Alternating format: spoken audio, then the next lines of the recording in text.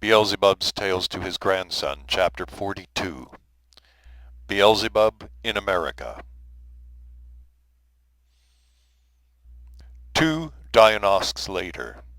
when the intersystem ship Karnak had resumed its falling, and the confirmed followers of our respected Mullah Nasr ad-Din had again sat down in the usual seats, Hassan once more turned to Beelzebub with the following words. My dear grandfather, may I remind you, as you bade me, about the three-brained beings of the planet Earth, about those, how are they called? About the beings who breed and exist just on the diametrically opposite side of the place where contemporary terrestrial civilization is flourishing. About those three-brained beings there who, as you were saying, are very great devotees of the foxtrot. Ah, about those Americans. Yes, that's it, about those Americans, joyously exclaimed Hassan. Of course I remember. I did indeed promise to tell you a little also about those contemporary queer ducks there. And Beelzebub began thus. I happened to visit that part of the surface of your planet now called North America just before my final departure from that solar system. I went there from my last place of existence on that planet, namely from the city Paris of the continent of Europe. From the continent of Europe, I sailed there on a steamship, according to the custom of all contemporary what are called dollar holders, and arrived in the capital of North America, in the city of New York, or as it is sometimes called there, the city of the melting pot of the races of the earth. From the pier, I went straight to a hotel called the Majestic, which had been recommended to me by one of my Paris acquaintances, and which for some reason or other was additionally, though not officially, called Jewish. Having settled in this Majestic hotel, I went the same day to look up a certain Mr. there, who also had been recommended to me by still another of my Paris acquaintances. By this word Mr., every being of the male sex is called on that continent who does not wear what is called a skirt. When I found this Mr., to whom I had a letter of introduction, he, as is proper to every genuine American businessman, was up to his eyes in innumerable, as is said there, dollar businesses. I think I might as well remark now, at the very beginning of my elucidations about these Americans, that those three-brained beings there, especially the contemporary ones, who constitute the root population on this part of the surface of your planet, are in general almost all occupied only with these dollar businesses.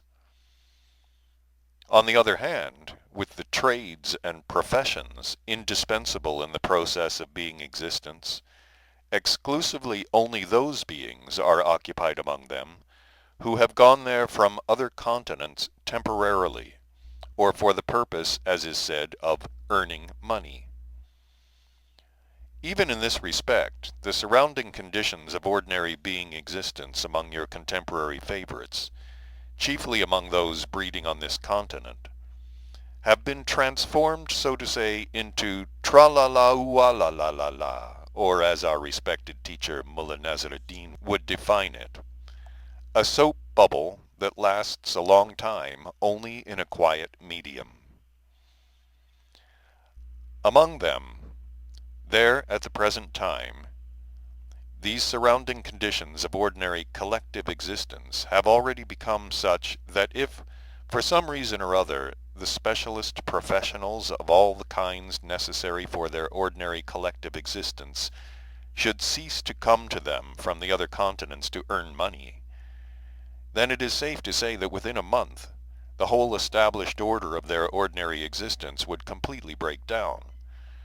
since there would be none among them who could even so much as bake bread. The chief cause of the gradual resulting of such an abnormality there among them is, on the one hand, the law established by them themselves in respect of the rights of parents over their children, and on the other hand, the institution in schools for children of what is called a dollar savings bank, together with the principle of implanting in children a love of such dollars. Thanks to this, and to still various other peculiar external conditions of ordinary existence also established by them themselves, just this love of dollar businesses and of dollars themselves has become in the common presence of each of the native inhabitants of this continent who reaches responsible age, the predominant urge during his responsible what is called feverish existence. That is why each one of them is always doing dollar business, and moreover always several of them at once. Although the aforesaid Mr., to whom I had a letter of introduction, was also very busy with these dollar businesses, he nevertheless received me very cordially. When he read the letter of introduction I presented to him, a strange process immediately began in him,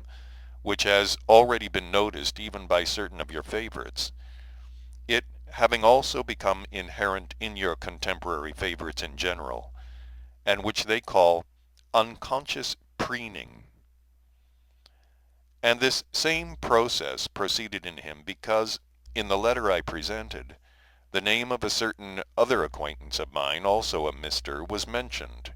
who, in the opinion of many, and of this Mr. also, was considered, as they call him behind his back,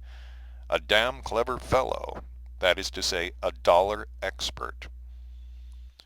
In spite of his having been entirely seized with this inherency proper to your contemporary favorites, he nevertheless, as he talked with me, gradually calmed down, and eventually he informed me that he was ready to place himself entirely at my disposal. Suddenly, however, he remembered something, whereupon he added that to his profound regret, owing to circumstances over which he had absolutely no control,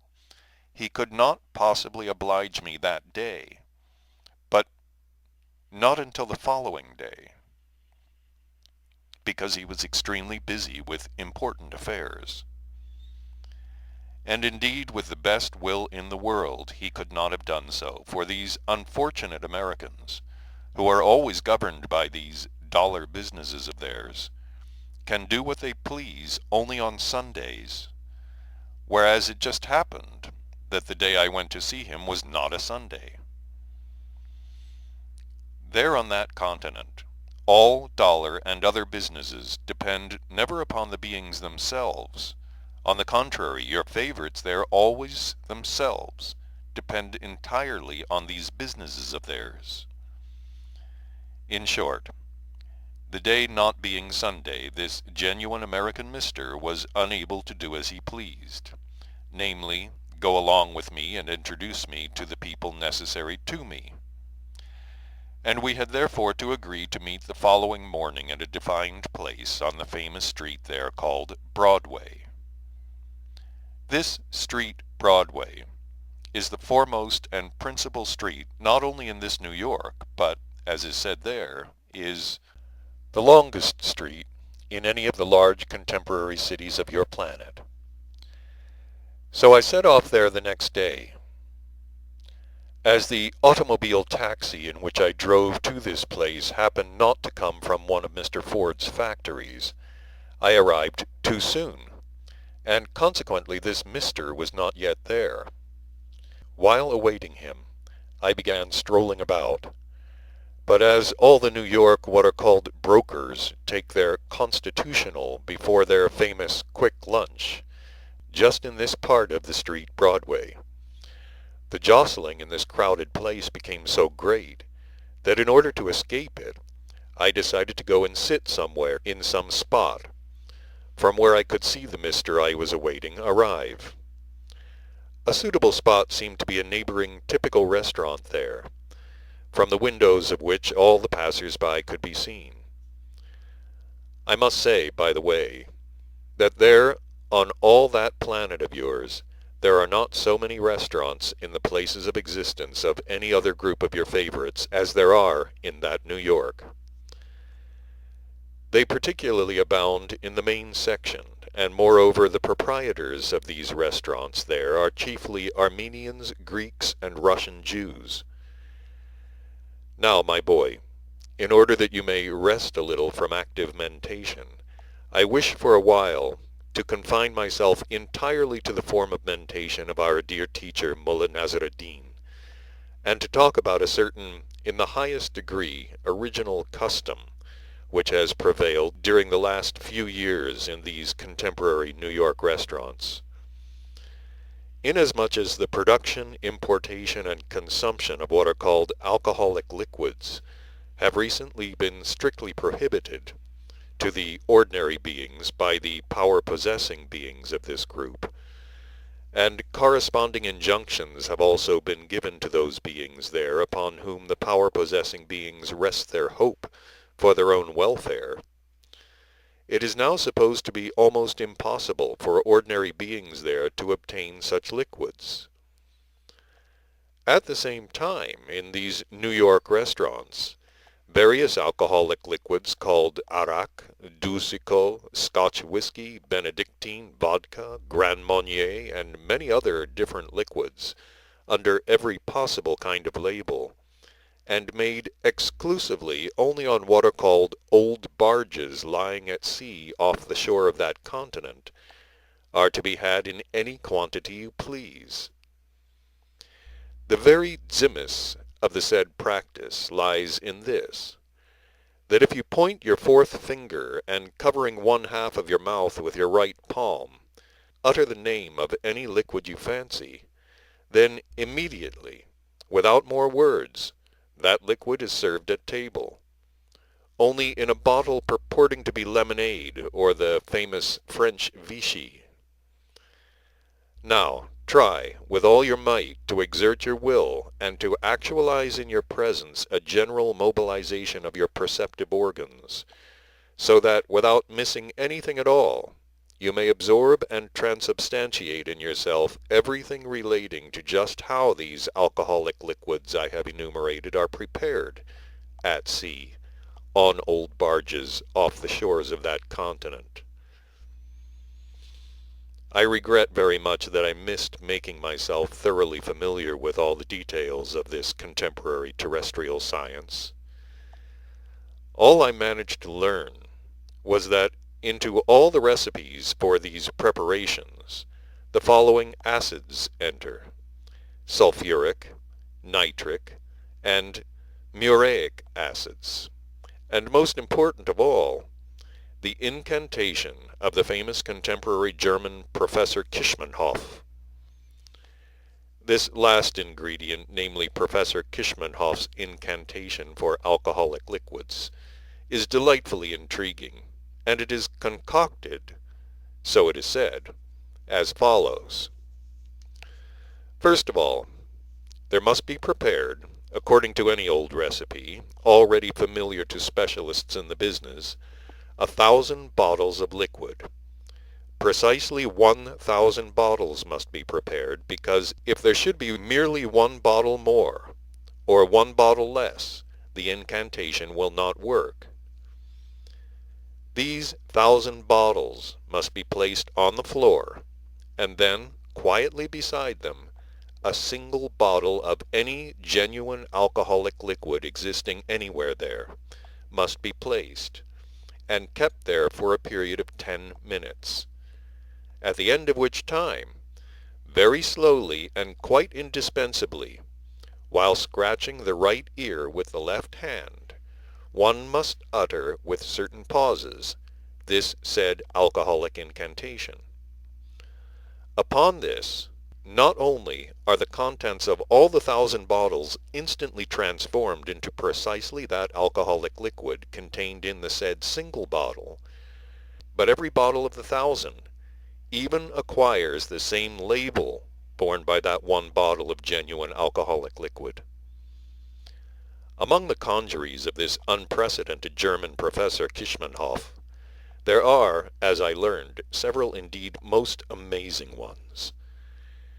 This famous German professor, a specialist in this branch, started, as is said, inventing these remarkable conjuries of his quite recently. That is to say, in the early years of the last great general European process of reciprocal destruction there. When a food crisis supervened in his fatherland Germany, he, sympathizing with the plight of his compatriots, invented his first conjury, which consisted in the preparation of a very cheap and economical chicken soup. This first conjury of his is called German chicken soup, and its execution is likewise extremely interesting, namely as follows. Into a very commodious pot, set on a hearth, common water is poured, and then a very few finely chopped leaves of parsley are strewn into it. Then both doors of the kitchen must be opened wide, or, if there's only one door, a window must be opened wide, and while the incantation is very loudly pronounced, a chicken must be chased through the kitchen at full speed. Upon this, a most delicious chicken soup is ready hot in the pot.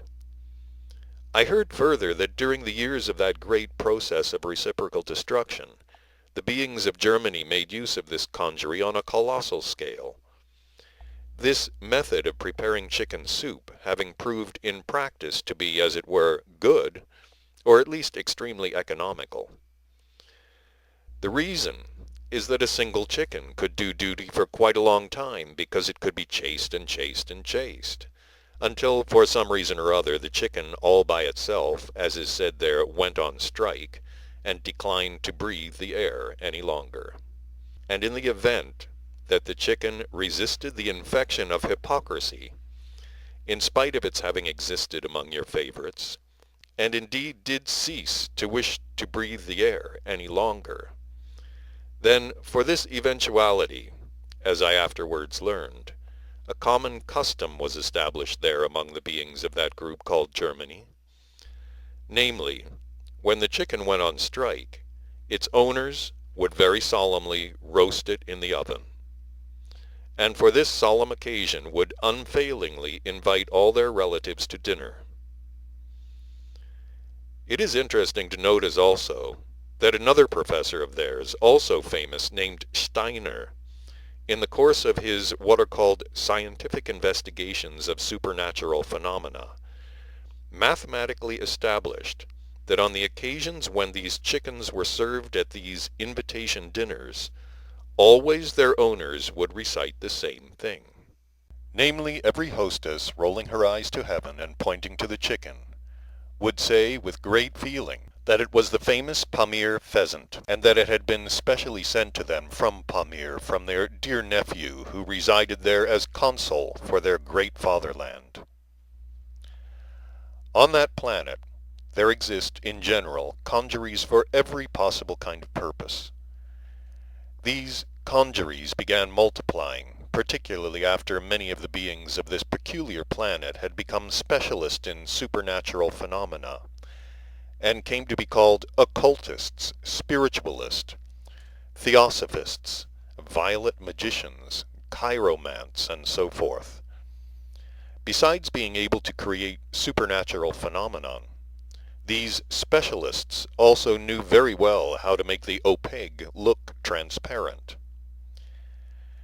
This same American prohibition of the consumption of alcohol can serve us yet again as an excellently illuminating example for understanding to what degree the possibilities for the crystallizations of data for being reflection are atrophied in these contemporary responsible power-possessing beings, in respect of the fact that such an absurdity is being actually repeated there. There on that continent, everybody without exception, thanks to this prohibition, now consumes this same alcohol, even those who in other circumstances would probably never have consumed it. There on the continent America, the very same is occurring with the consumption of alcohol as occurred with the chewing of the seeds of the poppy by the beings of the country Maral-Plessis. The difference is that in the country of Maral-Plessis the beings were then addicted to the use of at least the genuine poppy seeds, whereas in America the beings now consume any liquid that comes their way, provided only that it bears the name of some alcoholic liquid existing somewhere on their planet. And another difference is that in respect of concealing their consumption of the prohibited product from government eyes, the contemporary beings now breeding on the continent America are not by any means so naive as were the beings of the Morale Plessis epoch. To what lengths your contemporary favorites have gone in this respect you can understand very well from the following examples. At the present time, there in that place, every young man with his mother's milk scarcely dry on his lips, infallibly carries with him what seems to be a perfectly ordinary harmless cigarette case or cigar case, and sitting in a restaurant, or in one of their famous dance halls, he casually produces this cigarette case or cigar case from his pocket, and everybody around imagines, of course, that he is about to smoke. But not a bit of it. He just gives a peculiar little twist to this cigarette case or cigar case of his, when, presto, a diminutive tumbler appears in his left hand, whereupon with his right hand he slowly and quietly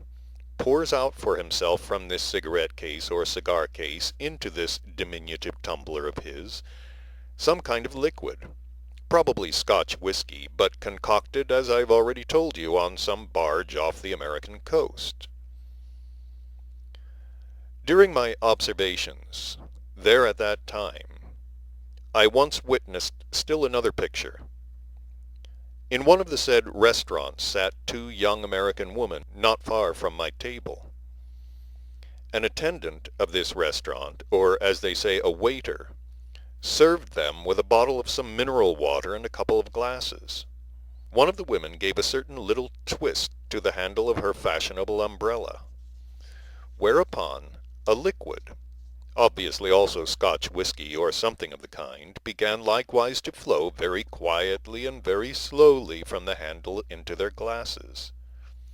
In short, my boy, the same is being repeated on this continent America as also took place quite recently in the large community called Russia.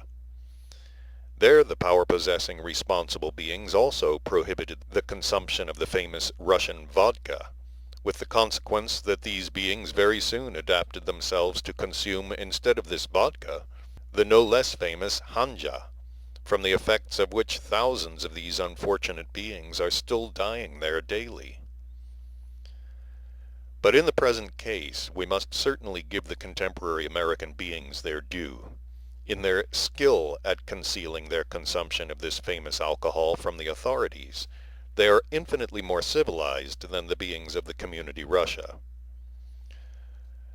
Well then, my boy, to avoid the bustle of the street, I entered a typical New York restaurant, and having taken a seat at one of the tables there, began gazing out of the window at the crowd. As it is the common custom there on your planet, when people sit in a restaurant or any other such public place, always and without fail to pay what they call money for something for the profit of the proprietor of the establishment, I did the same, and also ordered for myself a glass of their famous what is called orangeade. This famous American drink consists of the juice squeezed from oranges, or from the famous what is called their grapefruit, and the beings of that continent drink it always and everywhere in incredible quantities. It must be admitted that this famous orangeade of theirs does occasionally refresh them in hot weather, but on the other hand, in its actions upon what are called the mucous membranes of the stomach and intestines, this drink of theirs is still another of the many factors there which, taken together, are gradually bringing about, although slowly, yet inexorably, certainly the destruction of that unnecessary and negligible function called the digestive function of the stomach. Well then, sitting in the said restaurant with this famous orangeade and watching the passers-by in the hope of seeing among them the mister I awaited, I began casually looking around at the objects in the restaurant also. On the table at which I was sitting, I saw, among other things, also what is called the menu, of the restaurant. Menu, there on your planet, is the name given to a sheet of paper on which are written the names of all the varieties of food and drink available in the said restaurant. Reading the contents of this paper, I found, among other things, that no fewer than 78 different dishes could be ordered there that day. This staggered me, and I wondered what on earth kind of stove these Americans must have in their kitchens to be able to prepare 78 dishes on it for just one day. I ought to add that I had been on every one of the continents there, and had been the guest of a great many beings of different castes. And I had seen food prepared innumerable times, and also in my own house. So I already more or less knew that to prepare a single dish, at least 2 or 3 saucepans were required. And I reckoned that as these Americans prepared 78 dishes in one kitchen, they would certainly need about 300 pots and pans. I had the fancy to see for myself how it was possible to accommodate on one stove 300 saucepans. So I decided to offer what is called there a good tip to the waiter who served me the orangeade, to let me see the kitchen of the restaurant with my own eyes. The waiter somehow arranged it, and I went into the kitchen. When I got there, what do you think? What kind of picture did I see? A stove with 100 pots and pans? Not on your life. I saw there only a small, what is called their midget gas stove, such as what are called old bachelors and man-haters, that is to say, worthless spinsters, usually have in their rooms. By the side of this pimple of a stove sat an extremely fat-necked cook of Scotch origin, reading the newspaper, inseparable from every American. He was reading, it seems, the newspaper, The Times. I looked around in amazement, and also at the neck of this cook. While I was thus looking around in astonishment, a waiter came into the kitchen from the restaurant, and in peculiar English, ordered a certain very elaborate dish from this fat-necked cook. I think I may as well tell you that I then also noticed from his accent that the waiter who ordered this dish with a fancy name had also recently arrived there from the continent of Europe, obviously with the dream of filling his pockets there with American dollars. With that dream, in fact, about these American dollars, which indeed every European has, who has never been to America, and which now allows no one in Europe to sleep in peace. When this aspirant to an American multimillionairedom had ordered the said fancy dish from the fat-necked cook, the latter got up from his place without haste and very heavily, and first of all took down from the wall a small, what is called there, bachelor's frying pan. Then, having lighted his dwarf stove, he put the frying pan on it, and still moving ponderously, he then went over to one of the many cupboards, took from it a tin of some canned food, opened it, and emptied its contents into the said frying pan. Then, in the same way, he went over to another cupboard, and again took out a tin of some canned food, but this time he put only a little of the contents into the frying pan, and having stirred the resulting mixture, he put the whole lot with precision on a plate, which he set on the table, and again sat down in his former place and resumed the interrupted reading of his newspaper.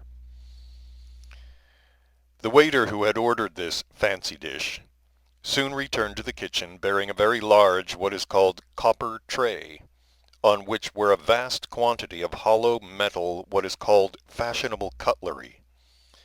And having placed the dish with this strange food on the said tray, he carried the whole into the restaurant. When I returned and resumed my seat at my table, I saw that at another table quite near, a mister was sitting who was smacking his lips while eating the dish which I had chanced to see prepared in the kitchen. Looking again out the window into the street, I eventually discerned the mister I expected in the crowd, so settling my bill at once, I left the restaurant. And now, my boy, maintaining the form of mentation of our dear teacher, I might as well tell you also a little about the speech of these American beings. You must know that before my arrival on that continent I could already speak the tongue of the beings of that continent, namely what is called the English tongue. But from the very first day of my arrival in the capital of this North America, I already experienced great inconvenience in my verbal intercourse, because, as it turned out, although these beings use the English tongue for verbal intercourse, among themselves this English tongue of theirs is rather special, and in fact quite peculiar. So, having felt the inconvenience, I made up my mind to learn this peculiar conversational English of theirs also. On the third day after my arrival there, as I was on my way to my newly acquainted Mr., specially to ask him to recommend me a teacher for this English tongue, I suddenly saw reflected on the sky by projectors an American advertisement with the words, "School of Languages by the System of Mr. Chatterlitz, 13 North 293rd Street." The languages and the times when they were taught were set forth, and of the American English language in particular it stated among other things that it could be learned in from 5 minutes to 24 hours. At first I could not make head or tail of this, but I decided all the same to go the next morning to the address indicated. When, the next day, I found this Mr. Chatterlitz, he received me himself in person, and when he heard that I wished to learn the American English language by his system, he explained to me, first of all, that this conversational language could be learned by his system in 3 forms, each form corresponding to some special requirement. The first form, he said, is the conversational language for a man who is obliged to earn here among us our American dollars. The second form is required for a man who, although not in need of our dollars, nevertheless likes to do dollar businesses, and furthermore, in order that in his social relations with our Americans everybody will think that he is not just a nobody, but a real gentleman with an English upbringing. As for the third form of the English language, this form is required by anybody who wishes to be able to procure, here, there, and everywhere, and at any hour, Scotch whiskey. As the time for learning the second form of the English language by this system suited me best, I decided to pay him immediately the dollars he charged in order to know the secret of his system.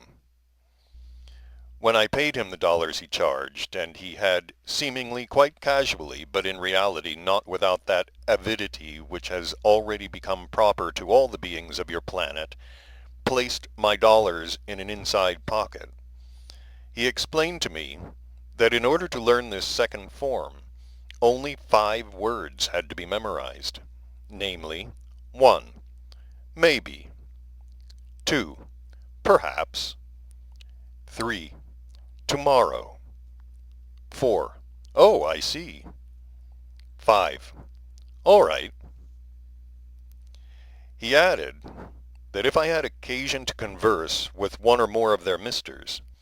I should only need to utter any of these 5 words every now and then. That will be quite enough, he added, to convince everybody that in the first place you know the English language very well, and secondly, that you are an old hand at doing dollar business. Although the system of this highly esteemed Chatterlitz was very original and meritorious, yet I never had occasion to put it into practice. And the occasion did not arise because the next day I met by chance in the street an old acquaintance, an, as he is called, editor from the continent of Europe, who in conversation confided to me an even more ideal secret for the American language. When I told him, among other things, that I had been the day before to Mr. Chatterlitz about the local language, and had told him a little about the system, he replied, Do you know what, my dear doctor? As you are a subscriber to our paper over there, I cannot help revealing to you a certain secret of the language here. And he said further, knowing several of our European languages, you can, by employing this secret of mine, be master of the language here to perfection, and indeed converse about anything you wish, and not simply make others think that you know the English language, for which purpose I do not deny the system of this Chatterlitz is indeed excellent. He explained further that if, when pronouncing any word taken from any European language, you imagine that you have a hot potato in your mouth, then some word of the English language is in general bound to result. And if you imagine that this same hot potato is furthermore well sprinkled with ground red pepper, then you will already have the pronunciation of the local American English language to a T. He advised me, moreover, not to be timid in choosing words from the European languages, since the English language in general consisted of a fortuitous concourse of almost all the European languages, and hence that the language contained several words for every ordinary idea, with the consequence that you almost always hit on the right word. And suppose that, without knowing it, you use a word entirely absent from this language. No great harm is done. At worst, your hearer will only think that he himself is ignorant of it. All you have to do is just to bear in mind the said hot potato, and no more baloney about it. I guarantee this secret, and I can safely say that if, on exactly following my advice, your language here does not prove to be ideal, then you may stop your subscription. Several days later, I had to go to the city of Chicago. This city is the second in size on that continent, and is, as it were, a second capital of North America. On seeing me off for Chicago, that Mr., my New York acquaintance, gave me a letter of introduction to a certain Mr. there. As soon as I arrived in this city, Chicago, I went straight to this said Mr. This Chicago Mr. turned out to be very amiable and most obliging. His name was Mr. Bellybutton. For the evening of the first day, this amiable and obliging Mr. Bellybutton suggested my accompanying him to the house of some of his friends, so that, as he expressed it, I should not be bored in a quite strange city. I of course agreed. When we arrived, we found there a fair number of young American beings, guests like ourselves. All the guests were exceedingly gay and very merry. They were telling funny stories in turn, and the laughter from these stories of theirs lingered in the rooms like the smoke on a day when the wind is south over the chimneys of the American factories where the American sausages, called hot dogs, are prepared. As I also find funny stories amusing, that first evening of mine in the city of Chicago passed very gaily indeed. All this would have been quite sensible and very delightful if it had not been for one feature of the stories told that first evening which greatly astonished and perplexed me. And that is, I was astonished by their what is called ambiguity and obscenity. The ambiguity and obscenity of these stories were such that any single one of these American storytellers could have given a dozen points to Boccaccio, famous there on the planet Earth. Boccaccio is the name of a certain writer who wrote for the beings of the earth a very instructive book called the Decameron. It is very widely read there at the present time, and is the favorite of contemporary beings breeding there on all continents, and belonging to almost all communities there. The following day, also in the evening, this kind Mr. Bellybutton took me again to some still other friends of his. Here also were a large number of young American beings, both male and female, sitting in various corners of a very large room, conversing quietly and very placidly. When we were seated, a pretty young American girl soon came and sat down beside me and began chatting with me. As is usual there, I took up the conversation, and we chatted about anything and everything. She asked me, among other things, many questions about the city of Paris. In the midst of the conversation, This American, as they say, young lady, suddenly, for no earthly reason at all, began stroking my neck. I immediately thought, how kind of her. She must certainly have noticed a flea on my neck and is now stroking the place to allay the irritation. But when I soon noticed that all the young American beings present were also stroking each other, I was much astonished and could not understand what it was all about. My first supposition concerning the fleas no longer held good because it was impossible to suppose that everybody had a flea on his neck. I began speculating what it was all about, but try as I might, I could give myself no explanation whatever. Only afterwards, when we had left the house and were on the street,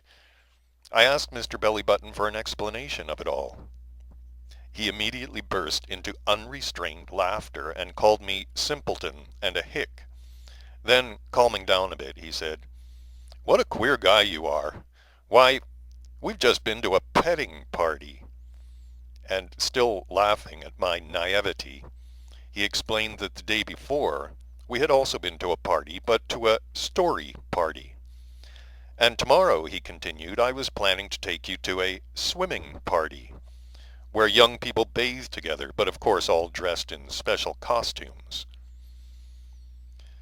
When he saw that the same look of perplexed astonishment still remained on my face, he asked, "But if for some reason or other you don't like such tame affairs, we can go to others that are not open to everybody. There are lots of such parties here, and I'm a member of several of them." At these parties, which are not open to everybody, we can, if you like, have something more substantial. But I did not take advantage of this kindness of this obliging and exceedingly amiable Mr. Bellybutton, because the next morning I received a telegram which made it necessary for me to return to New York. At this point of his tales, Beelzebub suddenly became thoughtful,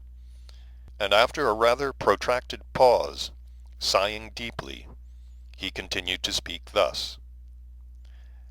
The next day, I did not go by the morning train as I had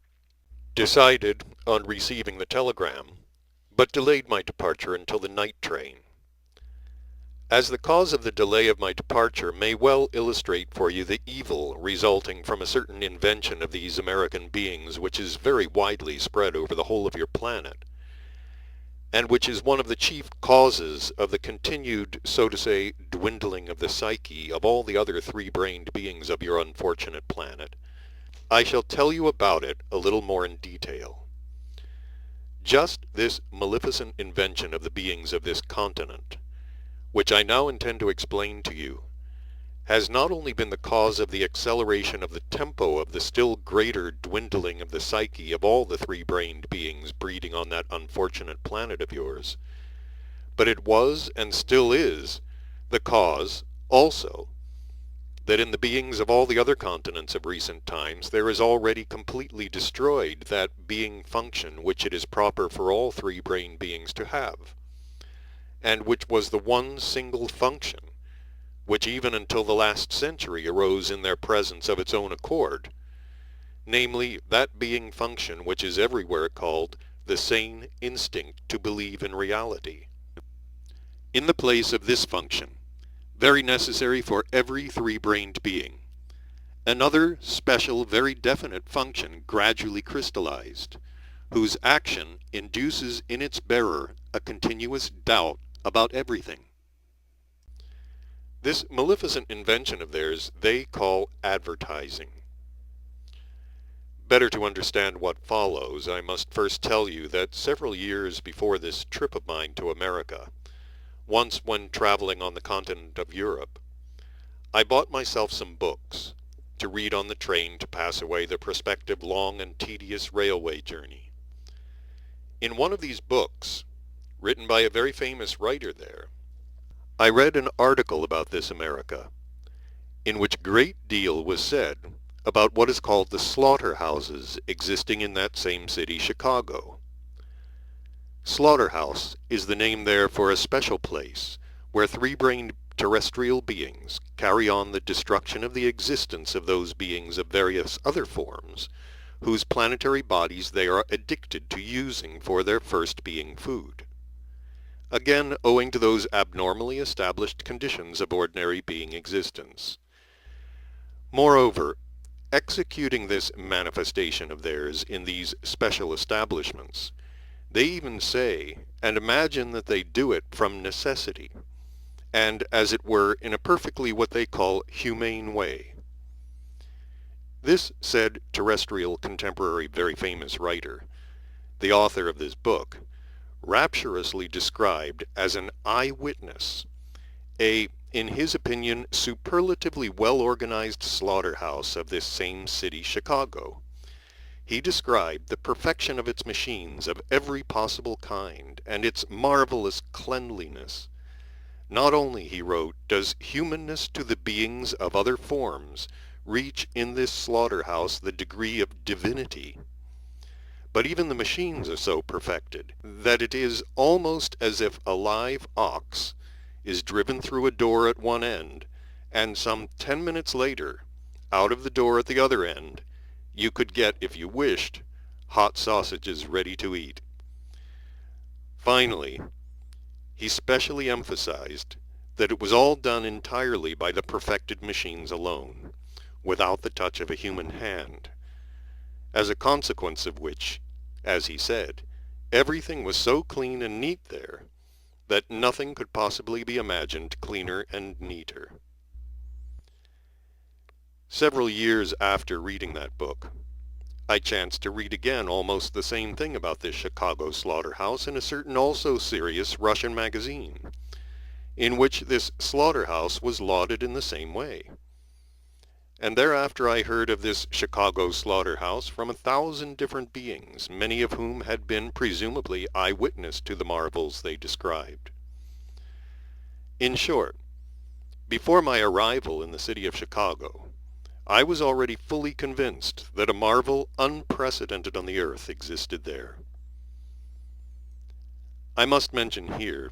that I had always been greatly interested in these establishments of theirs, namely those places where your favorites destroy the existence of various forms of terrestrial beings. And furthermore, from the time when I began organizing my observatory on the planet Mars, and had to do with various machines for it, I took always and everywhere a great interest in every other sort of machine as well.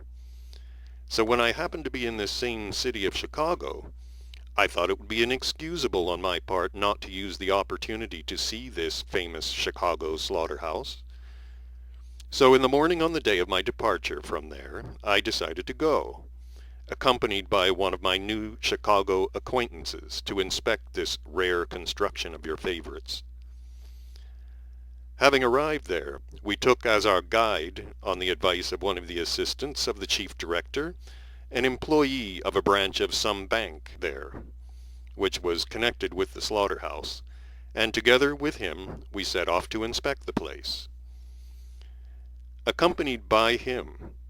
we first of all went through the places where the unfortunate quadruped beings are driven and where they remain until their slaughter. This place was in no way different from that of all establishments of the kind on your planet, except that this particular place was on a considerably larger scale. On the other hand, it was very much dirtier than any of the slaughterhouses I had previously seen in other countries. Afterwards, we went through several more what are called annexes. One of them was the cold storage for the meat that was ready. In another, they destroyed the existence of quadruped beings simply with hammers, and also stripped off their hide, again in the manner usual in other slaughterhouses. By the way, in passing through this last annex, I remember I then thought, this place here is in all probability for the slaughter of cattle intended especially for the Jews, who, as I already knew, in accordance with the code of their religion, destroy quadruped beings in a special way. Walking through the said annexes took rather a long time.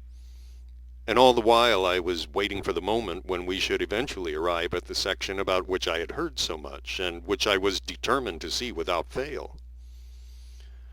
But when I expressed my wish to our guide to hasten on to that section, I learned that we had already seen everything there was to see in this famous Chicago slaughterhouse, and that no other sections existed. I had not, my dear boy, seen there, anywhere, a single machine, unless one includes the rollers on rails which are in all slaughterhouses for moving the heavy carcasses. And as for the dirt in this Chicago slaughterhouse, you could see as much as you liked. In cleanliness and general organization, the slaughterhouse in the city of Tiflis, which I had seen 2 years before, could have given many points to this slaughterhouse of the city Chicago. In the Tiflis slaughterhouse, for example, you would not find anywhere on the floor a single drop of blood, whereas in the Chicago slaughterhouse, everywhere, at every step, there were pools of it. Obviously, some company of American businessmen, inevitably resorting to advertising for every business in general, had to advertise the Chicago slaughterhouse also, in order to spread a false notion about it, totally unrelated to reality over the whole planet. As is in general the rule there, they certainly did not spare their dollars in this case either. And since the sacred being function of conscience is completely atrophied among contemporary terrestrial what are called journalists and reporters, the result is that in all your favorites breeding on all the continents, there is crystallized just that definite, monstrously exaggerated notion of the slaughterhouses of the city of Chicago. And it can be said, indeed, that they did so in true American fashion. On the continent America, the three-brained beings have become so expert in this advertising of theirs that it is quite possible to apply to them the saying of our dear Mullah Nasr ad-Din, who declares that that man will become a friend of the cloven-hoofed, who perfects himself to such reason and such being that he can make an elephant out of a fly. They have indeed become so skillful at making elephants out of flies, and they do it so often, that already at the present time, on seeing a genuine American elephant, one has to remember oneself with the whole of one's being, not to get the impression that it is only a fly. From Chicago, I returned again to New York, and as all my projects for the fulfillment of which I had come to this continent were then unexpectedly rapidly and rather successfully actualized, and seeing that the surrounding circumstances and conditions of the ordinary existence of the three-brained beings of that city turned out to be corresponding to what was required for my periodic complete rest, which had already become customary for me during my last personal sojourn on the surface of your planet, I decided to stay there longer and exist with the beings there merely according to the being associations inevitably flowing in me. Existing in the said way, in this central point of the beings of this big contemporary group, and rubbing shoulders on various occasions with the various types among them, I just then, without any premeditation, but thanks only to my acquired habit of collating material, so to say by the way, for those statistics of mine which, as I've already told you, I gathered during the whole of my last personal sojourn among your favorites, for the purpose chiefly of comparing the extent to which all the illnesses and all the strange what are called being subjective vices existing among the beings of the different groups are spread. I constated a fact which greatly interested me, namely, the fact that in the common presences of almost half of all the three-brained beings I met there, the proceeding functioning of the transformation of the first being food is disharmonized. That is, as they themselves would say, their digestive organs are spoiled. and that almost a quarter of them have or are candidates for that form of disease specific to beings there, which they call impotence. Thanks just to which disease, a great many of the contemporary beings of your planet are forever deprived of the possibility of continuing their species. When I chanced to constate this, a great interest in the beings of just this new group arose in me, and I thereupon changed my previously determined mode of existence among them, and allotted half my time, from my personal rest, to special observation and investigation of the causes of this fact, for me so strange and for them so deplorable. In pursuit of this aim, I even took occasion to visit various other provincial points of the beings of this new contemporary group, though I stayed nowhere more than 1 or 2 days, with the exception of the city of Boston, or as it is sometimes called, the city of the people who escaped race degeneration. There I existed for a whole week. And so, as a result of these observations and statistical investigations of mine, it became clear that both these aforesaid diseases, which to a certain extent are prevalent among the contemporary beings in general who breed on all continents, are on this continent so inordinately widespread that its proximate consequences were immediately patent to me, namely, that if it continues among them at the present rate, then just the same fate will befall this contemporary large independent group of three-brained beings who have taken your fancy, as recently befell that large community there which was called monarchic Russia. That is to say, this group also will be destroyed. The difference will be only in the process of the destruction itself. The process of the destruction of the large community monarchic Russia proceeded in consequence of the abnormalities of, so to say, the reason of the power-possessing beings there, whereas the process of destruction of this community America will proceed in consequence of organic abnormalities. In other words, the death of the first community came from, as they say, the mind, whereas the death of the second community will come from the stomach and sex of its beings. The point is that it has long ago been determined that in general the possibility of long existence for a three-brained being of your planet depends at the present time exclusively only on the normal action of these two aforementioned being functions, namely, upon the state of their, as they say, digestion, and upon the functioning of their sex organs.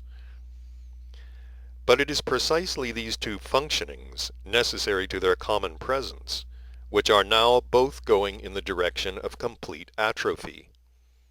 and moreover at a highly accelerated tempo. This community America is at the present time still quite young. It is still, as they say there on your planet, like an infant, all peaches and cream.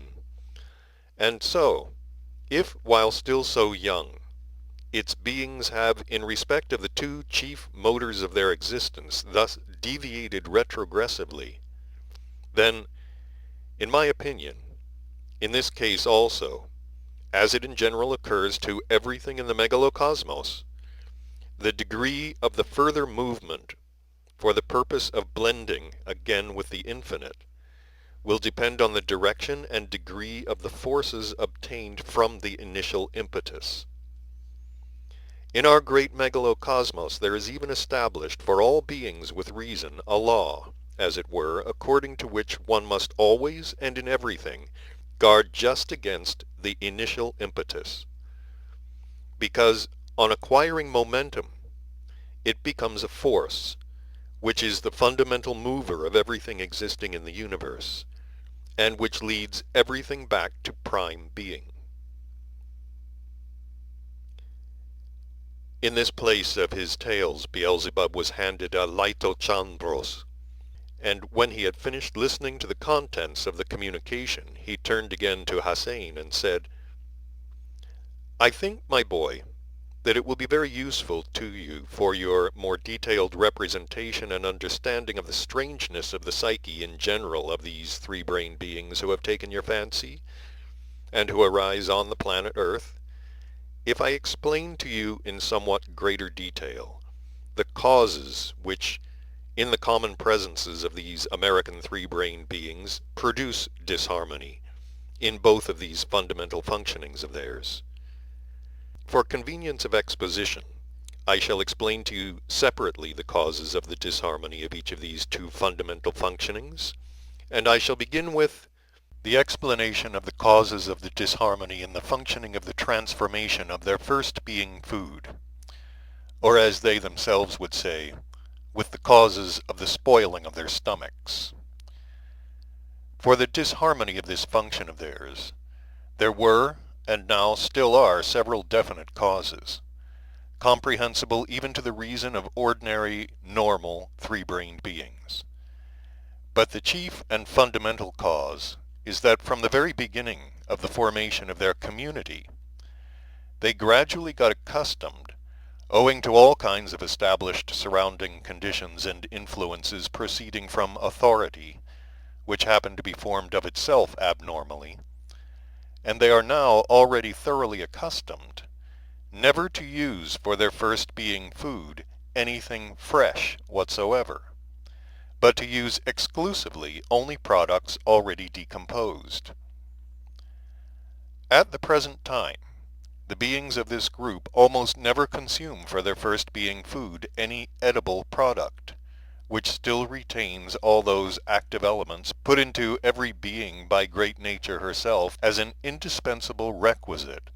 for taking in power for normal existence. But they preserve, freeze, and essensify beforehand all those products of theirs and use them only when most of these active elements required for normal existence are already volatilized out of them. And this abnormality proceeded in the ordinary process of being existence of the three-brained beings who have taken your fancy, in this instance, in the case of this new group, and continues to be spread and to be fixed everywhere there. Also, of course, in consequence of the fact that subsequent to the time when they, that is to say, when all the three-brained beings in general of that planet of yours had ceased to actualize in themselves the indispensable being efforts, there was then gradually destroyed in them the possibility for the crystallization in their common presences of those being data thanks to which, even in the absence of the guidance of true knowledge, the maleficence for themselves of any of their manifestations can be sensed instinctively. In the present case, if only a few of these unfortunates possessed the instinct proper to three-brained beings, they might then, if only thanks merely to the habitual accidental being associations and confrontations, first themselves become aware, and afterwards inform all the rest, that as soon as the prime connection with common nature of any product in general serviceable as a first being food is severed, then no matter if this product be kept completely isolated, that is to say, hermetically sealed, frozen, or essensified, it must, like everything else in the universe, change its form and decompose according to the same principle and in the same order in which it was formed. Here you should know concerning the active elements from which all cosmic formations are in general formed by nature, both those subject to transformation through the tetartocosmoses, and which are the products of the first food of beings, as well as in general all other completely spiritualized and half-spiritualized arisings, that as soon as the corresponding time arrives, these active elements, in whatever conditions they may be found, obligatorily begin separating in a certain order of succession from those masses in which they were fused during the trogo-autoegocratic process. And the same, of course, proceeds with those products so dear to the American beings, which they preserve in what are called hermetically sealed cans. However hermetically these cans of products may be sealed, as soon as the time of, so to say, disintegration arrives, the corresponding active elements infallibly begin to separate from the whole mass, and these active elements, thus separated from the whole mass, group themselves as a rule according to their origin in these hermetically sealed cans, in the form of drops or small bubbles, which, so to say, dissolve immediately the cans are opened for the consumption of these products, and volatilizing into space, are dispersed to their corresponding places. The beings of this continent do sometimes consume fresh fruit, but as for these fruits of theirs, they cannot be said to be fruits, but simply and solely, as our dear teacher would say, freaks. By means of the trees existing in abundance on this continent, little by little various scientists of new format have succeeded with their wiseacrings in making of these American fruits at the present time just, so to say, a feast for the eye, and not a form of being nourishment. The fruits there are now already so formed as to have within them scarcely anything of what was foreordained by great nature to be consumed for the normal being existence of beings. These scientists of new format there are of course very far from apprehending that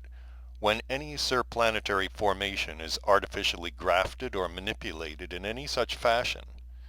it arrives in a state defined by objective science as absoizomosa, in which it absorbs from its surrounding medium cosmic substances, serviceable only for the coating of what is called its automatically self-reproducing subjective presence. The point is that from the very beginning of this latest contemporary civilization of theirs,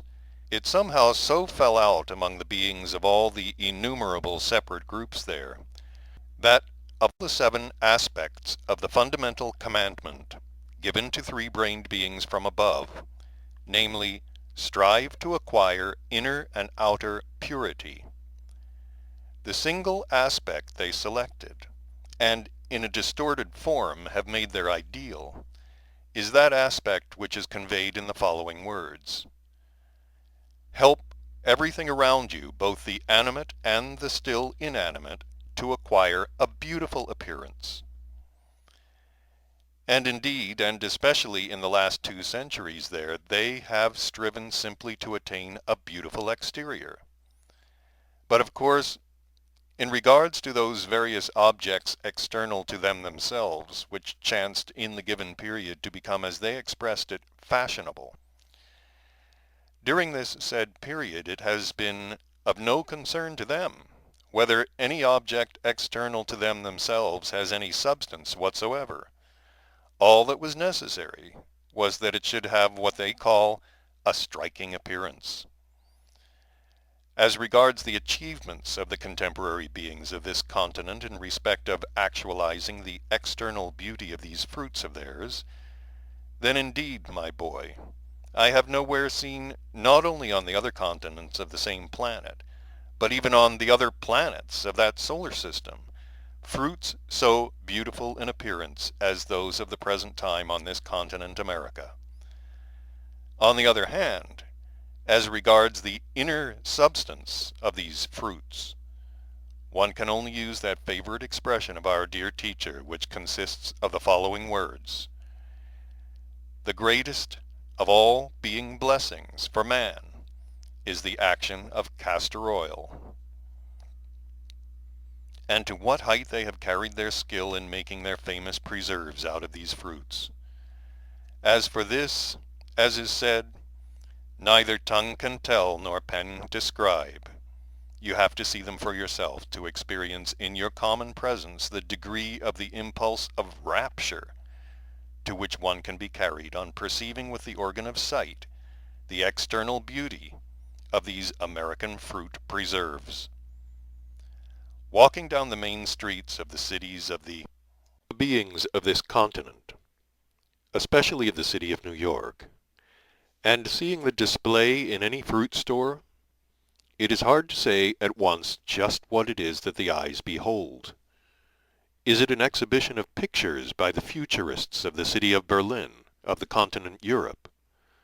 Or is it a display of the famous perfumery stores for foreigners of the world capital, that is, the city of Paris? Only after a while, when you have finally managed to take in various details of the appearance of these displays, and somehow start reflecting again, can you clearly constate how much greater is the variety of color and shape of the jars in these American displays of fruit preserves than in the mentioned displays of the continent of Europe? And this is evidently due to the fact that in the common psyche of the beings of this new group, the combination resulting from the intermixture of former independent races happens to correspond more completely to a better perception and a thorough cognition of the sense and beneficence of the achievements of the reason, both of the beings of the contemporary community of Germany in respect of the chemical substances they have invented, called their aniline and alizarine, as well as of the beings of the community France in respect of perfumery. I myself, when I first saw there such an exhibition, could not refrain from entering one of these stores and buying about 40 jars of all shapes containing fruit preserves of every shade and color. I bought them to please the beings then accompanying me, and who came from the continents of Asia and Europe, where fruits so rarely beautiful to look at did not as yet exist. When I brought my purchases home and distributed them, these beings were at first, indeed, not a whit less astonished and delighted than I had been by their appearance. But afterwards, when they had consumed them for their first being food, all that was needed was to see their grimaces and the change of color on their faces to understand what effect these fruits in general have on the organism of beings.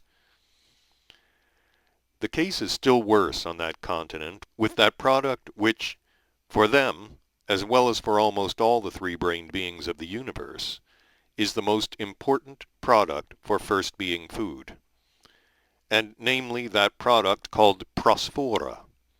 which they themselves name bread. Before I describe the fate of this American bread, I must tell you that this terra firma part of the surface of your planet called North and South America was formed thanks to various accidental combinations ensuing in the first place from the second great cataclysm not according to law, which occurred to that ill-fated planet, and secondly, from the position that terra firma occupies in relation to the process of the common systematic movement, having a stratum of what is called soil, which was and still is suited for the production of that divine grain, of which this same prosphora is made.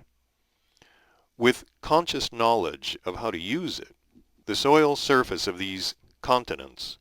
is capable of yielding, in a single what is called good season,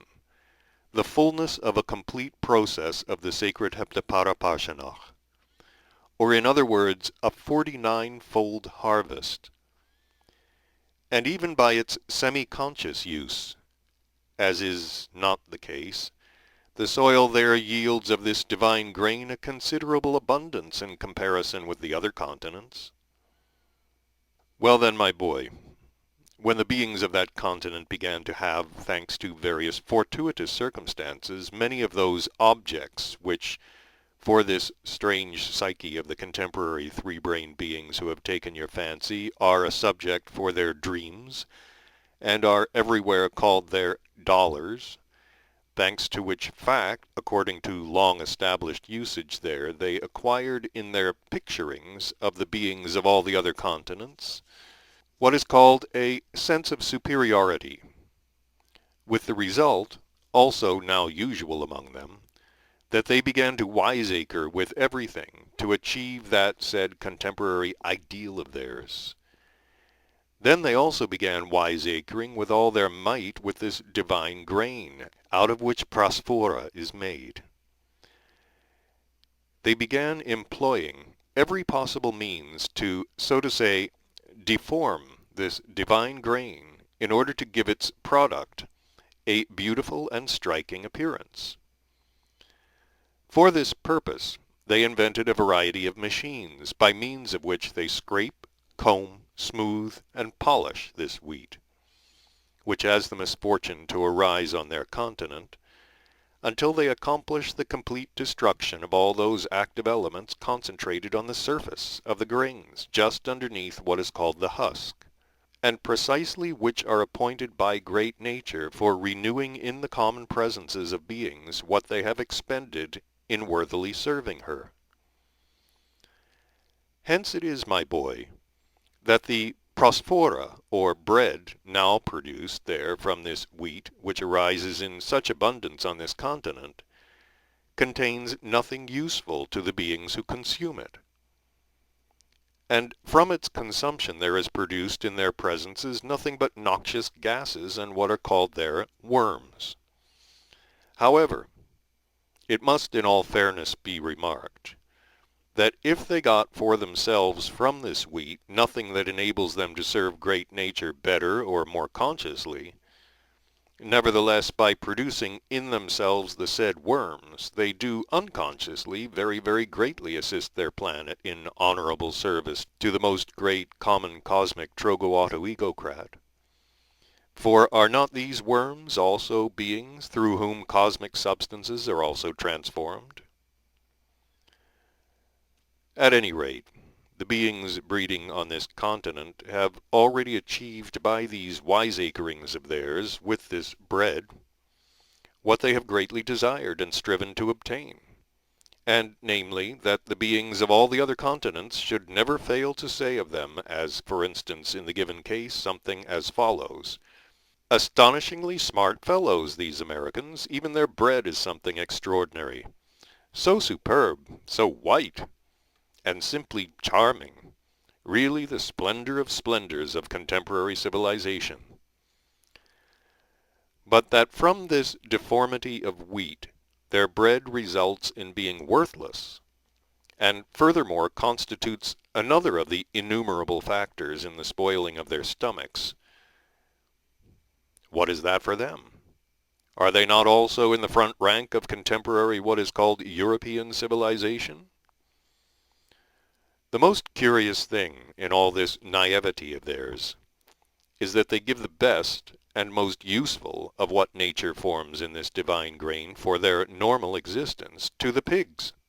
or simply burn it, while for themselves they consume that substance which is formed by nature in the wheat only for connecting and maintaining those active elements which are localized chiefly, as I've already said, just under the husk of the grain. A second and also rather important factor in the disharmonizing of the digestive function of these unfortunate American three-brained beings is the system which they have recently invented for the elimination from themselves of the waste residue of their first food. And that is to say, the comfortable seats of what are called their water closets. In addition to the fact that this maleficent invention was and still is one of the chief factors in the said disharmonization now proceeding in them themselves, and also in almost all the beings of the other continents, who, by the way,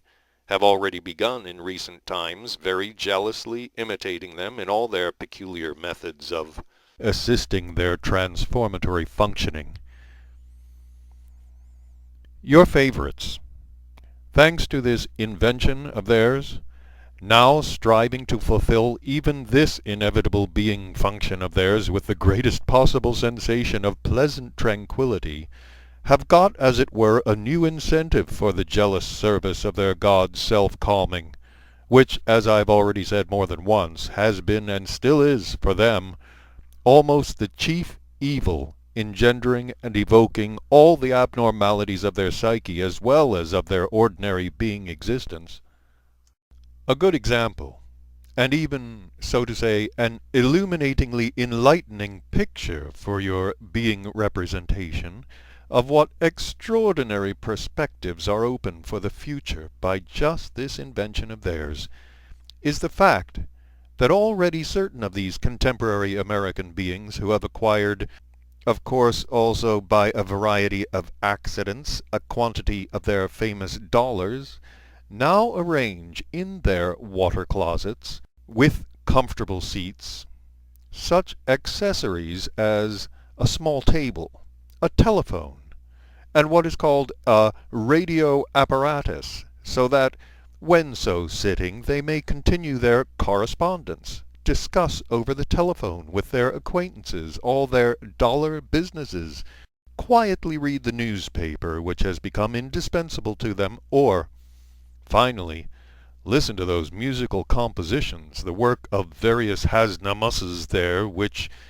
because they are, as is said, fashionable, every contemporary American businessman is also obliged to know. The main harm in the significance of the resulting disharmony in the digestive functioning of all the contemporary three-brain beings of your planet from this American invention is due to the following causes. In former times, when more or less normal data for engendering of objective reason were still crystallized in the common presences of your favorites, and they themselves could reflect and understand when others similar and already enlightened beings explained the subject to them, they made the said posture as was required. But, subsequently, when the said being data had definitely ceased to crystallize in them, and they also began discharging this function of theirs only automatically, then, thanks to the system prevalent before this American invention, the planetary body could of itself automatically, by virtue only of what is called animal instinct, adopt the required definite posture. But now that the American beings have invented these comfortable seats, and they have all begun using them for this inevitable function of theirs, their planetary body can no longer possibly adapt itself, even instinctively, to the required posture, with the consequence that not only have certain what are called muscles which actualize this inevitable being function become gradually atrophied in those of your favorites who use these American comfortable seats, owing to which what are called obstructions are formed in them. But, in addition, the causes are engendered of several specifically new diseases, which in the whole of our great universe arise exclusively only in the presences of these strange three-brained beings. Among the various primary and secondary causes, the totality of which is gradually bringing about the disharmonization of this fundamental function in the common presences of your contemporary favorites breeding on that continent of North America, there is still another exceedingly peculiar cause, which, although blatantly obvious among them, nevertheless, owing to their chicken reflections, flourishes with an impulse of egoistic satisfaction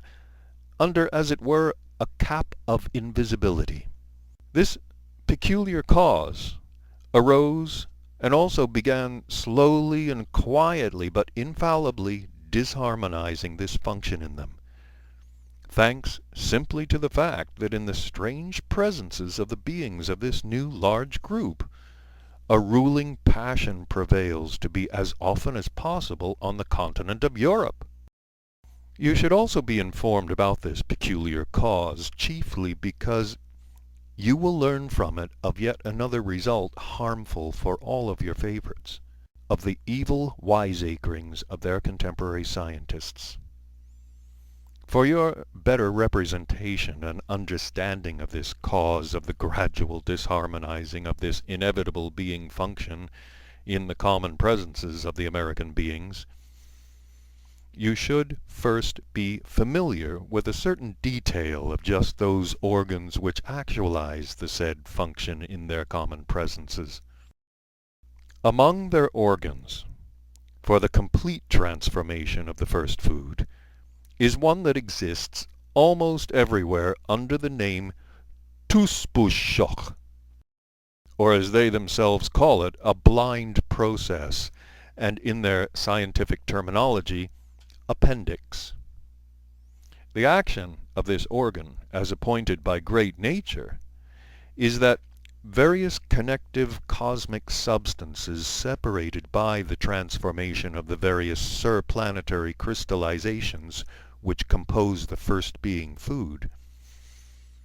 are gathered in it in a form of what are called gases, in order that later, at the time of the elimination from the common presences of the beings of the already waste residue of the said food, these gases should by their pressure assist in this act. The gases gathered in this organ actualize by their, so to say, discharge the mechanical action designed by nature independently of the general transformatory functioning proceeding in the beings, and only at definite periods of time established in each being differently according to subjective habit. Well then, my boy, thanks to their frequent trips to the continent Europe, the round trip taking from 12 days to a month, conditions are created for a daily change of time for the fulfillment of this established function, with the consequence that a serious factor results for the gradual engendering of disharmony in the process of their common fundamental transformatory functioning. That is to say, when for a period of many days, on account of the change of the established time, they fail to perform this indispensable function of theirs, and the gases thus collected in this organ not being utilized by them for the automatic action of the purpose indicated, and not fulfilling the design preconceived by great nature, gradually escaping from their presences unproductively into space. The totality of these manifestations of theirs, by the way, making existence on these passenger ships of theirs almost intolerable for a being with a normally developed organ for perceiving odors. Then, as a result of all this, there often occurs in them what is called a mechanical obstruction, which in its turn also conduces to the said gradual disharmonization of this fundamental transformatory function of theirs. When I began to explain to you, my boy,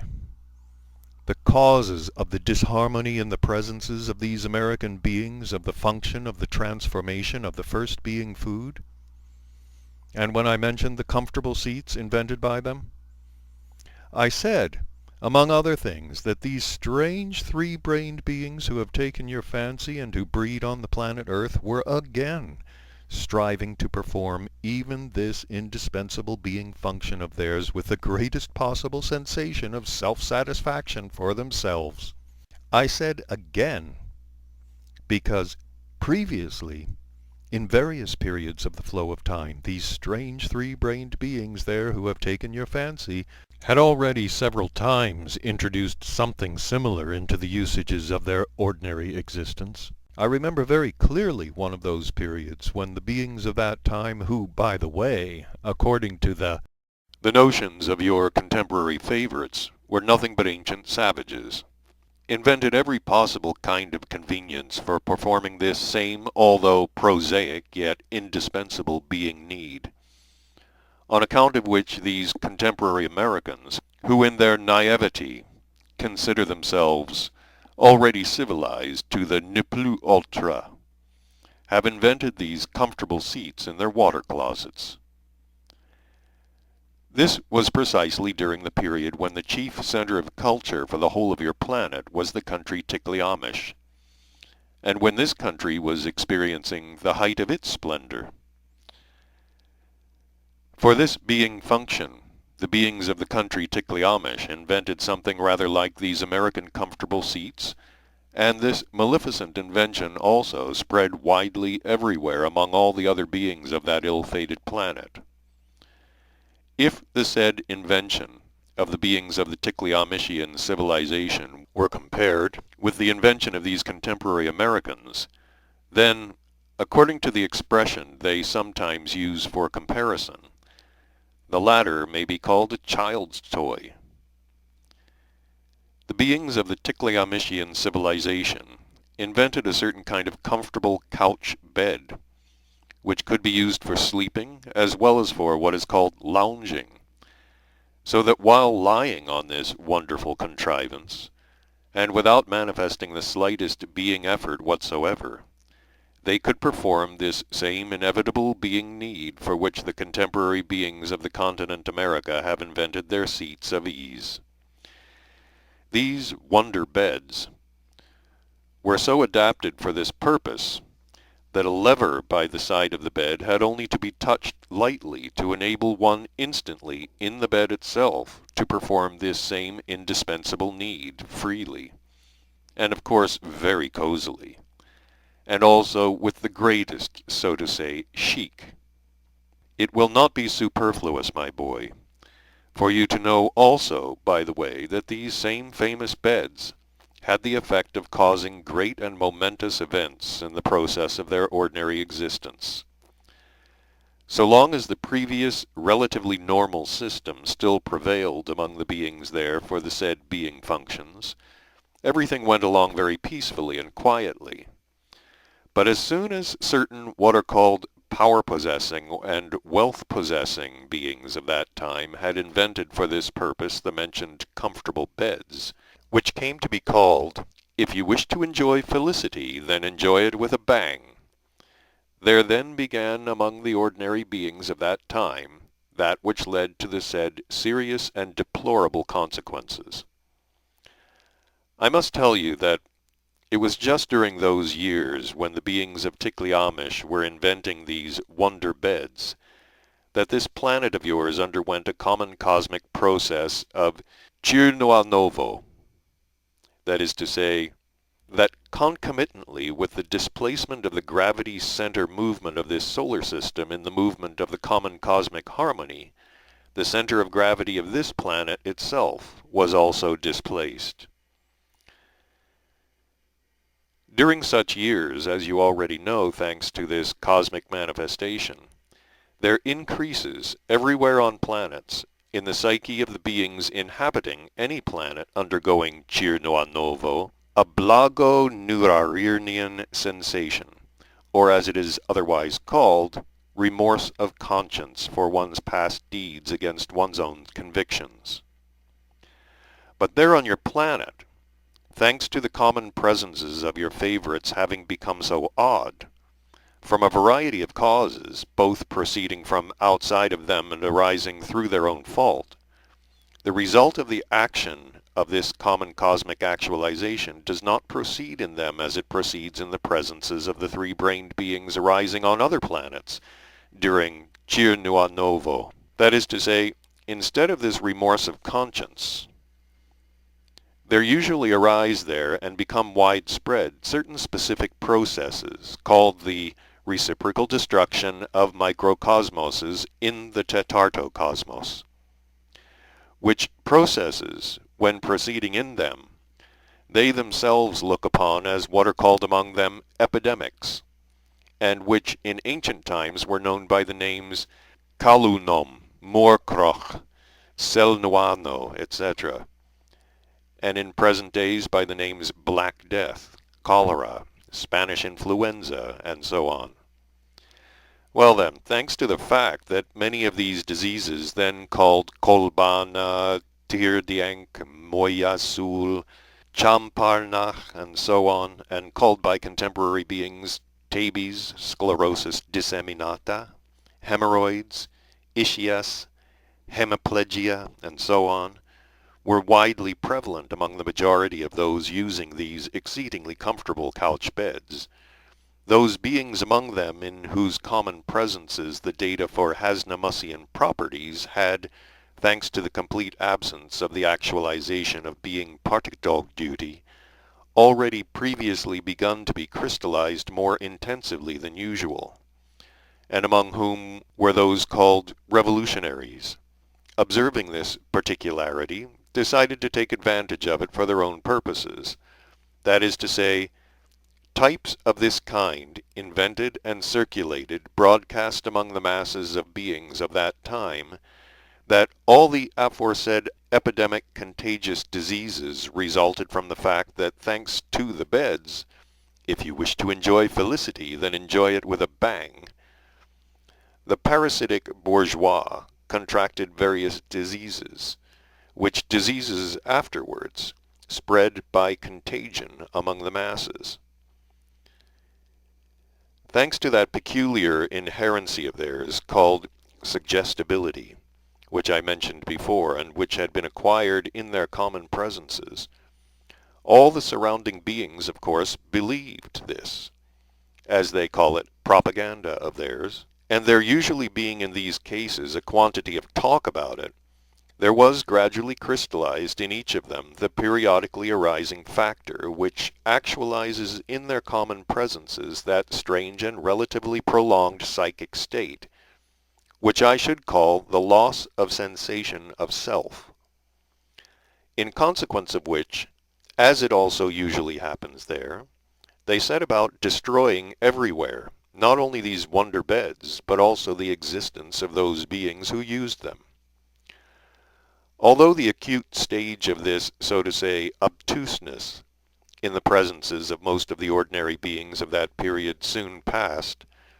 nevertheless the raging destruction both of these beds themselves and of the beings who used them continued by momentum during several terrestrial years. Eventually this maleficent invention went completely out of use, and soon it was even forgotten that such beds had ever existed on the planet. At any rate, it can be said with certainty that if the civilization of the beings of the group now breeding on the continent America develops in its present spirit and at its present rate, then they also will unquestionably civilize themselves to the degree of having bed couches, as astonishing as were those beds. If you wish to enjoy felicity, then enjoy it with a bang. It will not be amiss now, my boy, also to remark, by way of illustration, upon the invention of preserved products for the first being food, and their application in the process of being existence by the beings of this contemporary group, who in recent times have chanced to become, for the strange reason of the beings of all the other continents, so to say, objects of imitation,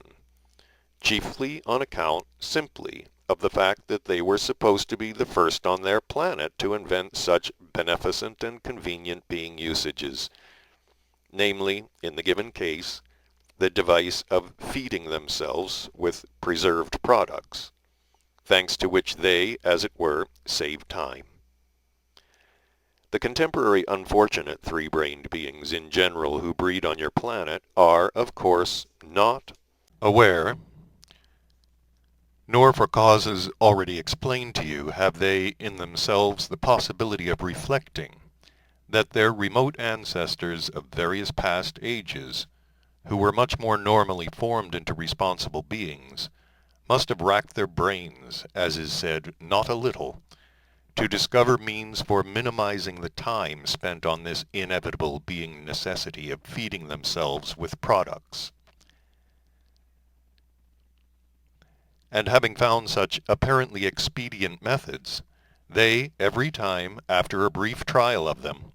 eventually became convinced that these products of whatever kind and however they might be preserved, always deteriorated with time,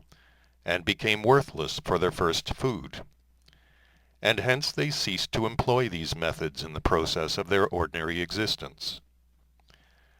As a parallel to this contemporary means of preserving products for one's first being food in hermetically sealed vessels, let us take as an example that means of preserving which I personally have witnessed in the country Morale-Plessis, It was just at the time when the beings of the locality of Moral-Plessis were vying in everything with the beings of the country Tikliamish, and were engaged in a fierce rivalry with them, that the beings of all other countries should consider their country the first and foremost center of culture. Just then it was that they invented, among other things, something similar to these American preserves. Those beings of Moral-Plessis, however, preserved their edible products sealed hermetically,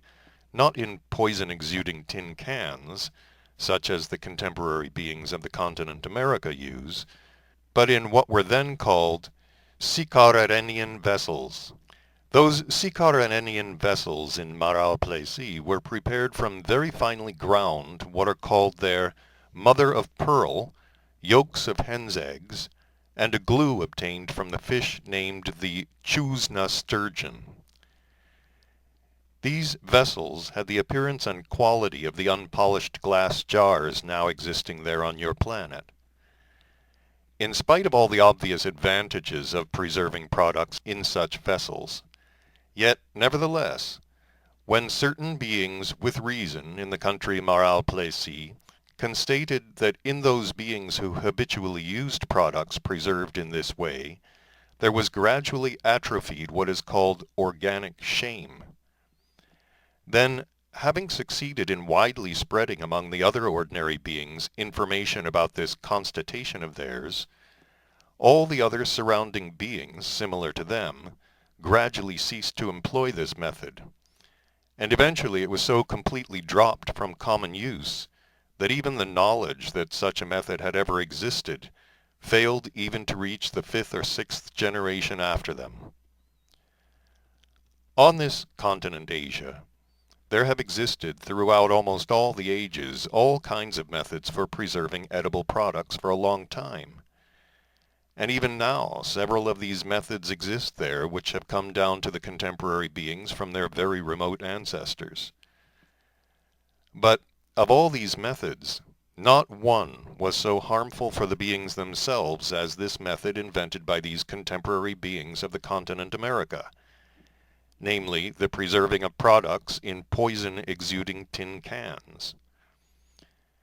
Even this device for preserving products hermetically sealed, so that without being exposed to the effects of the atmosphere they should, as it were, escape the process of decomposition,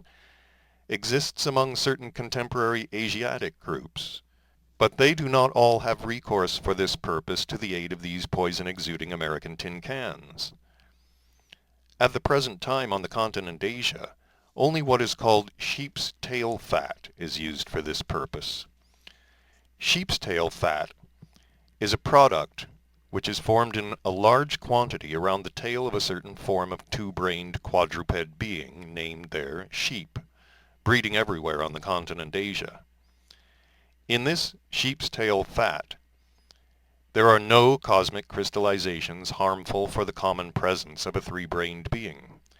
and it is itself one of the chief products for the first food of the majority of the beings of these general groups on the continent Asia. But as regards the metal from which these contemporary beings of the continent America prepare cans for the preservation of their products, however completely they may be isolated on the inside from the influence of the atmosphere, they also, after a definite time, like the contents of the cans, give off from themselves various of their active elements, some of which are very, as they express it, poisonous for the common presences of beings in general. These poisonous active elements which issue from tin or similar metal, remaining in hermetically closed cans, are unable to volatilize into space, and in time, meeting among the elements of the products within these cans certain elements which correspond to them by what is called kinship of class by number of vibrations, fuse with them according to the cosmic law named fusion, and remain in them, and together with these products, of course, afterwards enter into the common organism of the beings who consume them. Besides preserving their products in these poison-exuding tin cans so harmful for them. Your contemporary favorites, grouped on this continent America, furthermore preserve them preferably in raw states.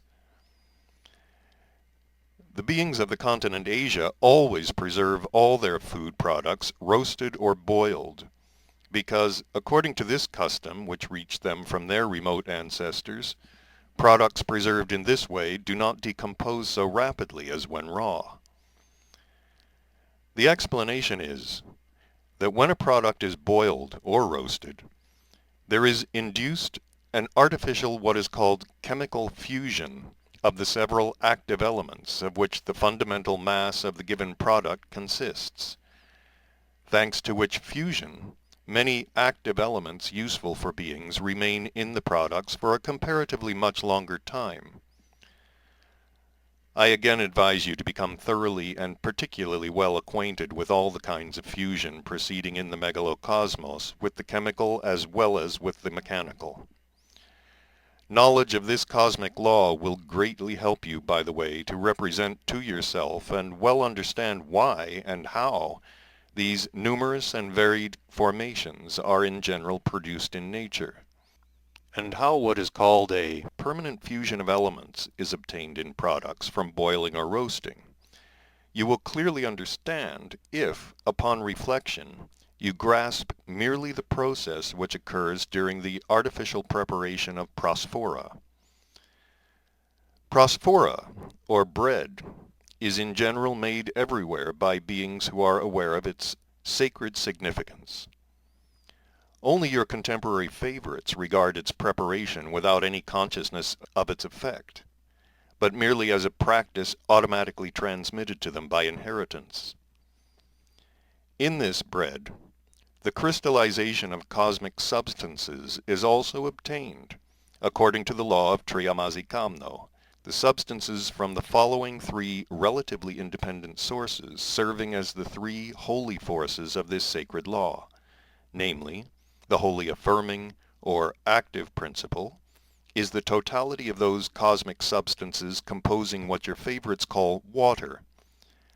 The denying, or passive principle, is the totality of the substances composing what your favorites call the flour, obtained from the divine wheat grain. And the wholly reconciling or neutralizing principle is the substance issuing or obtained as the result of burning,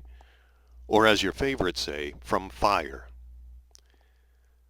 For a better elucidation of the thought I've expressed concerning the significance of a permanent fusion of diverse sourced cosmic substances, let us take as an example the said relatively independent totality of substances which in the formation of this prosphora, or bread,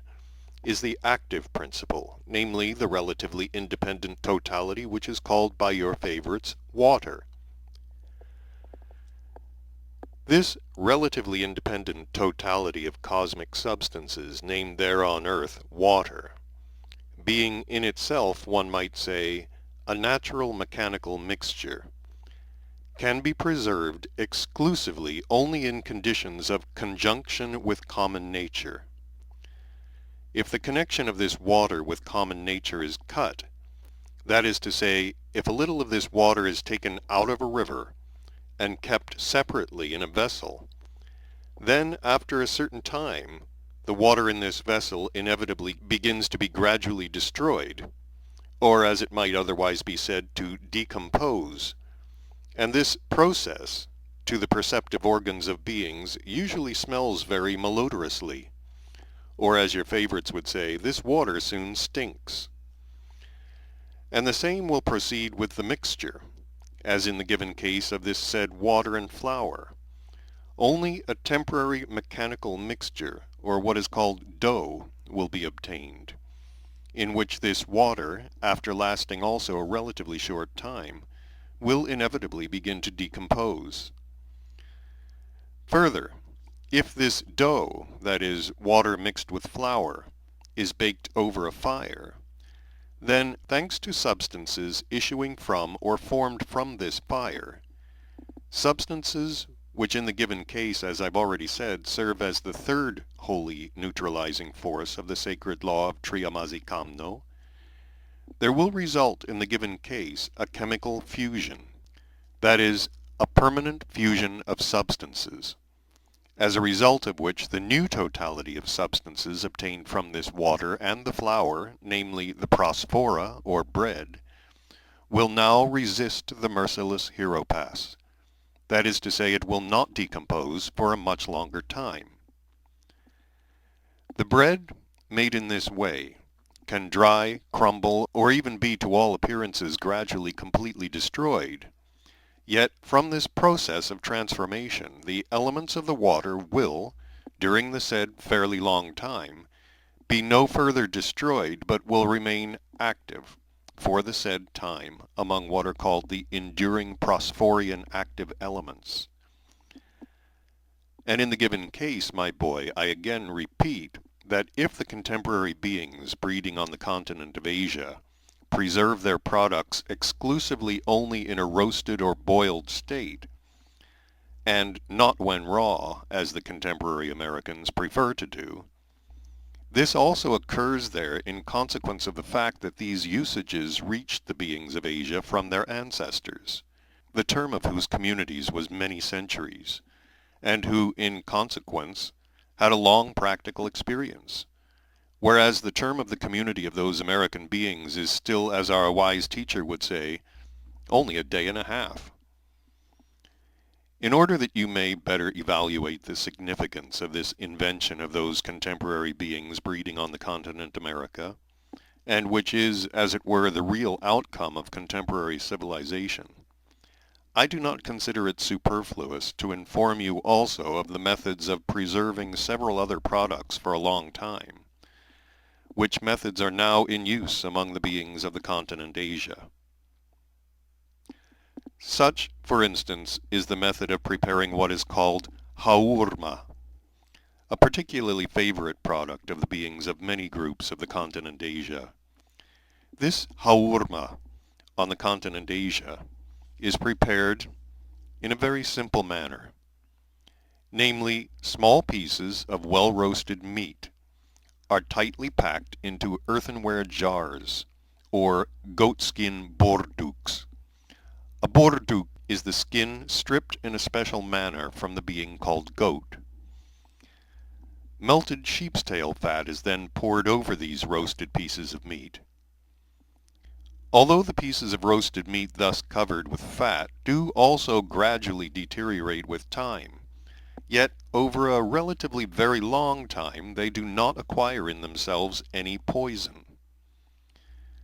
The beings of the continent Asia use this haurma either cold or heated up. In the latter case, it is as if the meat were freshly killed. Another very favorite product there, preserved for a long time, is what is called yagli yemish, which consists of nothing else than various fruits. For this purpose, fruits freshly gathered from the tree are immediately strung on a cord in the form of what is called a necklace, and then thoroughly boiled in water. When these odd necklaces are cooled, they also are dipped several times in melted sheep's tail fat,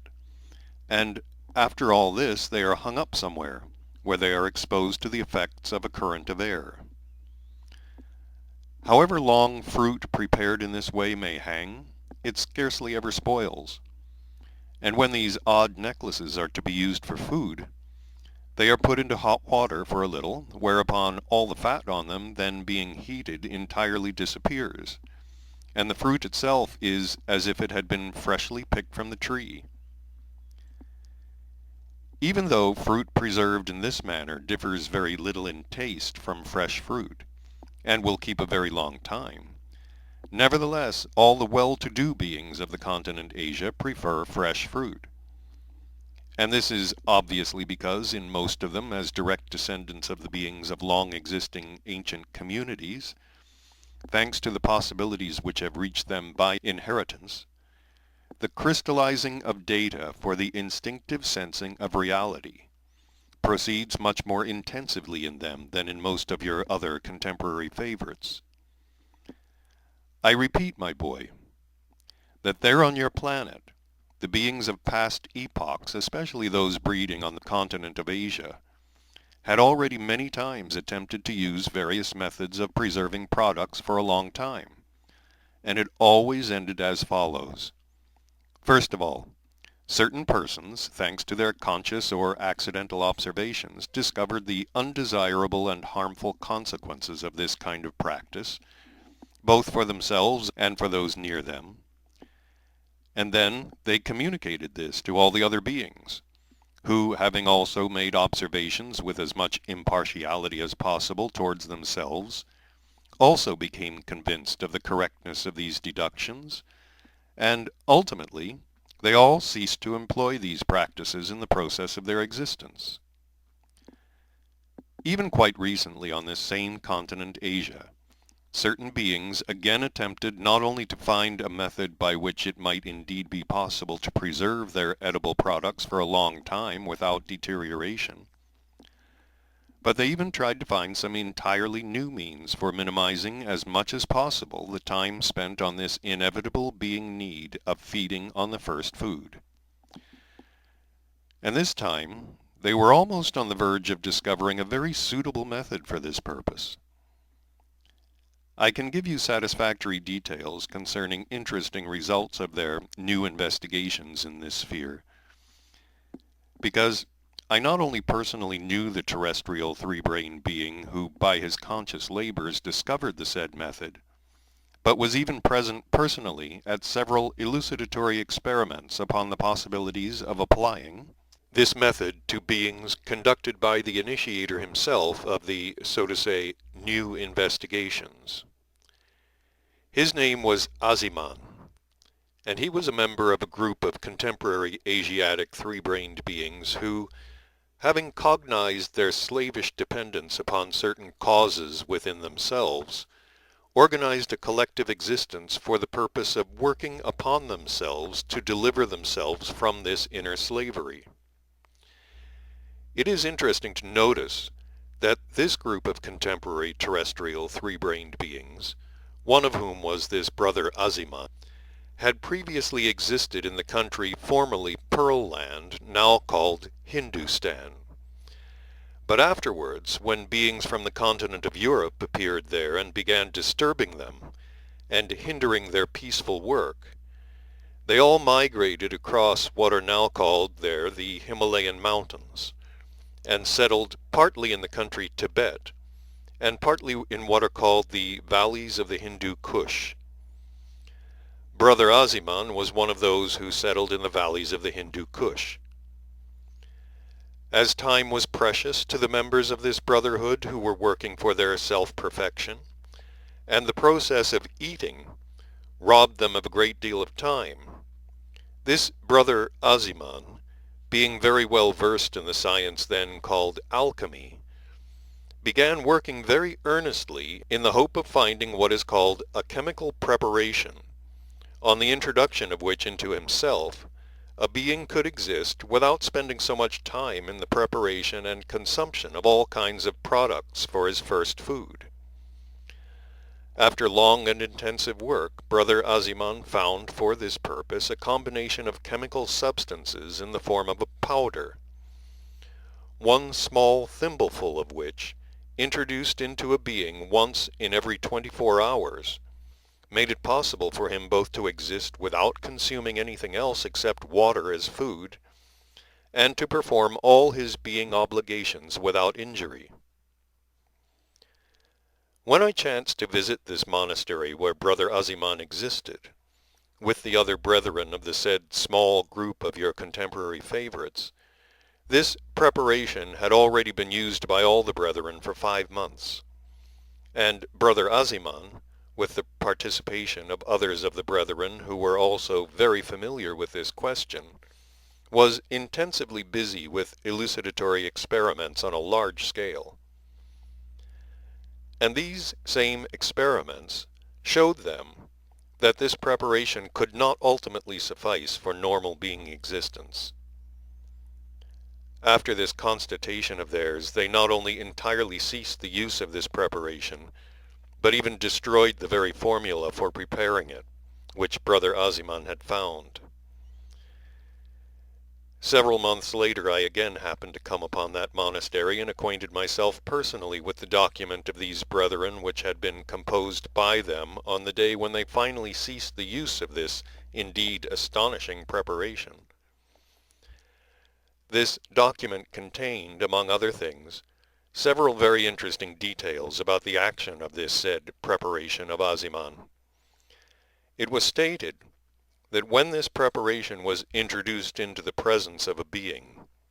it had, besides its nourishing property, a particular action upon what are called the wandering nerves of the stomach, from which action not only did the need for food immediately cease in beings, but furthermore, every desire to introduce into oneself any other edible product whatsoever entirely disappeared. And if something should be forcibly introduced, it took a long time before the disagreeable sensation and state thus provoked would pass. It was also stated that, at the outset,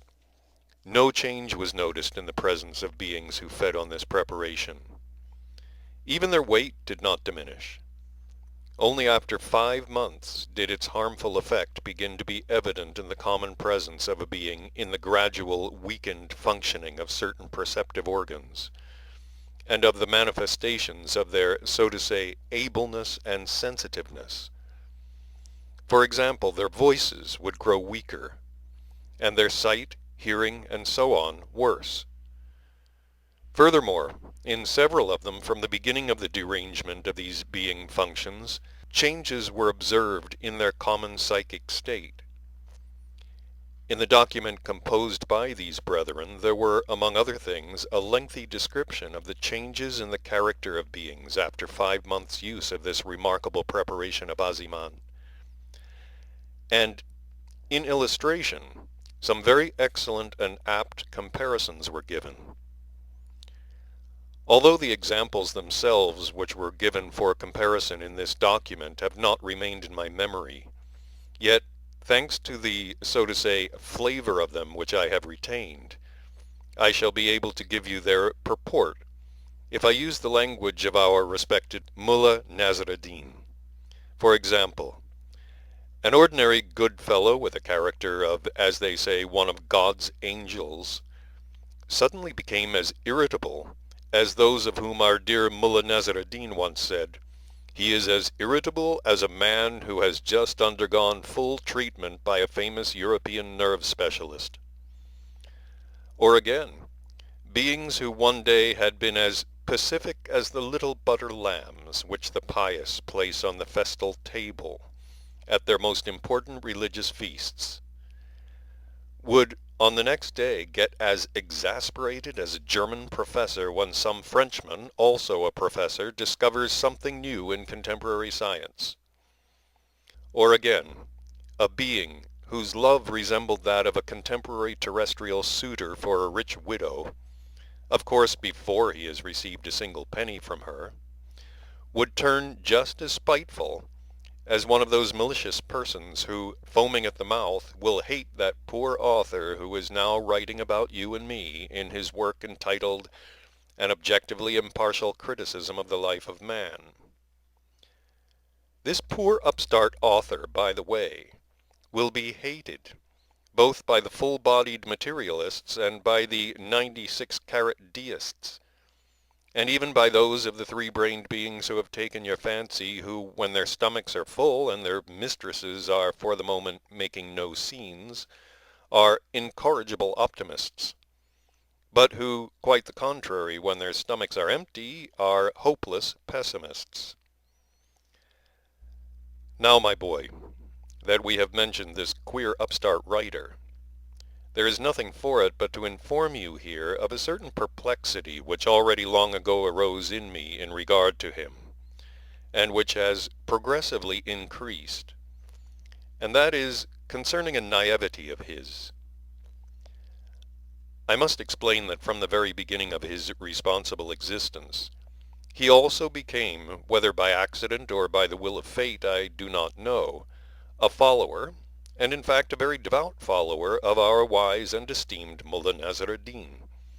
And furthermore, in the ordinary process of his being existence, he has never lost the smallest opportunity to act entirely according to Mullah Nasr ad-Din's unprecedentedly wise and inimitable sayings. And now, according to the information which has reached me by etherogram, all of a sudden he appears to be constantly acting contrary to one of the very serious and exceptionally practical counsels, certainly not accessible to everybody, of this teacher above all teachers, which is formulated in the following words: brother, here on earth if you speak the truth you're a great fool, whereas if you wriggle with your soul you are only a scoundrel, though also a big one. So it is best of all to do nothing, but just recline on your divan and learn to sing like the sparrow that had not yet turned into an American canary. Now, my boy, absorb carefully the information about the causes of the gradual disharmonization in the presences of these contemporary beings of the continent America, of their second fundamental being function, namely the function of sex. The disharmony of this function in them is due also to several causes of diverse character. But the fundamental cause, in my opinion, is their negligence, engendered in their essence and already quite fused with their nature, in keeping their sex organs clean. Just like the beings of the continent of Europe, the care they give to their faces and their use of what is called facial cosmetics are only equaled by their neglect of these said organs of theirs,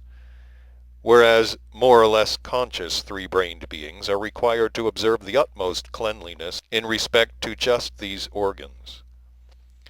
They cannot, however, be entirely blamed, because in this respect the beings of the continent of Europe are most at fault with their customs existing in the process of their ordinary being existence. The point is that this as yet recently arisen contemporary large group is almost exclusively formed and continues to be supplied with beings from various large and small groups populating the continent of Europe. The result is that even if the majority of the three-brained beings now composing this newly formed large group there are not themselves emigrants from the continent of Europe, their fathers or grandfathers were, who, migrating to this continent of America, took along with them also their European customs, among which were those which brought about this uncleanliness in respect of their sex organs. So, my boy, when I now tell you how the matter stands as regard the sex question among the Americans, bear in mind that everything I say will also refer to the beings of the continent Europe. The results of this uncleanliness of the contemporary three-brained beings of the planet Earth who have taken your fancy, and who breed on the continents of Europe and America, are very clearly indicated in my statistics. Let us take, for example, what are called their venereal diseases. These diseases are so widespread on the continent of Europe and on this continent of America that at the present time you will scarcely ever meet a being who has not one or another form of those diseases.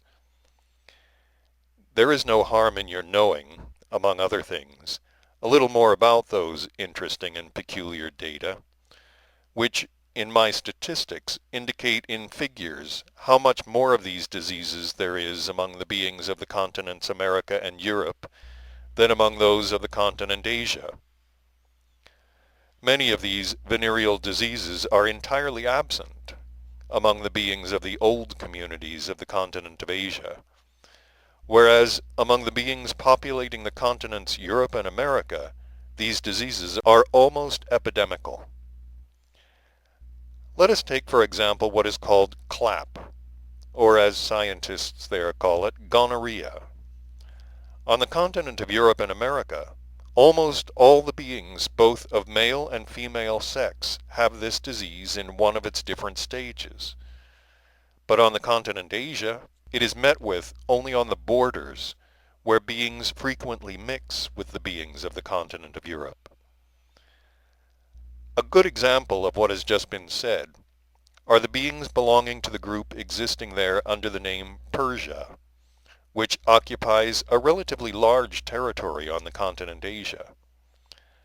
Among the beings dwelling in the central, eastern, southern, and western areas of this relatively large territory, the mentioned diseases are not to be found at all. But in the northern part, especially in the locality called Azerbaijan, which comes into direct contact with the large half-European, half-Asiatic community called Russia, the percentage of beings infected with this disease increases more and more in proportion to their proximity to this Russia. And exactly the same occurs in other eastern countries of the continent of Asia. The percentage of this disease increases proportionately to the contact of their beings with the beings of the continent of Europe. For example, in the country called India, and partly in China, this disease has in recent times become widespread among the beings there, chiefly in those places where they come in contact with European beings of the community England. It can thus be said that the chief disseminators of this disease among the beings of the continent Asia are, from the northern side, the beings of the large group Russia, and from the eastern side, the beings of the community England. The cause of the absence of this disease, as well as of many other evils in the said parts of the continent of Asia, is, in my opinion, that the majority of the beings of the continent Asia have several very good customs for their everyday existence, which have reached them likewise from their ancient ancestors. And these customs are so deeply implanted in their everyday existence by their religion, that at the present time, observing them mechanically without any wiseacring, beings are thereby more or less insured against several evils, which, owing to the abnormally established conditions of being existence, have been gradually formed, and still continue to be formed in uncountable numbers on that ill-fated planet. The beings of most of the groups on the continent Asia are safeguarded against many venereal diseases as well as against any other sexual abnormalities, if only, for instance, by such customs known there by the names Sunyat and Abdest. The first of these customs, namely Sunyat,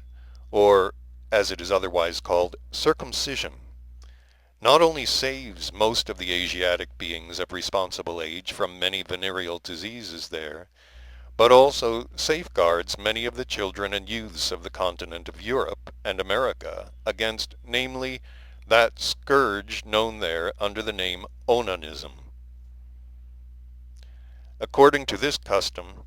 the beings of responsible age in most of the contemporary groups of the continent of Asia usually perform on their results, that is to say, on their children, at a certain age, a ritual which consists in this, that in the case of boys, they cut what they call the frenum and prepuce of the penis. And today, those children of your contemporary favorites, who of course automatically are subjects of this custom, are almost completely safeguarded against the inevitable result of several evils already definitely fixed in the process of the existence of your favorites. For example, according to my statistics, the said scourge, that is, children's onanism, is scarcely met with among the children of those three-brained beings there who observe this custom of circumcision, whereas all the children and youths of the beings who fail to observe this custom are without exception exposed to this same sexual abnormality. The second custom I mentioned, namely abdest, which by the way is called differently by the beings of different groups on the continent Asia, is nothing else than the obligatory ablution of the sex organs after every visit to what is called the toilet.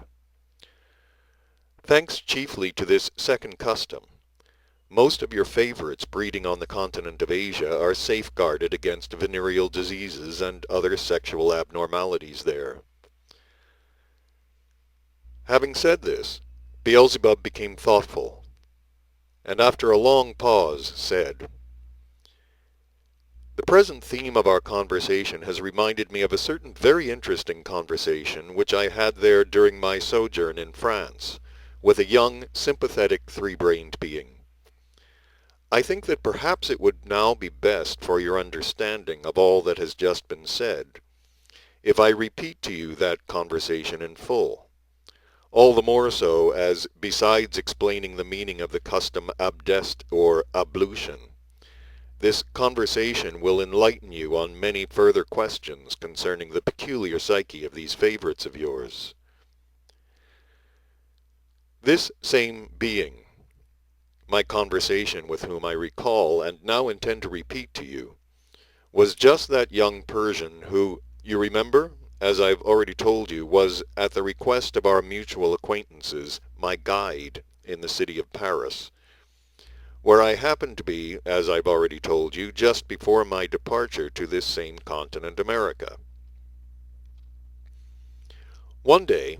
I was waiting for this young Persian in a cafe in the city of Paris, as always the same Grand Café. When he arrived, I noticed by his eyes that this time he was, as they say there, more drunk than usual. In general, he always drank more than enough of the alcoholic liquids existing there, and when we happened to be together in Paris in the restaurants on Montmartre, where it was obligatory to order champagne, which I neither liked nor drank, he would always drink it all alone with great pleasure. Besides always drinking, he was also, as is said there, a great petticoat chaser. The moment he saw what they call there the pretty face of a being of the female sex, his whole body and even his breathing suddenly changed. When I noticed that he was this time more intoxicated than usual, and when, having sat down beside me, he ordered coffee with what is called there an apéritif, I asked him, "Explain to me, please, my young friend, why do you always drink this poison?" To this question of mine he answered,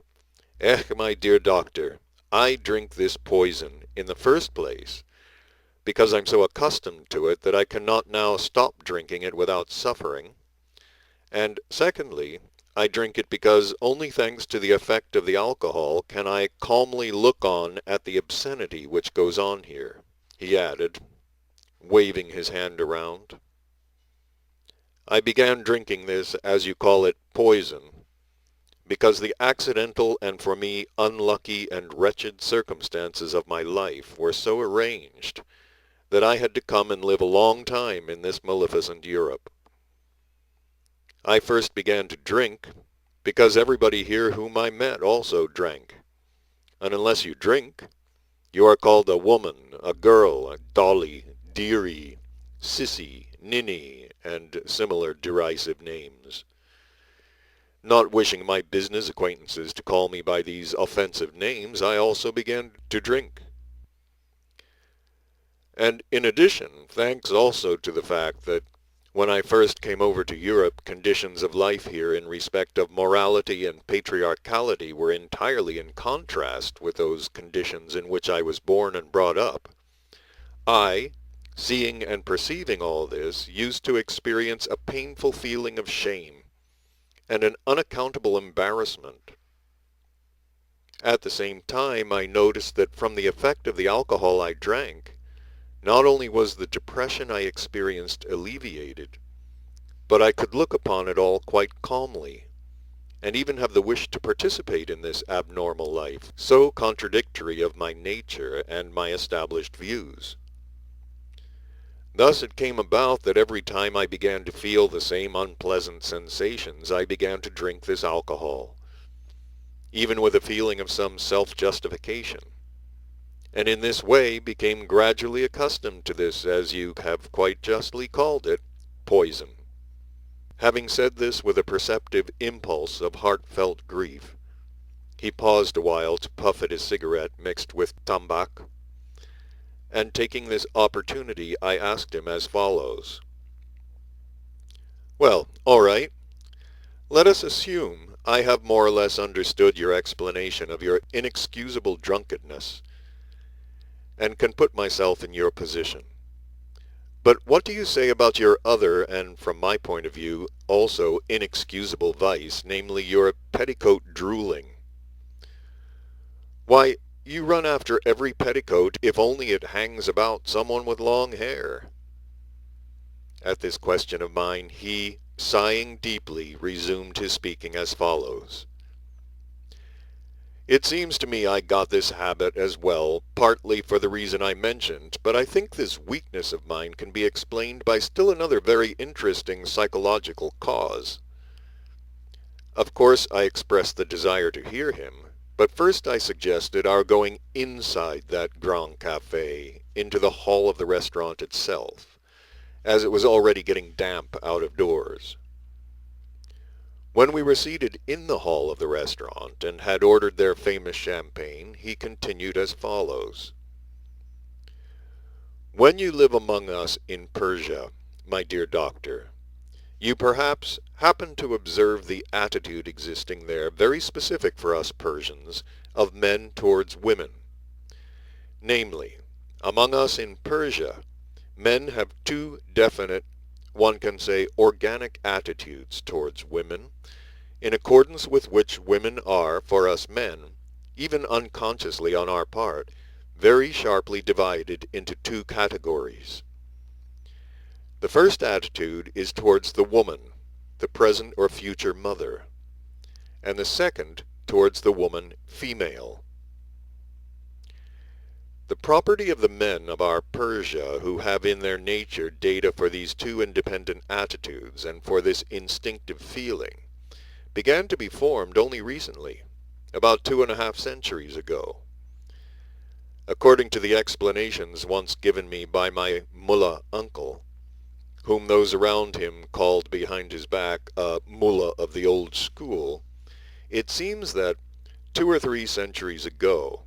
owing to causes evidently ensuing from certain higher world laws, men began to make war on each other everywhere on the earth, and especially among us in Asia, more intensively than usual. And at the same time, somehow, in most of the men, the feeling of piety began very distinctly to decline, and in some of them entirely disappeared. And just at that period,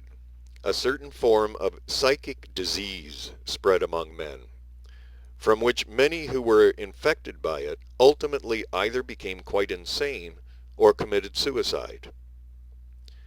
Then, certain wise people of various independent groups on the continent of Asia began, with the help of various persons representative of medicine of that time, which by the way was then very superior to contemporary medicine, very earnestly to seek the causes of that human misfortune. After long impartial labors, they discovered, in the first place, that the men who contracted the disease were exclusively those in whose subconsciousness, for some reason or other, there never arose any impulse of faith in anybody or anything. And secondly, that those adult men who periodically performed the normal ritual of intercourse with women were not at all subject to this disease. When the news of this conclusion of theirs spread over the continent of Asia, all the rulers and chiefs of the separate Asiatic groups of that time grew alarmed, as almost all the regular troops at their disposal consisted of adult men, and moreover the constant wars permitted none of them to live normally with his family. In view of the fact that at that period all the governments of the separate Asiatic countries needed and wished to have healthy and strong armies, they were compelled to conclude a truce,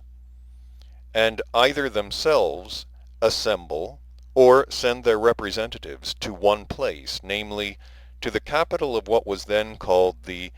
Kilmantushian Khanate, in order jointly to find a way out of the situation which had arisen. After serious reflections and deliberations, these rulers of the various independent groups of Asiatic peoples, or their representatives, together, of course, with the representatives of medicine of that time, then came to the conclusion that it was possible to deal with the situation which had arisen, only if what is called prostitution should be established everywhere on the continent of Asia, as is now the case on the continent of Europe, and only if the power-possessing people should deliberately encourage its development and cooperate in its success.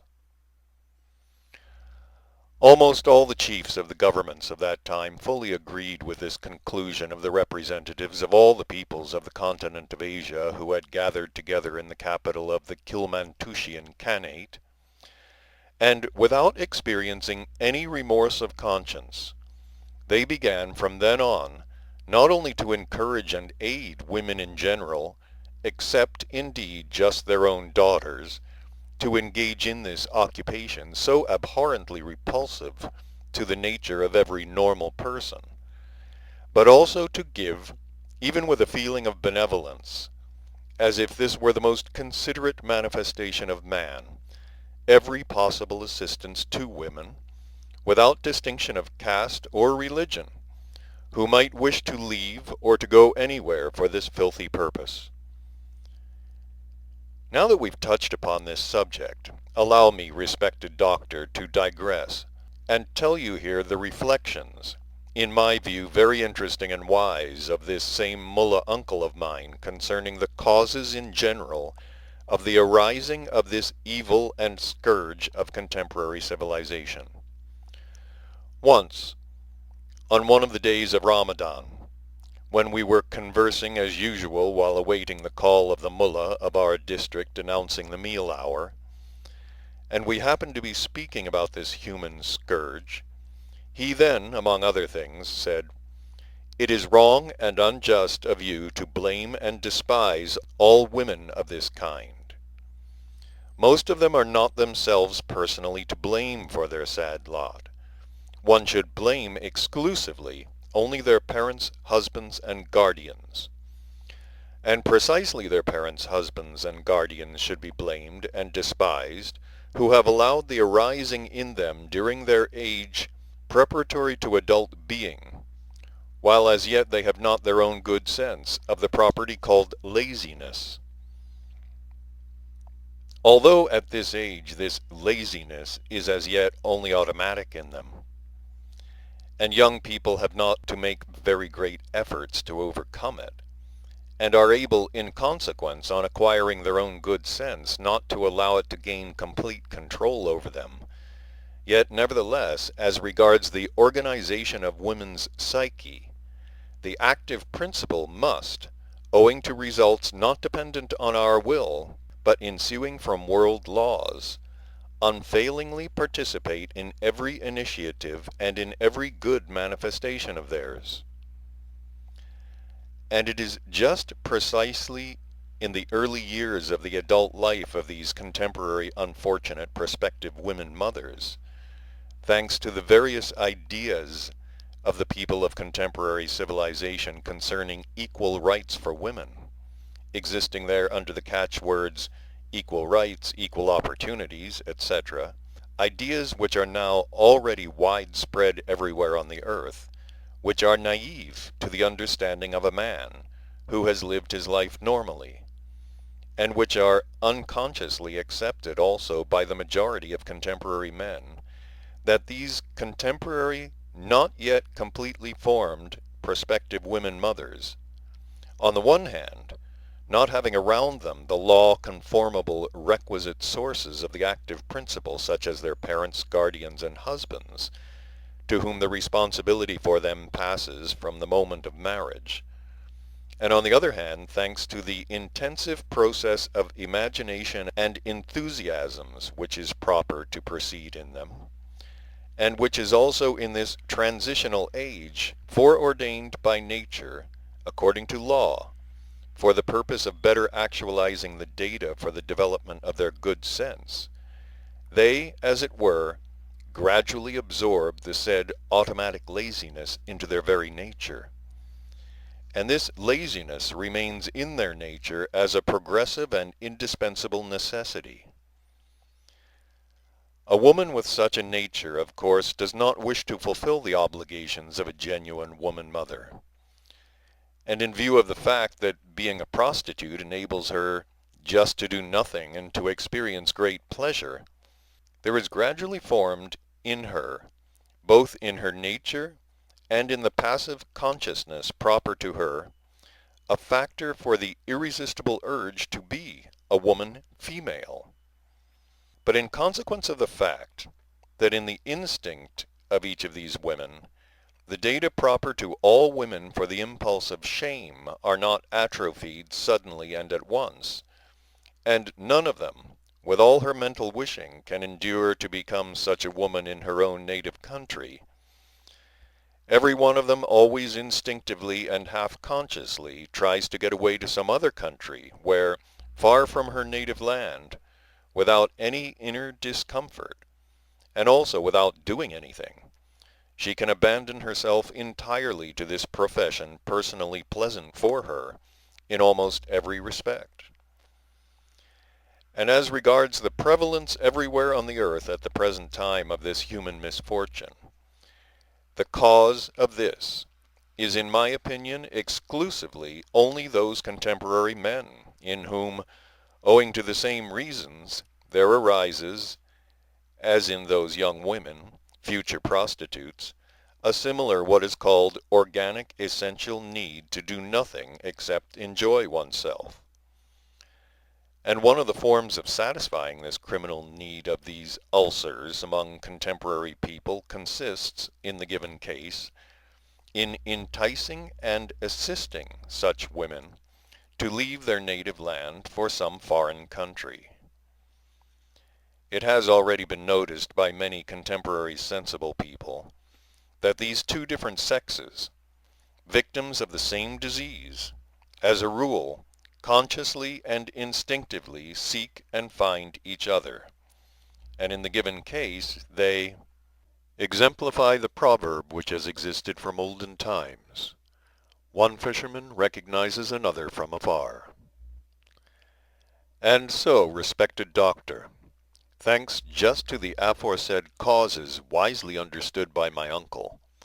many women prostitutes from various other countries then appeared after several years among us in Persia. And owing to the instinctive attitudes which, as I've already said, had been acquired during centuries by the local women of Persia without distinction of religion towards morality and patriarchality in family traditions, these foreign women were unable to mix with the general mass of Persian women, with the consequence that from then on there began to be among us the two categories of women I've mentioned. Well then, owing to the fact that the majority of these foreign women living freely among us in Persia and going about everywhere in the markets and other public places often became objects for the gaze of our Persian men, there was gradually formed in the latter, of course unconsciously, along with the already existing attitudes towards women as mothers, yet another attitude towards women as simply females. The property of having this definite double attitude towards women, being transmitted by inheritance from generation to generation, has, even among us, finally become so rooted that at the present time our men not only distinguish these two categories of women by their appearance, as easily as one distinguishes between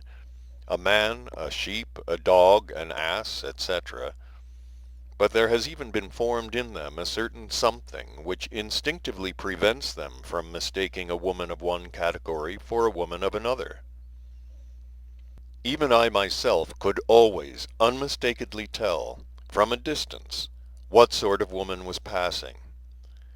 How I could tell this, whether by their walk or by some other sign, with the best will in the world, I could not now explain. But it is a fact that I could tell and was never mistaken, although, as I've already told you, both categories of women wore similar veils. And every normal Persian, normal in the sense of not being under the influence of tombak, alcohol, or opium, the consumption of which has in recent times been unfortunately spreading among us ever more and more, can always unmistakably tell which woman represents a woman mother and which a woman female, that is, a prostitute. To every normal Persian among us, a woman mother, to whatever religion she may belong and regardless of family and personal relationships, is as his own sister. And a woman of the second category simply an animal, who infallibly evokes in him a feeling of aversion.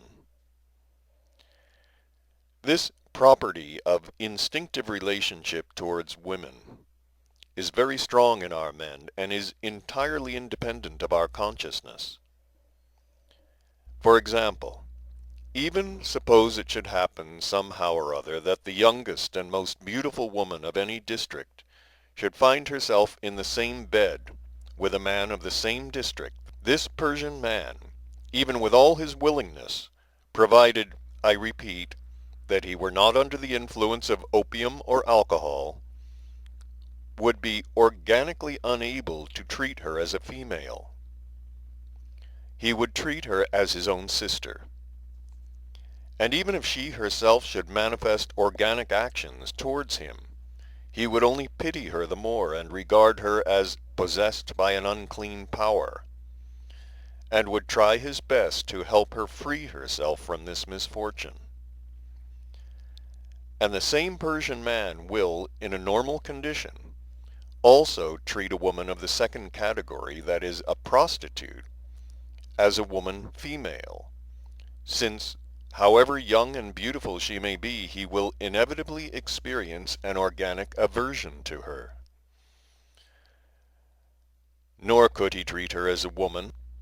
unless there had been introduced into his organism the toxic products maleficent for people which I have enumerated. And so, respected doctor, I lived until my 20th year in Persia, under these morals and traditions, like every ordinary normal Persian. At 20,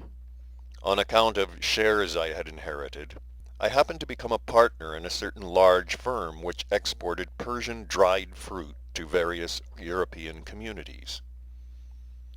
And my position in this firm, thanks to various circumstances independent of me,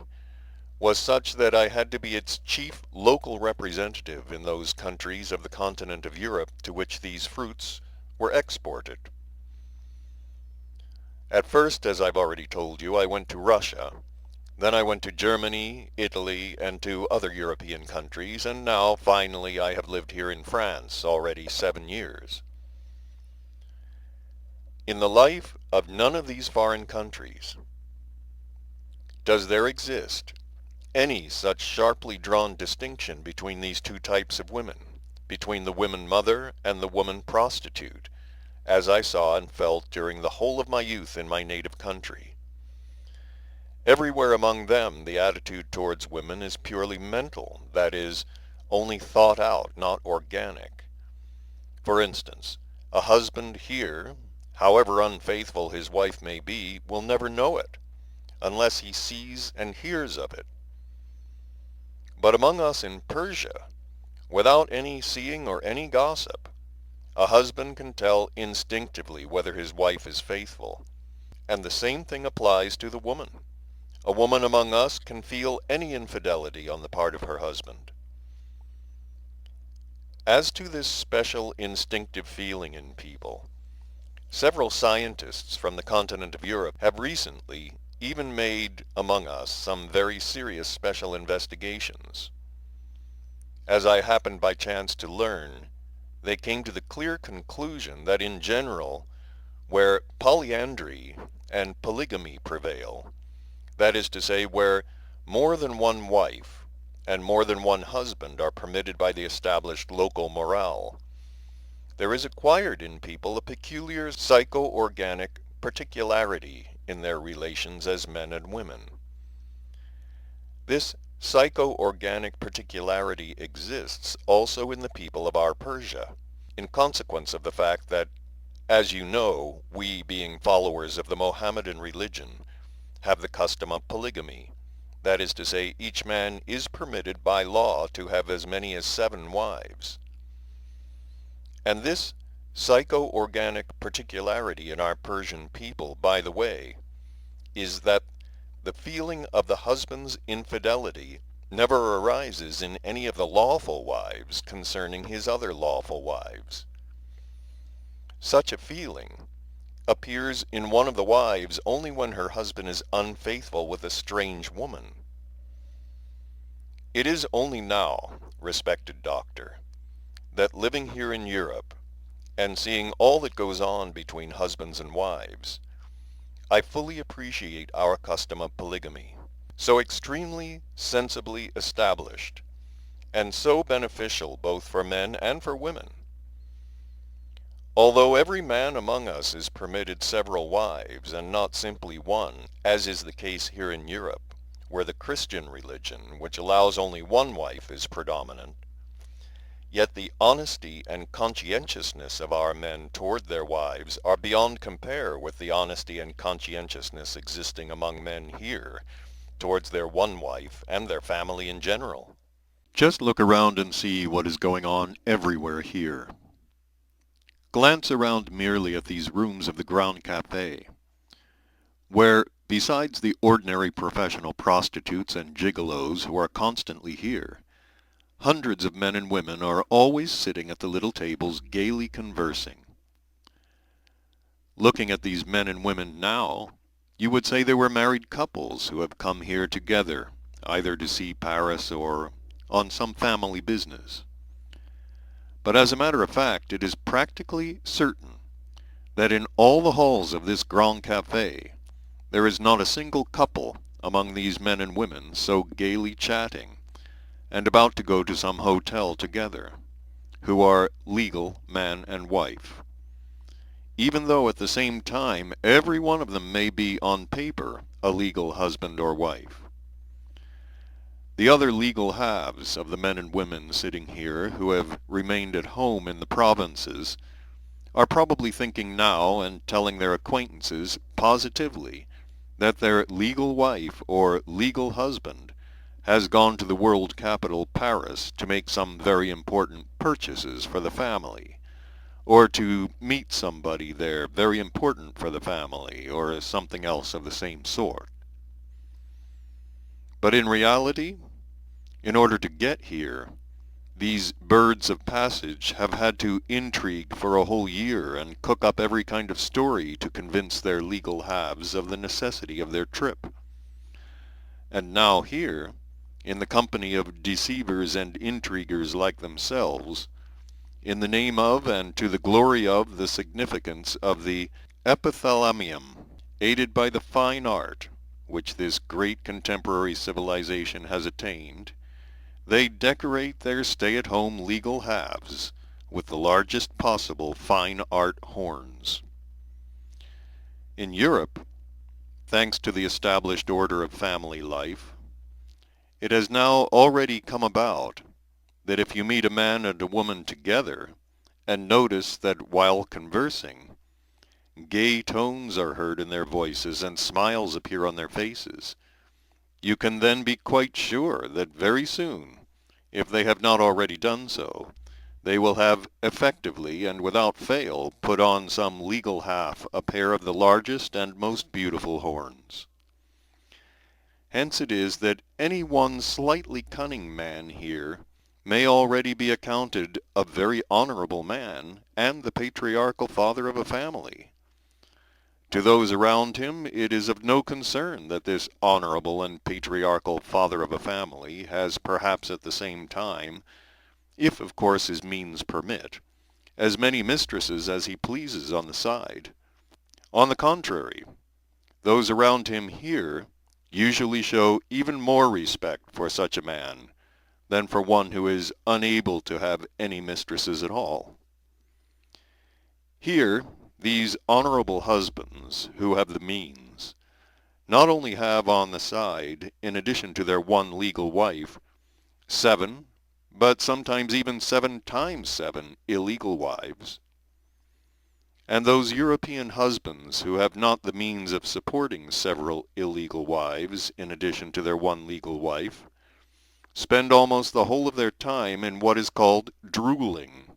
That is to say, for days on end they stare at and, as it were, devour with their eyes every woman they meet. In other words,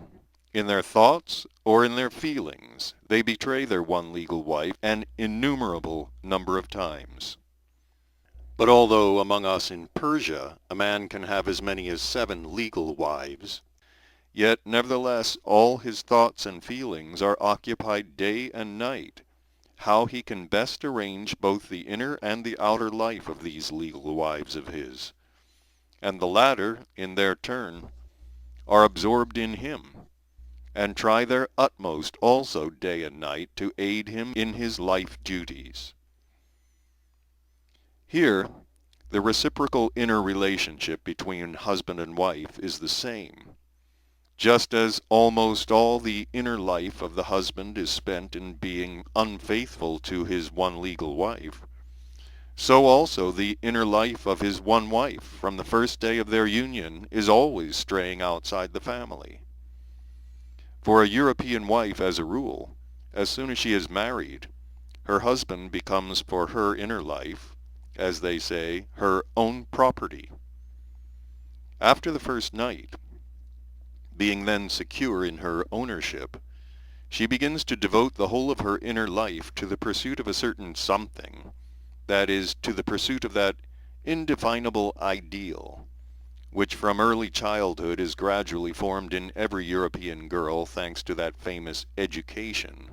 which is ever more and more always being invented for them by various contemporary conscientiousless writers. During my stay in these European countries, I have observed that there is never formed in the being of a woman here that something which should, in her as in our women, constantly maintain what is called organic shame, or at least the disposition to it, upon which feeling, in my opinion, what is called wifely duty is based,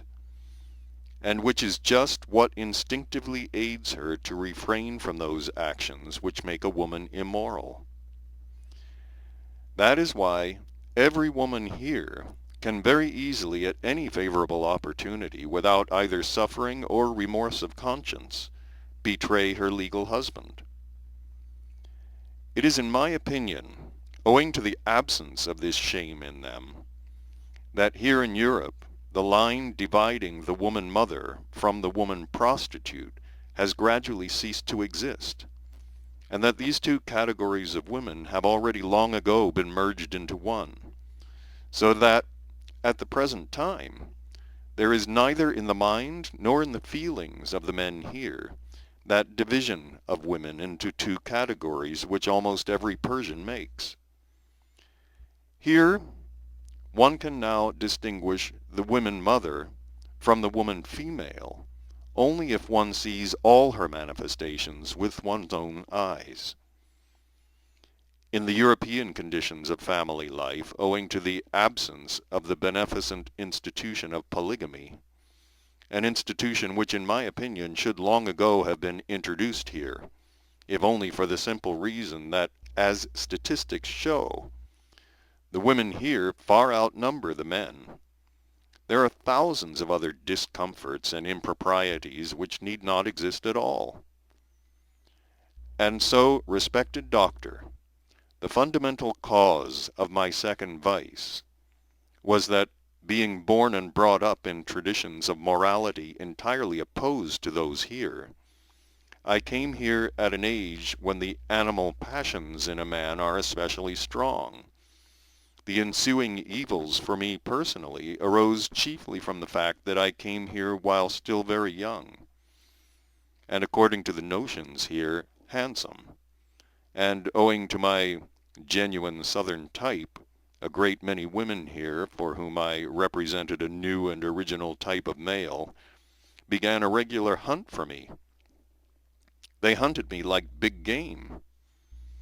And I was big game for them not only on account of my specific type, a genuine Southerner, but also on account of my gentleness and courtesy towards women, properties which had been instilled in me from my earliest childhood in my associations with our Persian women mothers. When I came here and began meeting the women here, I was, of course, even unconsciously on my part, gentle and courteous towards them also.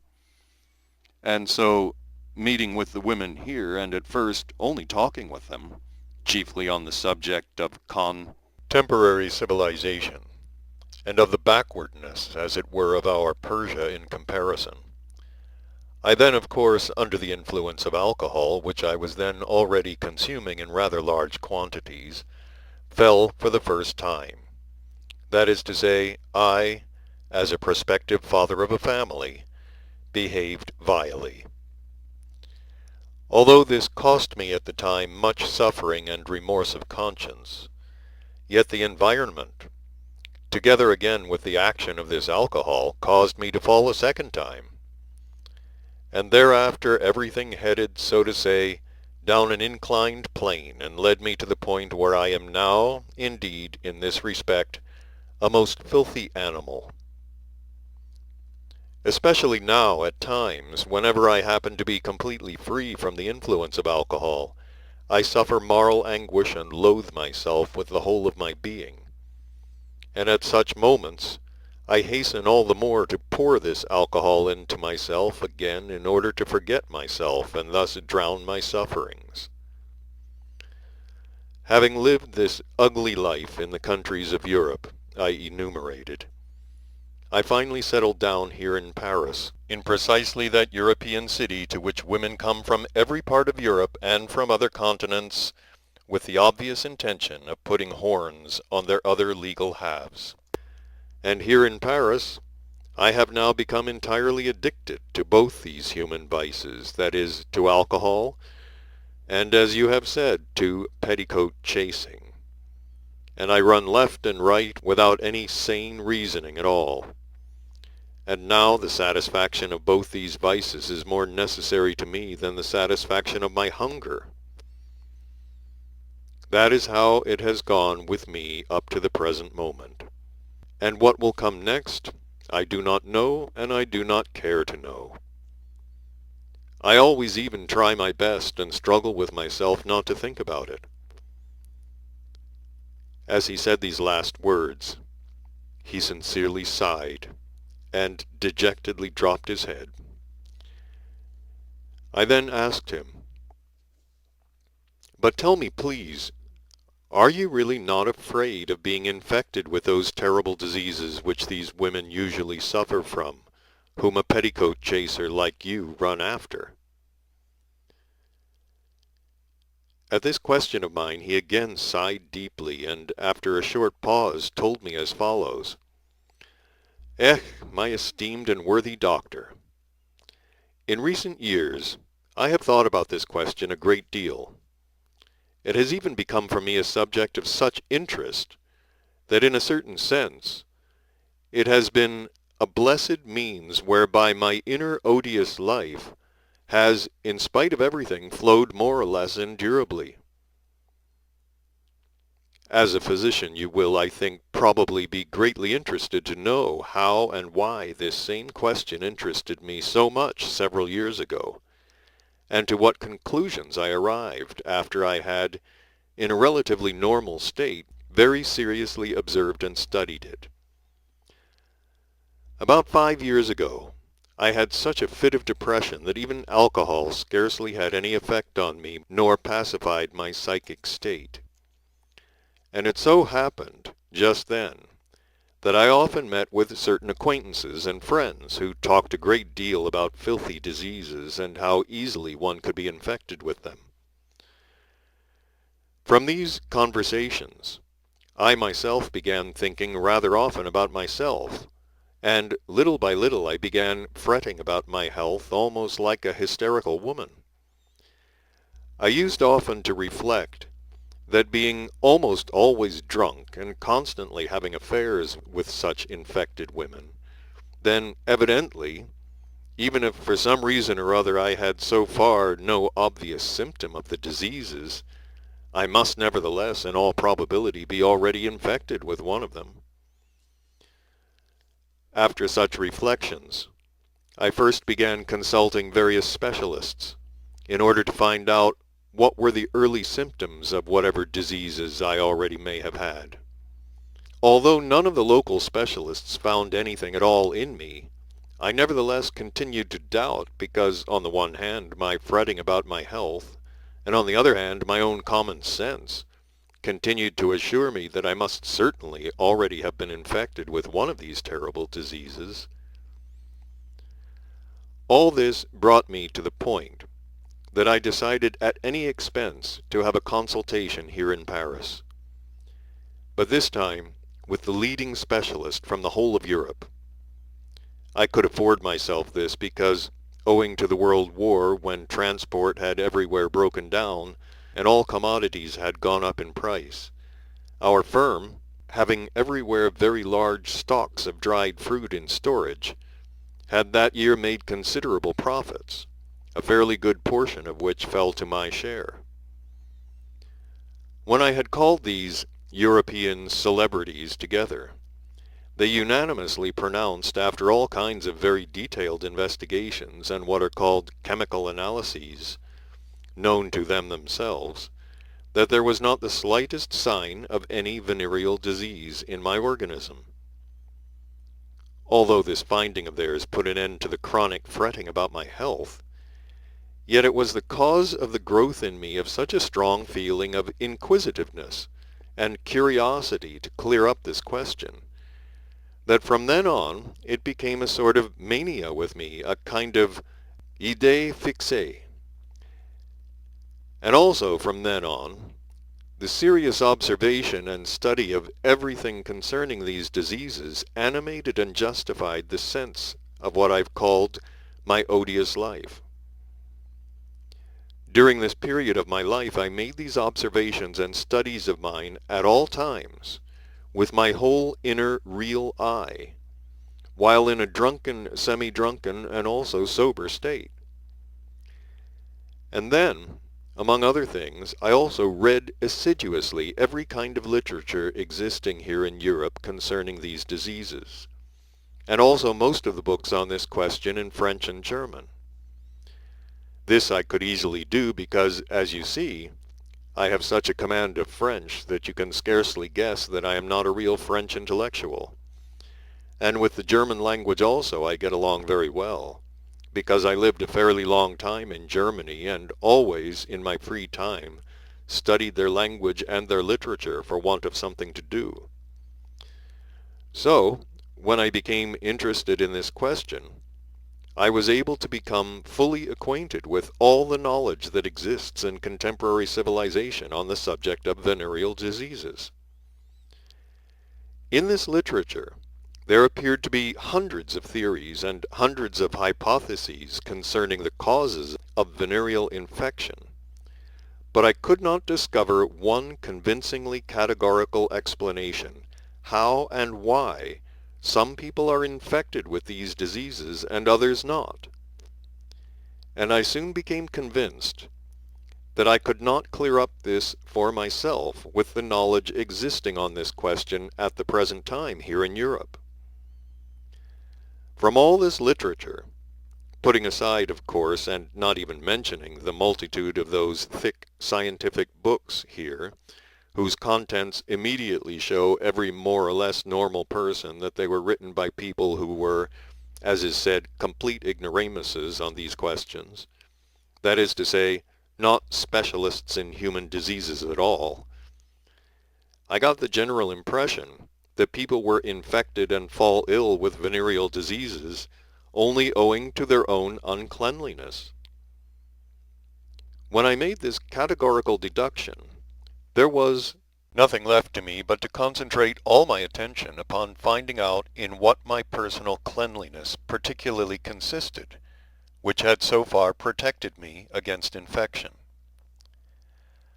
I then began to deliberate with myself as follows. I do not dress any more cleanly than everybody else living here in Europe. I wash my hands and face every morning also like everybody else. Once a week I make a point of going to a Turkish bath. Also it seems like everyone.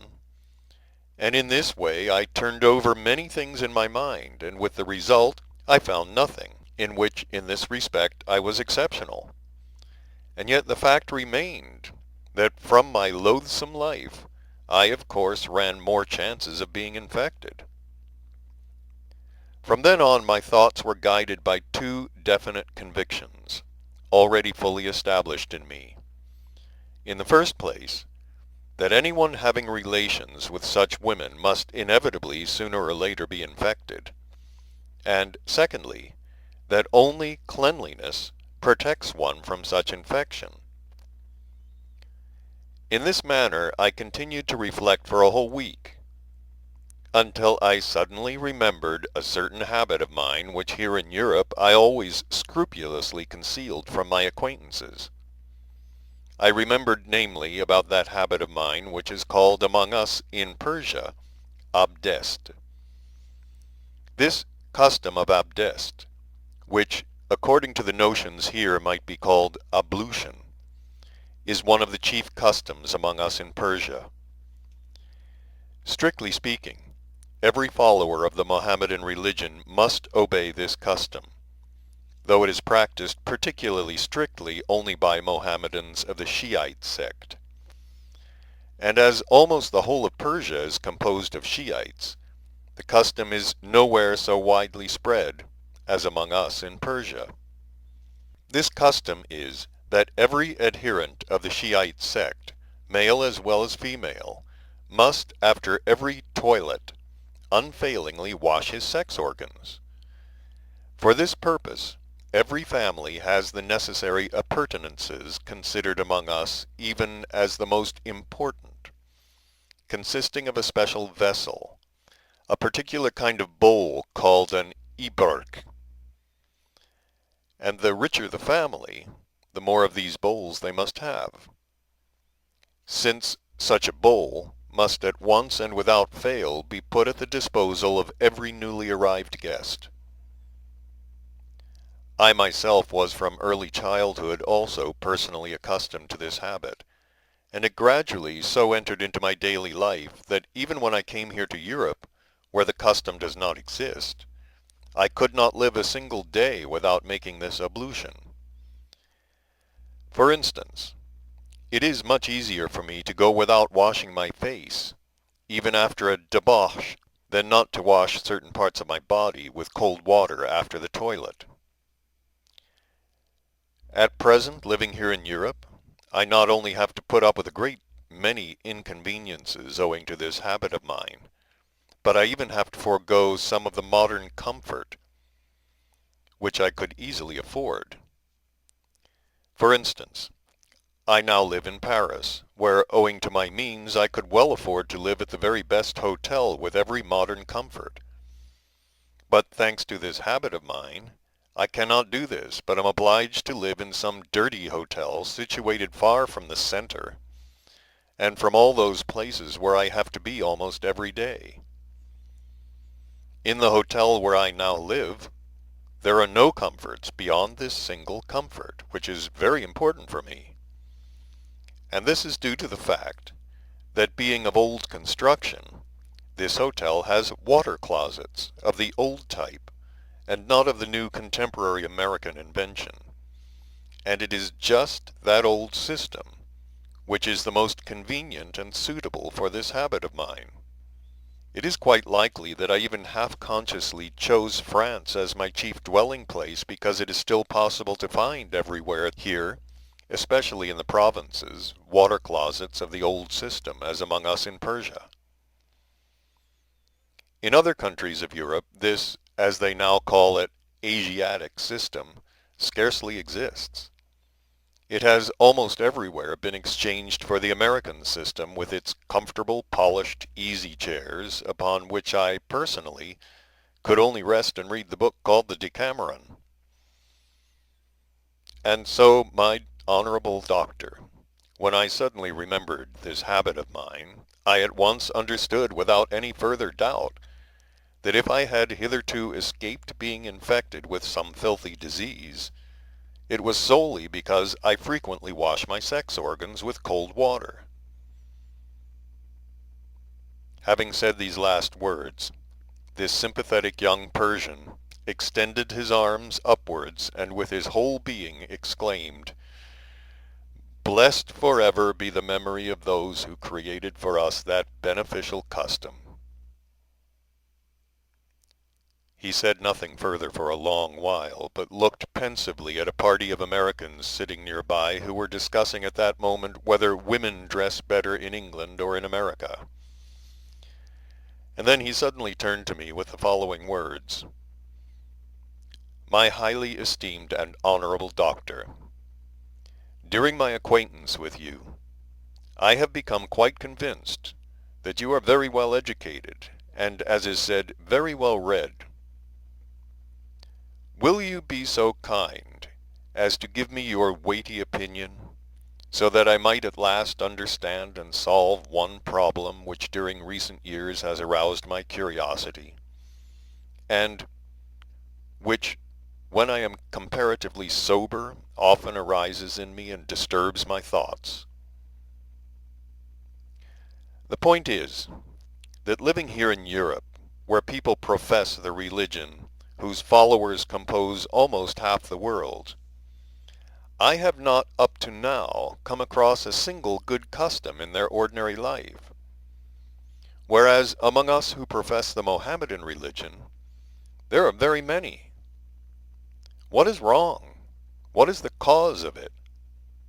Were there no good ordinances foredesigned by the founder of that great religion for the ordinary life of people, the followers of that religion? Well, my boy, as this young Persian had become sympathetic to me during our acquaintance, I could not refuse him this request, and I decided to explain the question to him, but also, of course, in such a form that he would not even suspect who I was and what was my genuine nature. I told him, "You say that in the religion which half the world professes, and you probably mean the Christian religion, there are not such good customs as in your Mohammedan religion. Are there not? On the contrary, in that religion there were many more good customs than in any of the religions of today. In none of the ancient religious teachings were so many good regulations for ordinary everyday life laid down as in just that teaching on which this same Christian religion was founded. If the followers of this great religion themselves, especially those who are called the elders of the Church of the Middle Ages, treated this religion step by step as Bluebeard treated his wives, that is to say, put them into derision and changed all their beauty and charm,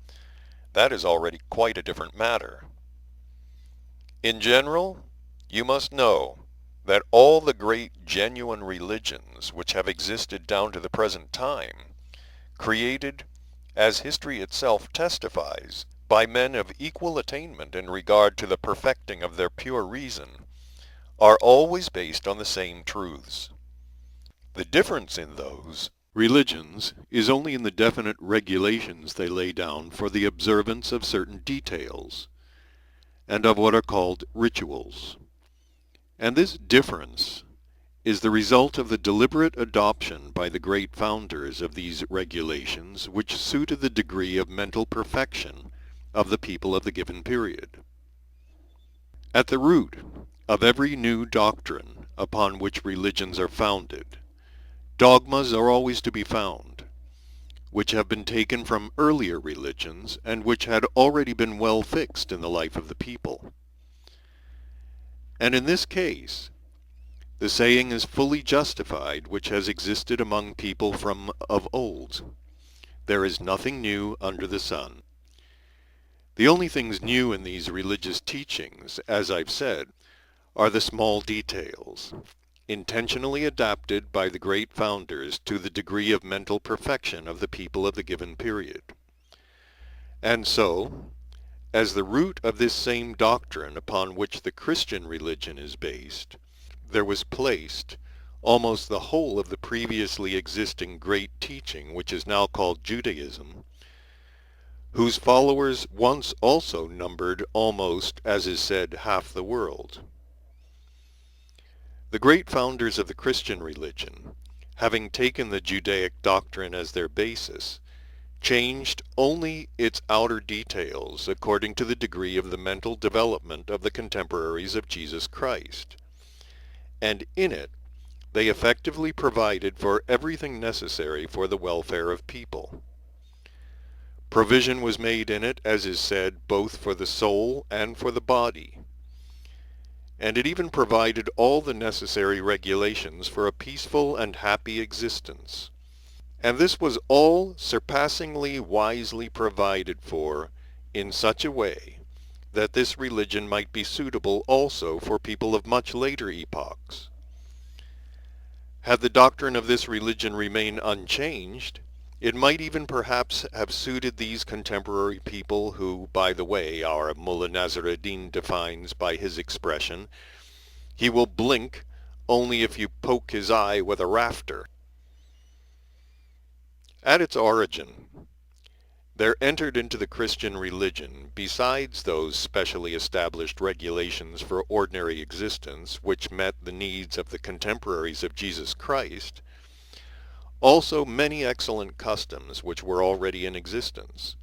and had become well fixed in the life of the people who were followers of the Judaic religion. Even those good customs which now exist among you in the Mohammedan religion were transmitted to you from the Judaic religion. Take, for example, just that custom of sunniyat, or circumcision, which you mentioned. This custom was at first contained in this Christian religion also, and in the beginning was obligatorily and strictly carried out by all its followers.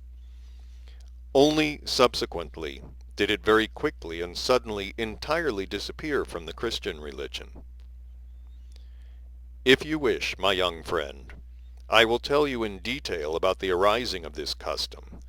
and you will understand from it why a custom so good for the health and normal life of people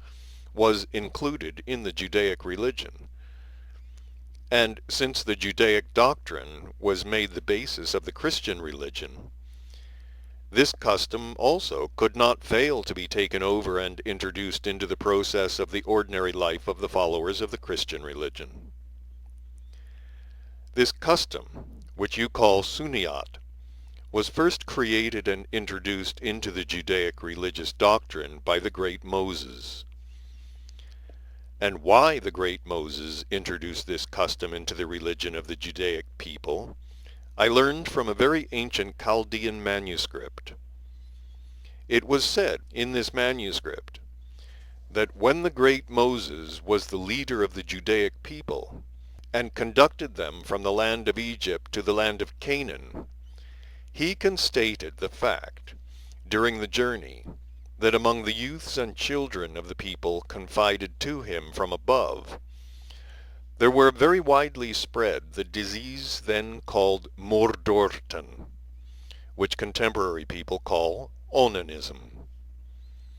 It was further said in the manuscript that having constated this fact, the great Moses was greatly perturbed, and from then on began observing very closely in order to discover the causes of this evil, and some means of uprooting it. These researches of his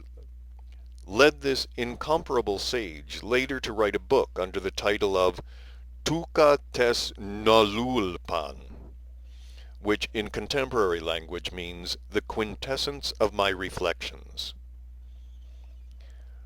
With the contents of this remarkable book I also once happened to become acquainted. At the beginning of the explanation about the disease Mordorten, it was said, among other things, that the human organism has been brought by great nature to such perfection that each and every organ has been provided with a means of defense against every external contingency, and hence that if any organ should function incorrectly in people, it must always be the people themselves who are to blame, owing to their own established conditions of everyday life. And concerning the causes themselves of the appearance of Mordorten among children, it was said in chapter 6, verse 11 of this incomparable book, that this disease occurs in children for the following reasons. Among the definite substances elaborated by the human organism and constantly thrown off by it as waste, there is a definite substance called kulnabo. This substance is in general elaborated in the organism of beings for the purpose of neutralizing other also definite substances necessary for the functioning of their sex organs. And it is formed and participates in the functioning of the said organs from the very beginning of the arising of the beings of both sexes, that is to say, from their infancy. Great nature has so arranged it that after its utilization, the residue of this substance is discharged from the organism of boys at the place between the tulhtotino and the sarnuonino, and in girls from the places between the Kartotachnian hills.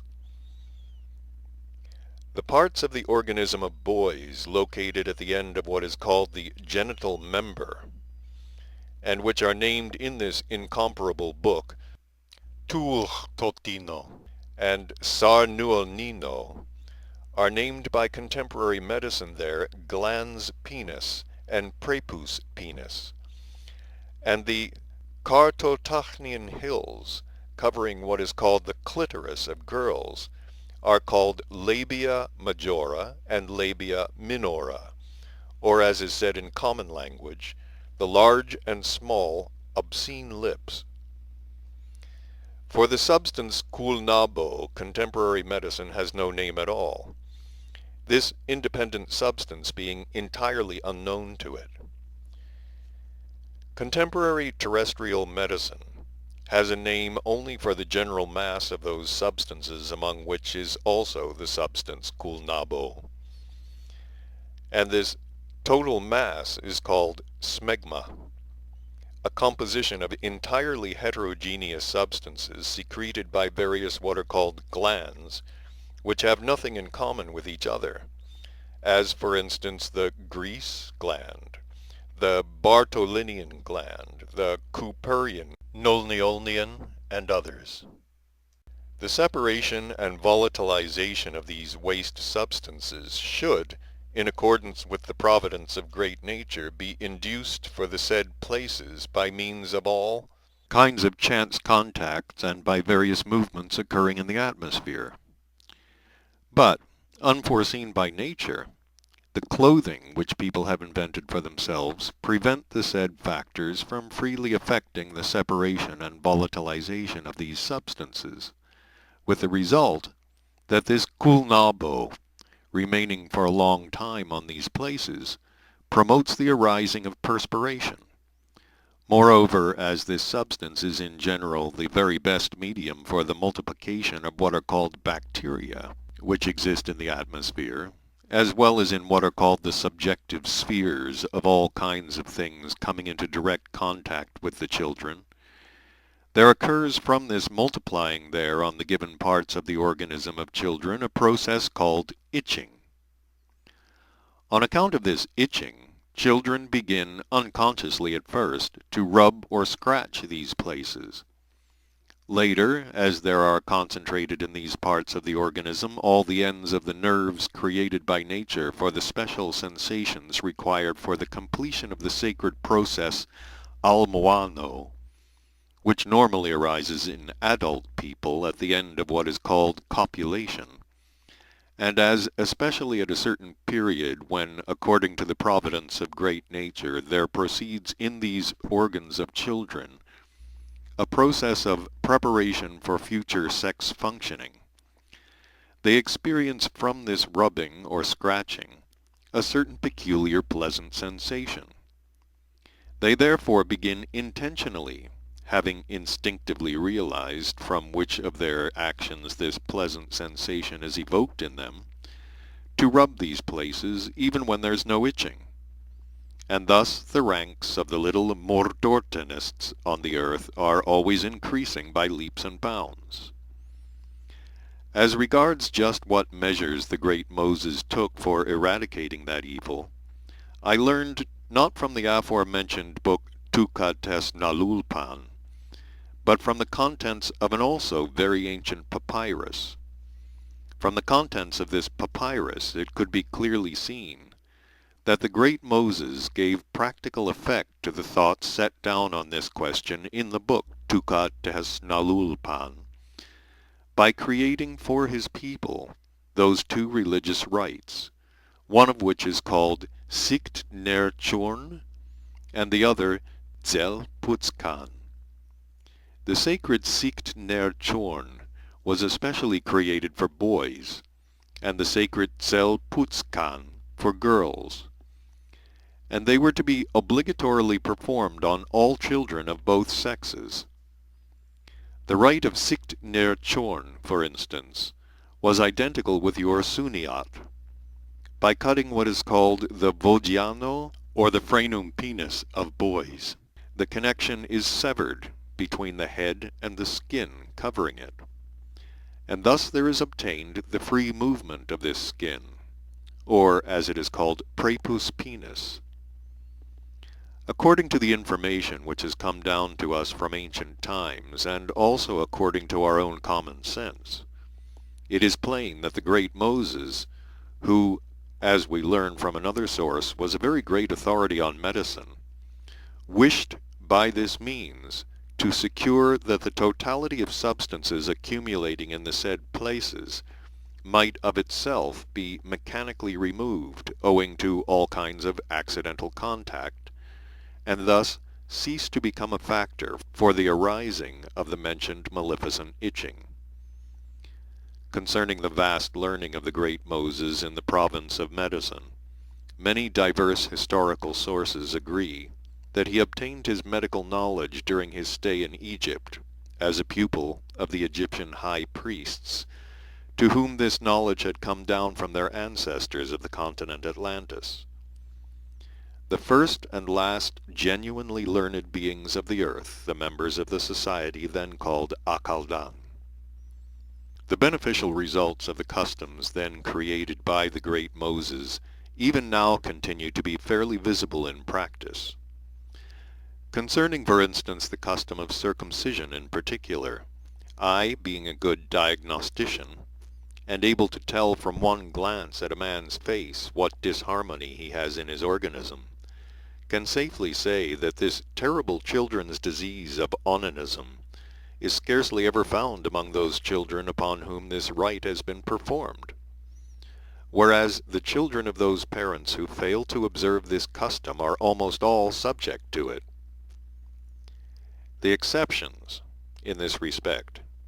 are only the children of those parents who are indeed cultured in the full sense of the word, and who clearly understand that the future normal mentation of their children depends exclusively upon whether they do or do not contract this disease in their childhood or youth. Such cultured parents know very well that if even once the sensation of the climax of what is called the Uamonvanosinian process occurs in what is called the nervous system of their children before they reach majority, they will already never have the full possibility of normal mentation when they become adult, and hence it is that such cultured parents always consider it their first and chief duty toward their children to educate them in this respect. Unlike most contemporary parents,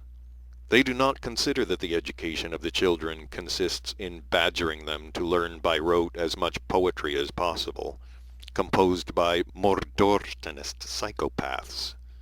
or in teaching them to click their heels well before their acquaintances, in which accomplishments, according to the notions of people of recent times, the whole education of children unfortunately consists. And so, my dear friend, and though very depraved, yet nevertheless sympathetic young man, these two rites were created by the great Moses and introduced then into the ordinary life of the Judaic people in order to counteract that maleficent invention of clothes, thanks to which those factors were destroyed which were provided by nature for the protection of these organs from the harmful action of the substances given off by them. And these two rites were transmitted from generation to generation, both to the followers of this Judaic religion themselves, as well as to others who took over these useful rites almost unchanged. And it was only after the death of the great King Solomon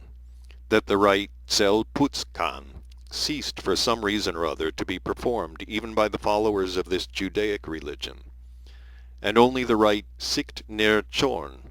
automatically continued to be performed and reached the contemporary representatives of that race. And this custom, together with many other ancient Judaic customs, also reached the followers of the Christian religion, who at first observed it very strictly in their everyday life, but very soon both this custom itself and even the information about its adoption among them similarly quickly disappeared from among the followers of this then still new religion. Yes, my dear friend, if only the teaching of the divine Jesus Christ were carried out in full conformity with its original, then the religion, unprecedentedly wisely founded on it, would not only be the best of all existing religions, but even of all religions which may arise and exist in the future. Except for the custom of polygamy,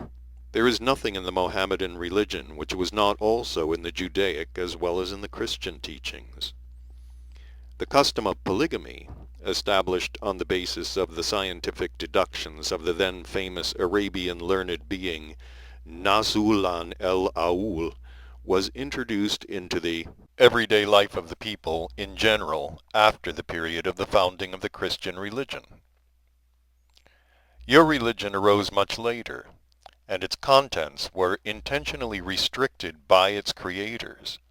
who had it in mind to lay particular stress on certain everyday customs. They did this because, at that time, there were clearly manifest both the decline of the Christian religion and the disappearance in ordinary people of the capacity for contemplation, that is, for the state in which alone the truths indicated in the detailedly genuine religious teachings can be understood. Having noticed all this, the great creators of the Mohammedan religion decided on the one hand to simplify the teaching itself, and on the other hand to emphasize certain customs, so that the everyday life of the followers of this new teaching, who had lost the capacity for contemplation, and consequently the possibility of understanding truths consciously, might at least mechanically flow more or less tolerably. Just at that time, among other customs, they established and laid particular stress on the customs you mentioned of sunniyat, abdest, and polygamy, the beneficial results of which we can see even now in practice. For example, as you yourself have justly observed, thanks to circumcision and ablution, one rarely finds among the followers of this religion either onanism or certain venereal diseases. And thanks to polygamy, we see among the followers of this religion such a reciprocal, so to say, psycho-organic maintenance of the foundation of family life, as is almost entirely absent among the followers of the Christian religion. Of the useful customs originally contained in the Christian religion, and which are introduced by the creators of that religion into the life of its followers for the preservation of health and for the maintenance of the foundations of morality necessary for a happy life, nothing now remains except the custom of periodic fasting, that is, of abstaining at certain times of the year from the consumption of certain edible products. And even this one surviving good custom is already fading completely out of the ordinary life of the followers of this religion, or its observance is so changing year by year that no shock is obtained from it for the fasters, though it was just for that shock that this fast was established. The changes now taking place in the process of this Christian custom of fasting are very characteristic and provide an excellent example for understanding how, in general, all the good Christian customs have little by little undergone change, until they have finally entirely ceased to exist. A good illustration is the present-day observance of this fast by those called the Russian Orthodox Christians. These Russian Orthodox Christians took their religion entirely from those called the Orthodox Greeks, from whom, together with many other Christian customs, this same custom of fasting also passed to them. Most of the millions of these Russian Orthodox Christians still continue to fast, as is said, rigorously, in conformity with what is called the Orthodox Code now existing there. But as to the manner of their fasting, one cannot help recalling the saying of our dear Mullah Nasruddin in such cases. Isn't it all the same if I sing like a donkey as long as they call me a nightingale? The fasting of these Russian Orthodox Christians is just a case of this kind. As long as they are called Christians, and moreover Orthodox, even though they receive no shock whatever from the fasting, is it not all the same? As I have already said, these Russian Orthodox Christians, even of the present time, very strictly observe the seasons and the days of the fasts indicated in the aforesaid codes. But as to what should and should not be consumed as food during a fast, just in that question is buried the left paw of the curly-haired dog of the ex-emperor Wilhelm. You will clearly understand how these contemporary Russian Orthodox Christians fast if I repeat to you the exact words of one of these genuine Russian Orthodox Christians, spoken to me not long ago there in Russia.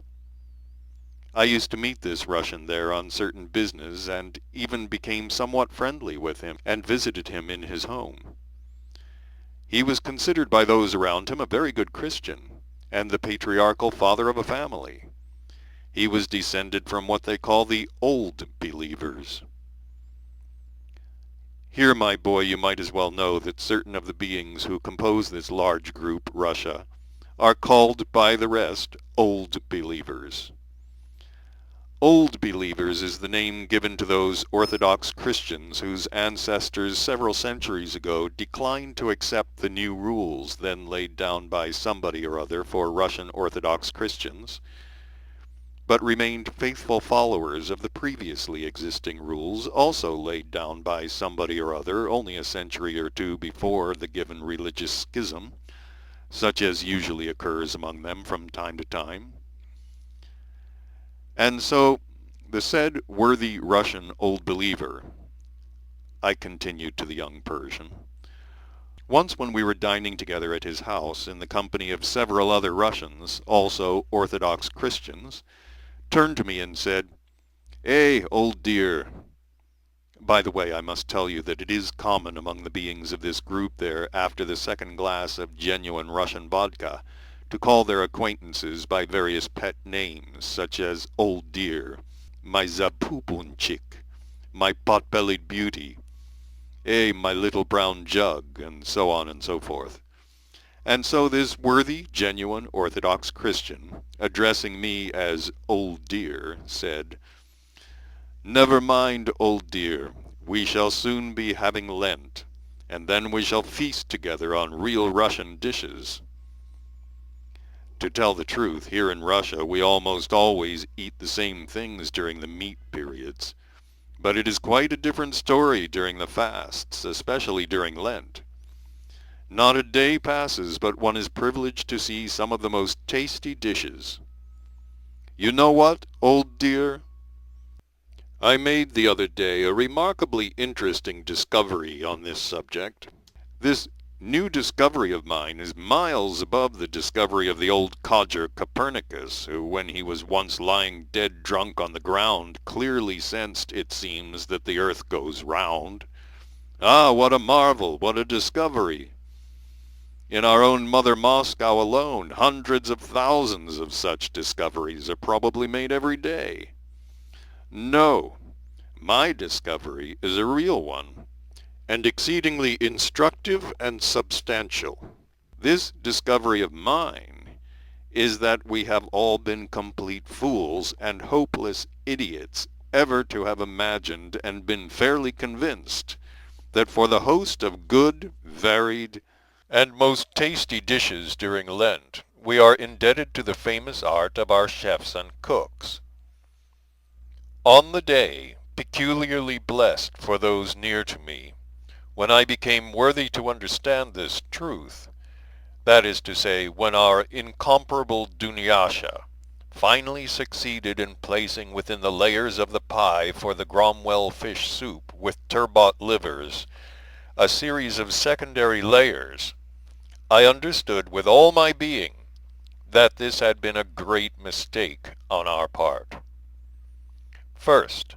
I understood this myself, and afterwards I proved it to the whole of my household, that if we have so many varied and most tasty dishes during Lent, we are indebted only to our blessed and glorious fishes alone. During fasts, and especially during Lent, our homes are made happy by the frequent visits of the most honorable sturgeon, and the estimable sterlet, and the respected dried sturgeon, and the ever-memorable turbot, and Her Illustrious Highness the salmon, and the musical white sturgeon, and the serenely plastic mackerel, and the eternally angry pike, and the ever-demure guinead, and the leaping alive trout, and the beauty trioshka, and the proud shamai, and the worthy personality bream, and all other like benefactors and protectors. Merely the names alone of these our givers of good and felicity are already for us the greatest gift of God. When we hear their names, our hearts almost leap within us. These names of theirs are not just names, but real music. Can one really compare the sounds of the music invented there by various Beethovenings and Chopinings and other fashionable triflers with the sounds of the names of these blessed fishes? Every time we hear the names of these glorious creations, a state of bliss flows within us and courses through our veins and nerves. Blessed fishes, first created by our Creator, have mercy on us and sustain us also in these meat days. Amen. After this prayer, this worthy Orthodox Russian Christian drained a monster glass of genuine refined Russian vodka and stared fondly at a little statue of Venus and Psyche which stood nearby. And indeed, my friend, almost every Russian Orthodox Christian has a similar idea of fasting, and a similar attitude towards it. During these Christian fasts, which passed to them from the Orthodox Greeks, they all eat the flesh of fish. It is not considered a sin among them to eat the flesh of fish, and they eat it heartily as a fast dish. I personally find only one thing incomprehensible. From where did these Russian sorry Orthodox get the idea that during the Christian fasts, especially during Lent, the flesh of fish may be eaten? I find it incomprehensible because the Orthodox Christians from whom they took this religion, namely the Greeks, neither in the past nor in the present have ever eaten or do eat the flesh of fish during fasts. Even the Greeks of today eat fish during Lent only on one day, and even then in accordance with the code of the Orthodox Church in memory of a day associated with the divine Jesus Christ. The result of a fast permitting the consumption of the flesh of fish not only gives no shock at all to the fasters, but is even directly contrary to what the divine Jesus Christ himself intended and taught, and for which this custom was established by the great creators of this Christian religion. In confirmation of what I've just told you, you might as well, my young friend, listen to what I once chanced to read about Christian fasting in an ancient Judaic Essenian manuscript. In this ancient Judaic Essenian manuscript, it was stated that the custom established for the followers of the teaching of Jesus Christ of fasting at certain times of the year was instituted long after his death, namely in the 214th year after his birth. The custom of fasting was instituted and introduced into the Christian religion by the great secret Kelnuanian Council. This secret Kelnuanian Council was convened by all the followers of the then still new teaching of Jesus Christ in the locality of Kelnuk, lying on the shores of the Dead Sea. Hence it is known in the history of the Christian religion as the Kelnuanian Council. And it was held in secret because the followers of the teaching of Jesus Christ were then everywhere rigorously persecuted by the power-possessing people. The power-possessing people persecuted them because they greatly feared that if people lived according to this teaching, then although they themselves, namely the power-possessing people, could also live very well, yet all the motives for displaying their power would disappear, and thereby those shocks would cease, the satisfaction of which evoked the tickling of their inner god named self-love. It was just during the Kelnuanian Council that its members first laid down the rule that the followers of the teaching of Jesus Christ should on certain days abstain from consuming certain edible products for food. And the initial cause of the institution of this fast was the dispute at this Kelnuanian Council between two then famous learned men, namely the great Hertunano and the great Greek philosopher Vegendiadi. The great Hertunano was the representative of all the followers of the teachings of Jesus Christ, settled on the shores of the Red Sea, while the philosopher Vegendiadi was the representative of all the then followers of that teaching in Greece. The philosopher Vegendiadi was famous for his learning only in his own country, but Hertunano was famous all over the earth. He was considered the greatest authority on the laws of the inner organization of man, and also an authority on the science then called alchemy. Not, of course, the alchemic science of which contemporary people have a notion and which they express by the same word. The famous dispute between the great Hertunano and Vegendiadi arose on the following occasion. The philosopher Vegendiadi, it seems, occupied 2 days in affirming and proving that it was absolutely necessary to spread among all the followers of the teachings of Jesus the notion that to kill animals for the purpose of consuming their flesh for food was the greatest sin, and moreover that such flesh was very harmful to the health, and so on. After the philosopher Vegendiadi, several other representatives ascended the rostrum and spoke for or against his case. Finally, as this manuscript stated, the great Hertonano, with measured dignity, slowly mounted the rostrum and spoke in the manner proper to him, clearly and calmly. According to the text of this manuscript, he then spoke as follows. I fully concur in all the evidence and arguments set forth here by our brother in Christ, the philosopher Vegendiadi. I, for my part, will even add to all he has said, that to cut short other lives merely to stuff one's own belly is an infamy of infamies, such as only man is capable of. Had I not also been interested in this question for many years, and had I not reached certain entirely different conclusions, then after all that our brother in Christ Vegendiadi has said here, I should not hesitate a moment, but should urge and conjure you all not to delay until tomorrow, but without looking behind to hasten back to your towns, and there in the public squares to cry aloud, Stop, stop, people, consume no more meat for food. This practice of yours is not only contrary to all the commandments of God, but is the cause of all your diseases. As you see, I do not do this now.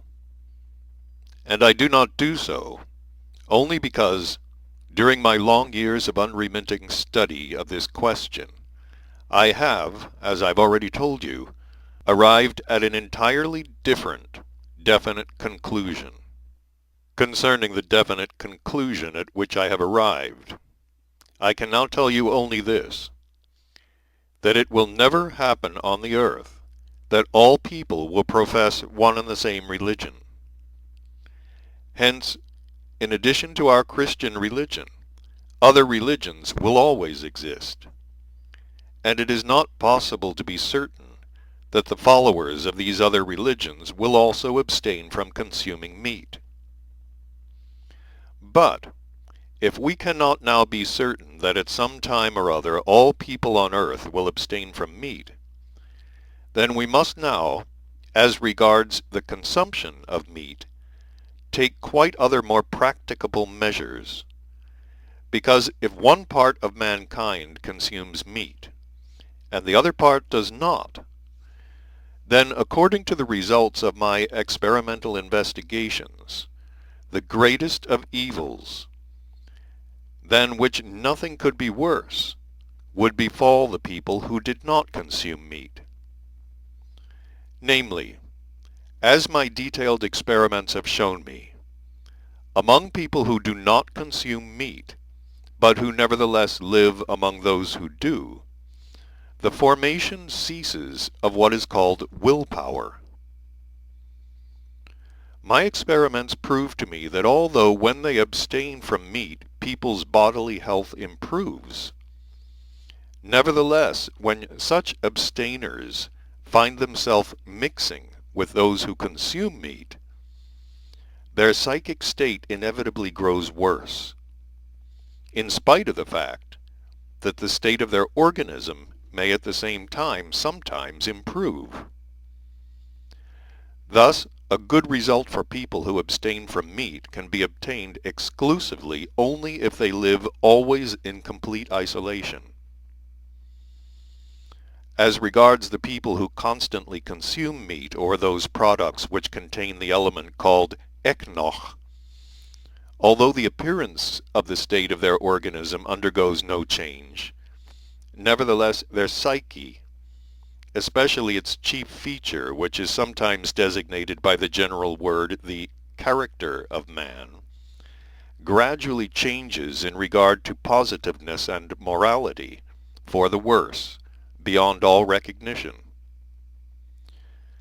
I must tell you that I made all these deductions from the experiments I was enabled to conduct over a period of many years, thanks to two good philanthropic men, namely to the rich shepherd Allah Linach and his money, and to the scientist we all respect, El Kunanaza, with his remarkable invention, the apparatus Aristodesoch. By means of this said remarkable apparatus Aristodesoch, I was enabled for several years to register daily the general state of the organism of all those thousands of people who lived under test conditions at the expense of the Good Shepherd, Allah Ech Lanach. May our Creator multiply his flocks. Well then, when thanks to these experimental researches of mine, I became clearly convinced that if people continue to consume meat for their food, it will be very bad for them, and that, on the other hand, if only some of them should abstain, no good would come of this either. I therefore devoted myself entirely for a time to finding out what could nevertheless be done for the future welfare of the majority of the people. At the outset, I then established for myself two categorical propositions. The first, that people accustomed for so many centuries to consuming meat for their food would never, with their weak wills, be able to make themselves cease consuming it in order to overcome this criminal tendency of theirs. And the second, that even if people should decide not to eat meat and should in fact keep their decision for a certain time and should even lose the habit of eating meat, they would nevertheless never be able to abstain from eating it for a sufficient length of time to acquire a total aversion to it. They would not be able to do so because never on the earth will it occur that all people will have the same religion or form a single government, without which condition there can never exist common to all any suggestive, prohibitive, penal, or any other kind of compulsory influence, owing to which alone people possessing in general the property of being stimulated by example, aroused by envy, and influenced magnetically, might be enabled to keep forever a resolution once taken. Notwithstanding these two facts, incontestably clear in my conviction, I nevertheless, with these facts as the basis of my subsequent researches, persevered in my search for some possible way of escape from the unhappy situation confronting people. Of course, all my further investigations on a large scale proceeded again with the aid of the inexhaustible wealth of the herdsman Allah Ech Lanach and the wonderful apparatus of the wise El Kunanaza. The results of these last researches of mine made it clear to me that although in general people's psyche does indeed deteriorate from the constant introduction into the organism of the substance Echnoch, yet this substance has a particularly harmful effect only at certain times of the year. So, my brethren in Christ, from all I've said, and chiefly from the experimental observations which I made on people daily during a whole year, and which clearly showed me that the intensity of the harmful effect of the substance Echnoch decreases at certain times of the year, I can now confidently express my personal opinion that if the custom would be spread and confirmed among the followers of the teachings of Jesus Christ, of abstaining during at least certain times of the year from the use of these products in the formations of which that substance Echnoch takes a special part, then if such a measure could conceivably be put into effect, it would bring the people a certain amount of benefit. As my numerous alchemic investigations have shown me, the substance Echnoch participates in the formation of the organisms of all lives, without exception, breeding on the surface of the earth, as well as within its different spheres, as for instance within the earth, in the water, in the atmosphere, and so on. This substance is present also in everything which exists for the formation of the said organism, as for example in the vascular fluid of every pregnant female of every kind of life, and in such products as milk, eggs, caviar, etc. The ideas expressed by the great Hertunano so astounded and agitated all the members of the Kelnuanian Council that the commotion made it impossible for the great Hertunano to continue speaking, and he was compelled to abandon his speech and descend from the rostrum. It was further said, in that manuscript, that the day's result was a unanimous decision on the part of the members of the Kelnuanian Council to fix, with the help of the great Hertunano, those times of the year when the substance echnoch had more harmful effects on people, and to spread widely among the followers of Jesus Christ the custom of fasting at these times of the year. That is, of abstaining at certain times of the year from products containing the, for them, harmful substance, echnoch. With this, that Judaic-Essenian manuscript ended. As you see from this, the creators of this custom had in view that the followers of that religion should abstain at fixed times from those products which contain the substance very harmful for their health and particularly to their psyche. But the Russian Sari Orthodox Christians,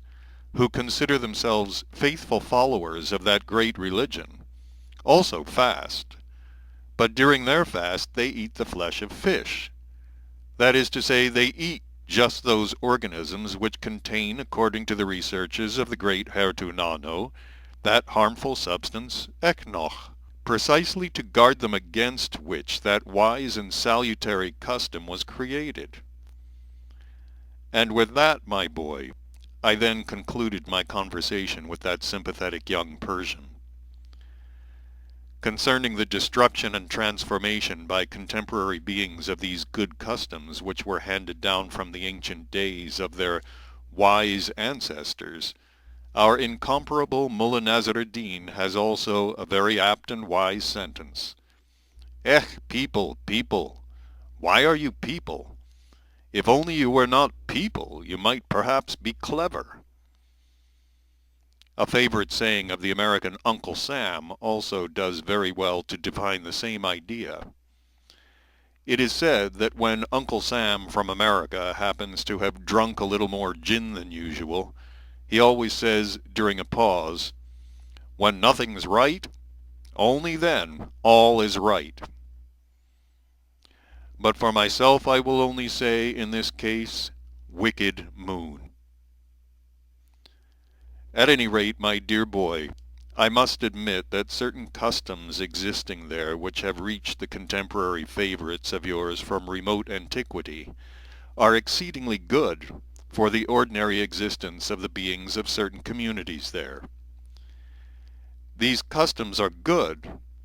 because they were invented and introduced into the process of the existence of beings by those three-brained beings there, who brought the perfecting of their reason up to so high a degree as, unfortunately, none of your contemporary beings there any longer attains. The contemporary people, beings, are able to create only such customs as make the quality of their psyche still worse. For instance, they have recently made a practice of always, here, there, and everywhere, dancing a certain dance called the fox-trot. At the present time, this fox-trot is indulged in everywhere at all times of the day and night, not only by young and still unformed beings who do not even begin to be aware of the sense and aim of their arising and existence, but also by those whose faces clearly express, as it can be constated by every normal, more or less sensible, three-brained being, that in respect of their duration of existence, our teacher would say, not only have they one foot in the grave, but even both. The point, however, is the process of the experience in a being during the said foxtrot is exactly similar to that which proceeds during that children's disease which the great Moses called mortorten, the disease which the great Moses devoted half his existence to eradicating from among children. A host of your contemporary favorites of responsible age have, almost deliberately resurrected again, and spread not only among children and the general mass of adults, but also even among the aged as well. These good customs for ordinary existence reached your contemporary favorites from ancient three-brained beings of your planet, and very many now still exist there among the beings of various communities of the continent Asia. Certain of these customs existing there now appear, when first witnessed, as absurdly strange and barbaric. But on a close and impartial investigation of the inner meaning of any of these customs, one can see how skillfully there has been incorporated in them for the people who follow them one or another moral or hygienic benefit. Take as an example one of the most seemingly senseless of the customs there, one existing among a certain tribe of Asiatic beings called Kolenian Lurs, or Kolenian Gypsies, dwelling between Persia and Afghanistan, and which other beings there call gypsy self-fumigation. Exactly the same end is served by this seemingly stupid custom as by the Persian custom of ablution or abdest. This gypsy tribe is regarded as the lowest and filthiest of all tribes existing on the earth, and indeed they are so filthy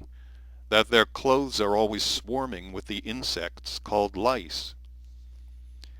Their custom of self-fumigation also serves, by the way, to destroy these insects. Although the men beings of that tribe are indeed exceedingly filthy, yet not only do no venereal diseases exist among them, but they do not even know and have never heard that such diseases can be contracted. In my opinion, this is the outcome entirely of that custom of theirs, which some ancient clever being there invented for the welfare of the people of his epoch, and which, passing afterwards from generation to generation, chanced to reach these contemporary filthy beings of the tribe of Kolenian gypsies. For this rite of self-fumigation, every family of gypsies has also what is called an ateshkaini, that is, a stool of special form, which they regard as sacred. And this whole ritual of theirs they perform with the aid of this sacred stool. Every family of these gypsies has also what is called a tandur, that is, a special kind of earth pit, such as is found in the houses almost everywhere on the continent of Asia, and which serves as a hearth on which they usually bake bread and prepare food. In these tandurs in Asia, they burn chiefly what is called kizyak, a fuel composed of the dung of quadruped animals. The rite itself consists in this, that when the family of these gypsies returns home in the evening, they first remove all their clothing and shake them in this tandur. It is almost always hot in this tandur because the dung burns very slowly and the ashes formed around the kizyak keep the fire burning for a very long time. By the way, it is interesting to remark that when these gypsies shake their clothes in the tandur,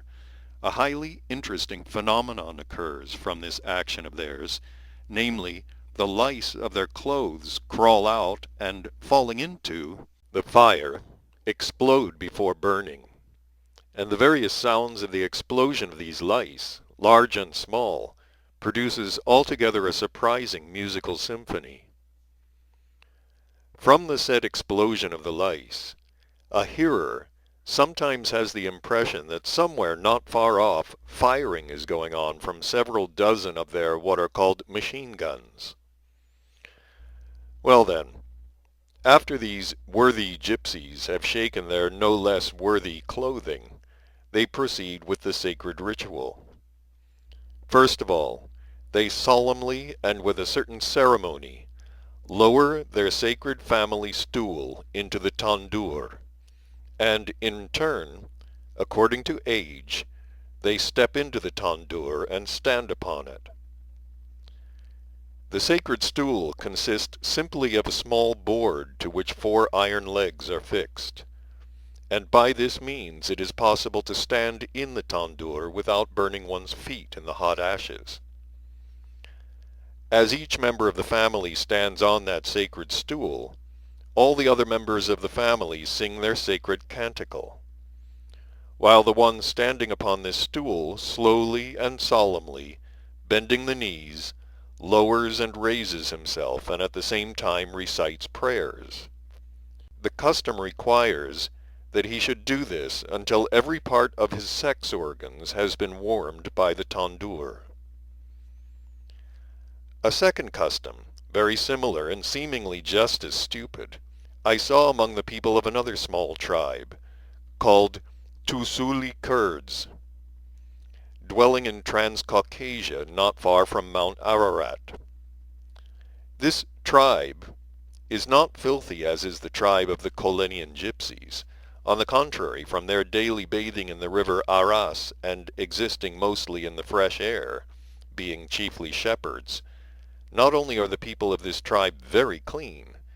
but they even do not give off the specific odor which is peculiar to the people of almost all the tribes which populate this great Asia. Each family of this tribe has its own what is called hut, which serves as a dwelling and for the reception of guests, as the custom of visiting one another is highly developed among the separate families of this tribe. In each hut, it is customary for them to have, in the corner of the front section, what is called a sacred mongol. That is, a hearth on which a fire of smoldering charcoal, or of the said kiziak, is constantly kept, and near each such sacred mongol there hangs a small wooden box called ktolnots, which is always kept supplied with the roots of a certain plant. The rite of self-fumigation consists in this, that every member of the family and every guest of either sex, before going into the principal section of the hut, is obliged to enter this sacred mongol, in order, as they say, to purify himself from the influence of those evil spirits by which man is surrounded when he is busy with honest work. And this purification is carried out in the following manner. Each person going into the hut must approach and take a few roots out of the hanging box and throw them into the fire, and afterwards, in the smoke of the burning of these roots, fumigate his sex organs. In the case of a woman, she simply spreads her skirt and stands over the Mongol. If it is a man, he either takes off or lets down his trousers, and also stands over the said smoke. Only after such a purification can they enter the chief room. Otherwise, as they affirm, not only will evil influences be brought into the house,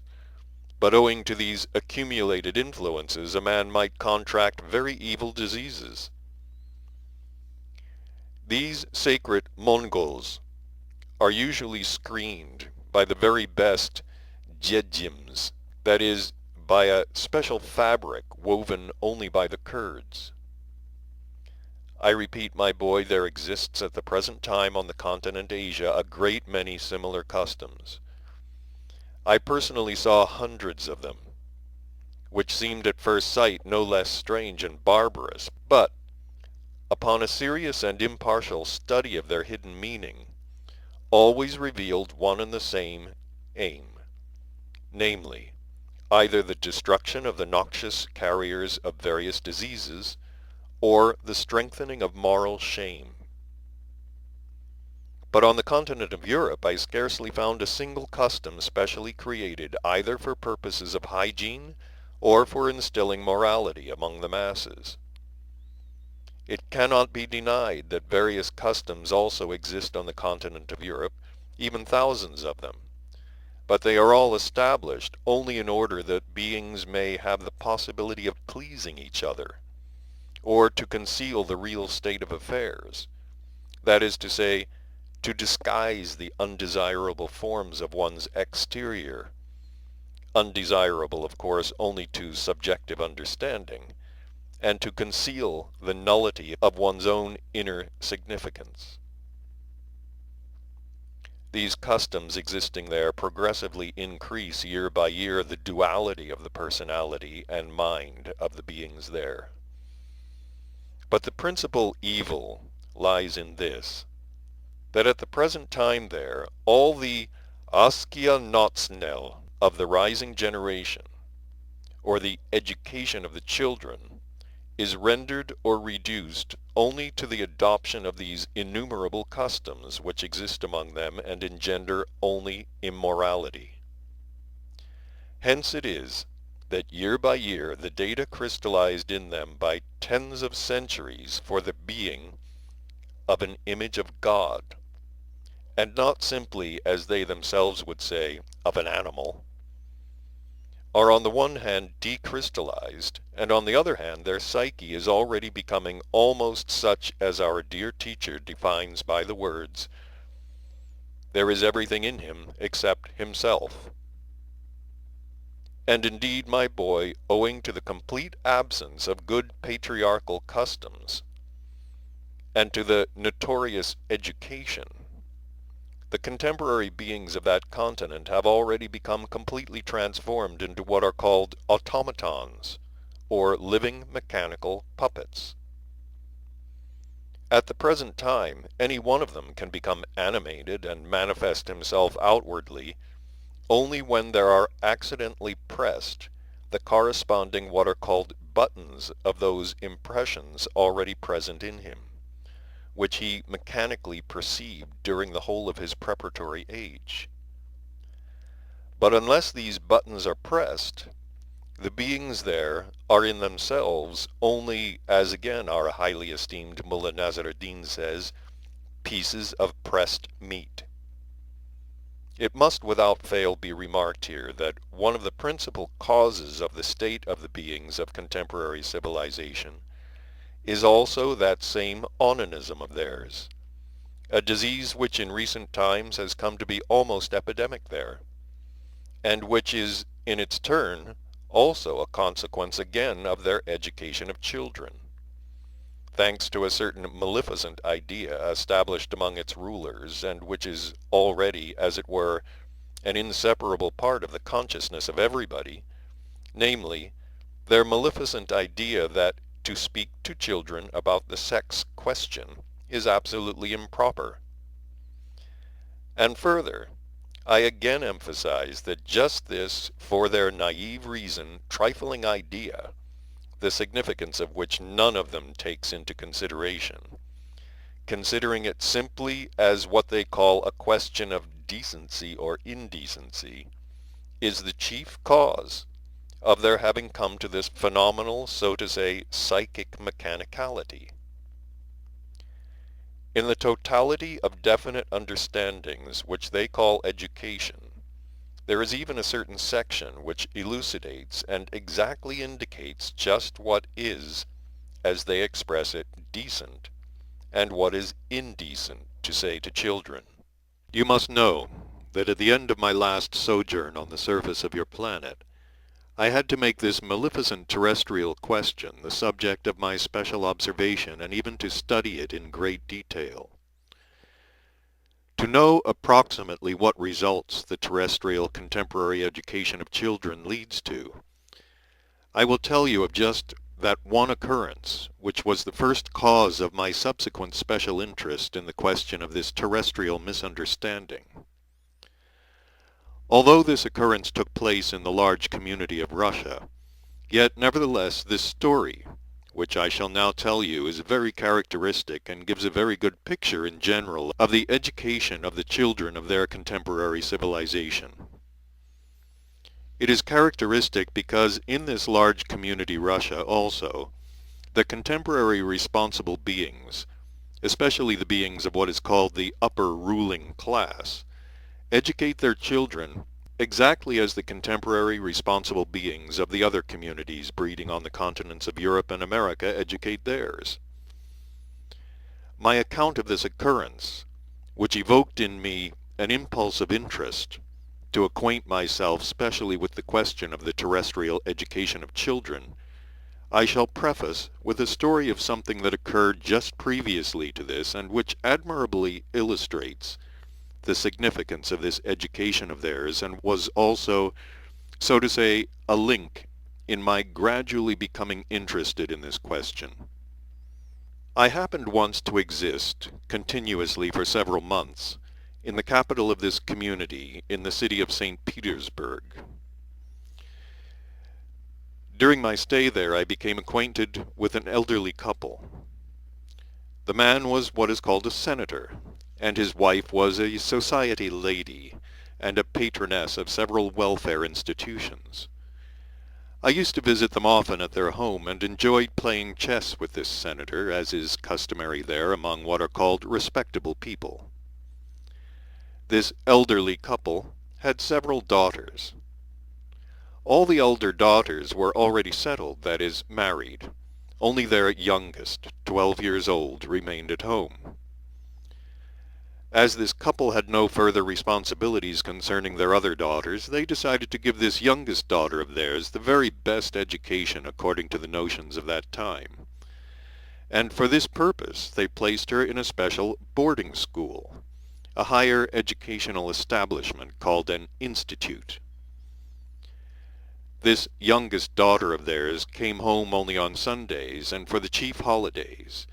and once a week on special days her father and mother used to visit her at the boarding school. I was almost always with them during the holidays, and I met this charming, as yet unspoiled girl, and sometimes even took walks with her in the neighboring what is called park. During these walks, we either joked or she told me about her lessons and her new impressions.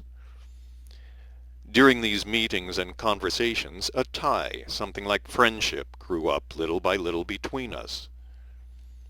She was very quick in her perceptions and manifestations, or, as your favorites themselves define such persons from among themselves, an alert and thoughtful girl. My acquaintance, this senator, was sent on a certain, as they say there, inspection somewhere far off in Siberia. His wife decided to accompany him,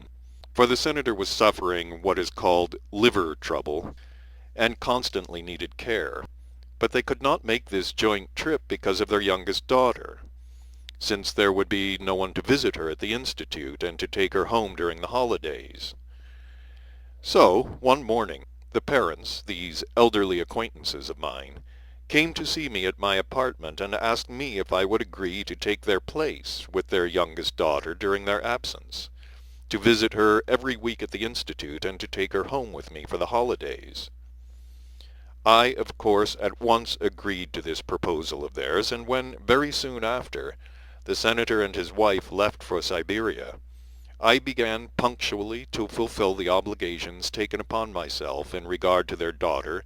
who had by that time become a pet of mine.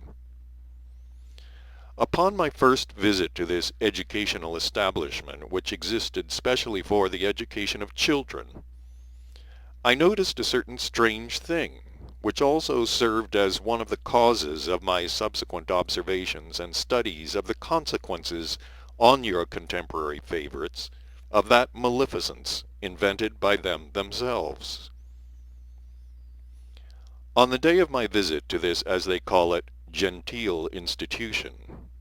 there were many visitors in the reception room where the meetings of the parents or the guardians with their children or wards actually took place. One or two parents or guardians had only just come in.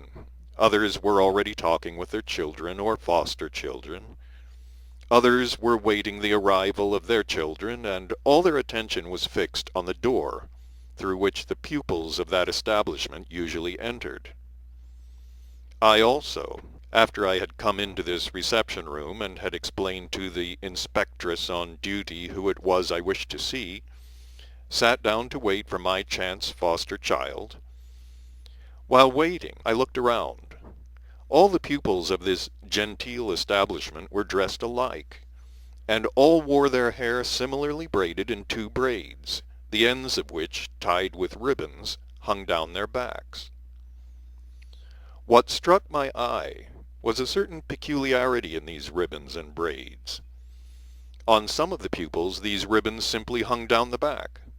but on others, although they also hung down the back, yet the ends of these ribbons were tied together in a certain way. On the very next holiday, when I took my foster child home, talking with her over what is called a samovar, I asked her, "Tell me, Sonia, please, why, although the pupils of your institute dress alike in everything else, there is that peculiarity in the ends of their braids?" She immediately blushed, and without answering this question of mine, stared pensively into her tea, and only after a certain time nervously replied, "It's not just a simple thing among us. Although this is our big institute secret, yet I cannot help telling it to you, my friend, as I am quite sure that you will not give away this big institute secret of ours to anybody." She proceeded to tell me frankly as follows. The manner of tying our ribbons was intentionally devised by the pupils so that they could recognize one another. That is, know to which club a pupil belongs, and at the same time so that the class teachers and supervisors, and in general anyone not a pupil of the Institute, should not know or discover the secret. All the pupils of our institute are divided into two categories. One belongs to what is called the men's club, and the other to what is called the women's club. And we recognize one another just by the manner of tying these ribbons. After this she explained to me in detail in just what the difference between these two clubs lies. She said that as a rule all new arrivals in the Institute were at first members of the women's club, and only afterwards, if any pupil proved to be daring toward the teachers or in general showed herself very active in some way or other, then by the common consent of all the pupils she was enrolled as a member of the men's club, and from that moment tied the ends of the ribbons of her two braids together. We usually make the meeting place of our club a spare classroom or dormitory, but more often the toilets. The members of the men's club have in general the following privileges. They have the right to choose and to command as many as they like and whom they please of the pupils who are members of the women's club. And these latter are obliged always to gratify every wish of the given member of the men's club, and do their utmost to make her stay in our boarding school easy for her. As, for example, to make her bed in the morning, copy her lessons, share with her presents sent from home, and so on and so forth. The chief occupation of the clubs consists of reading together forbidden books procured by one of the pupils. They chiefly read one very rare manuscript obtained with money raised by a general institute subscription, wherein is expounded in detail the whole of the teaching of the famous poetess Sappho. I must tell you, my boy, that Sappho was the name of a certain Greek poetess who first discovered there on your planet the way to real happiness for many women of the Greek, Roman, as well as of the contemporary civilization. This great creator of women's happiness had her dwelling place on the island of Lesbos, from which word originated the title of those women who have already become worthy to understand and to actualize during the process of their existence the teaching of this remarkable woman, and who at the present time are called lesbians. This foster child of mine, who had chanced to become my enlightener upon the subtleties of the psyche of the beings of the female sex of your planet, further explained to me that every pupil of the Institute who was a member of the men's club could choose for herself as many partners as she wished for the common pastime, this of course proceeding in full accordance with the teachings of the poetess Sappho. I think that thanks merely to this one fact which I have related to you out of thousands of other observations of mine,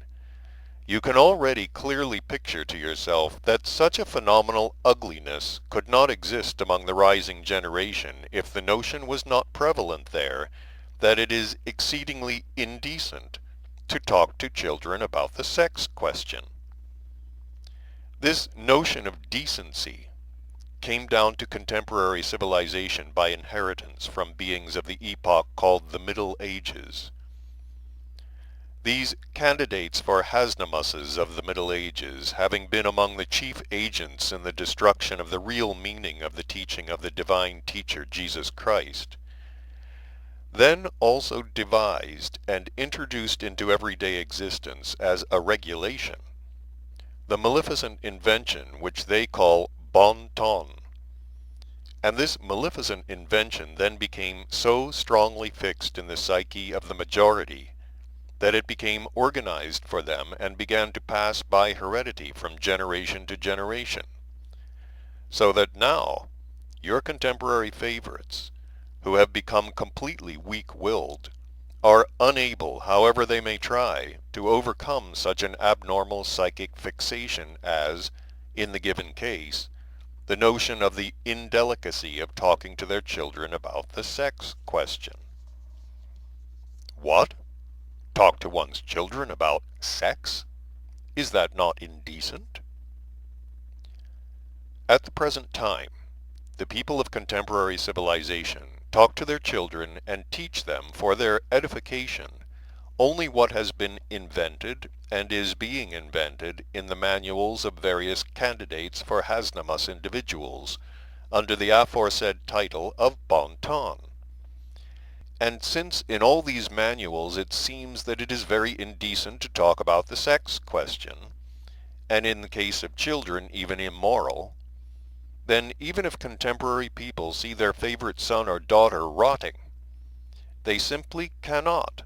and even, as I have already told you, with all their mental wish dare not, explain frankly to their children the harm and sin of these criminal habits. And so, my boy, when my good acquaintances, the senator and his wife, had returned from Siberia, and I was free of the obligations I had taken upon myself in regard to my pet, their youngest daughter, there just then occurred the aforementioned event, which served as the beginning of my special observations and studies of this terrestrial contemporary question, maleficent also to themselves. This sorrowful event occurred there in St. Petersburg itself, in just such another educational institution, and consisted in the following. The headmistress of this institution,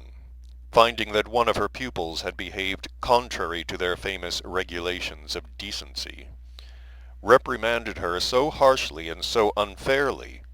that as a result the accused and her friend, two growing girls with the germs of data for future normal women mothers, hanged themselves. My investigations into this case elicited the following.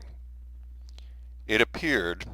that among the pupils of the mentioned educational institution was a certain young girl, Elizabeth, who had been brought by her parents from a distant estate to the capital, in order that there, in a special higher educational institution, she might receive this same contemporary education. Here in St. Petersburg, in this boarding school, it happened that this 13-year-old Elizabeth became friends with another young girl, Mary, who, like herself, was not yet developed. The same year, on the day of the spring holiday, or as it is otherwise called there, May Day, all the pupils of that higher educational institution were taken according to custom for an excursion into the country.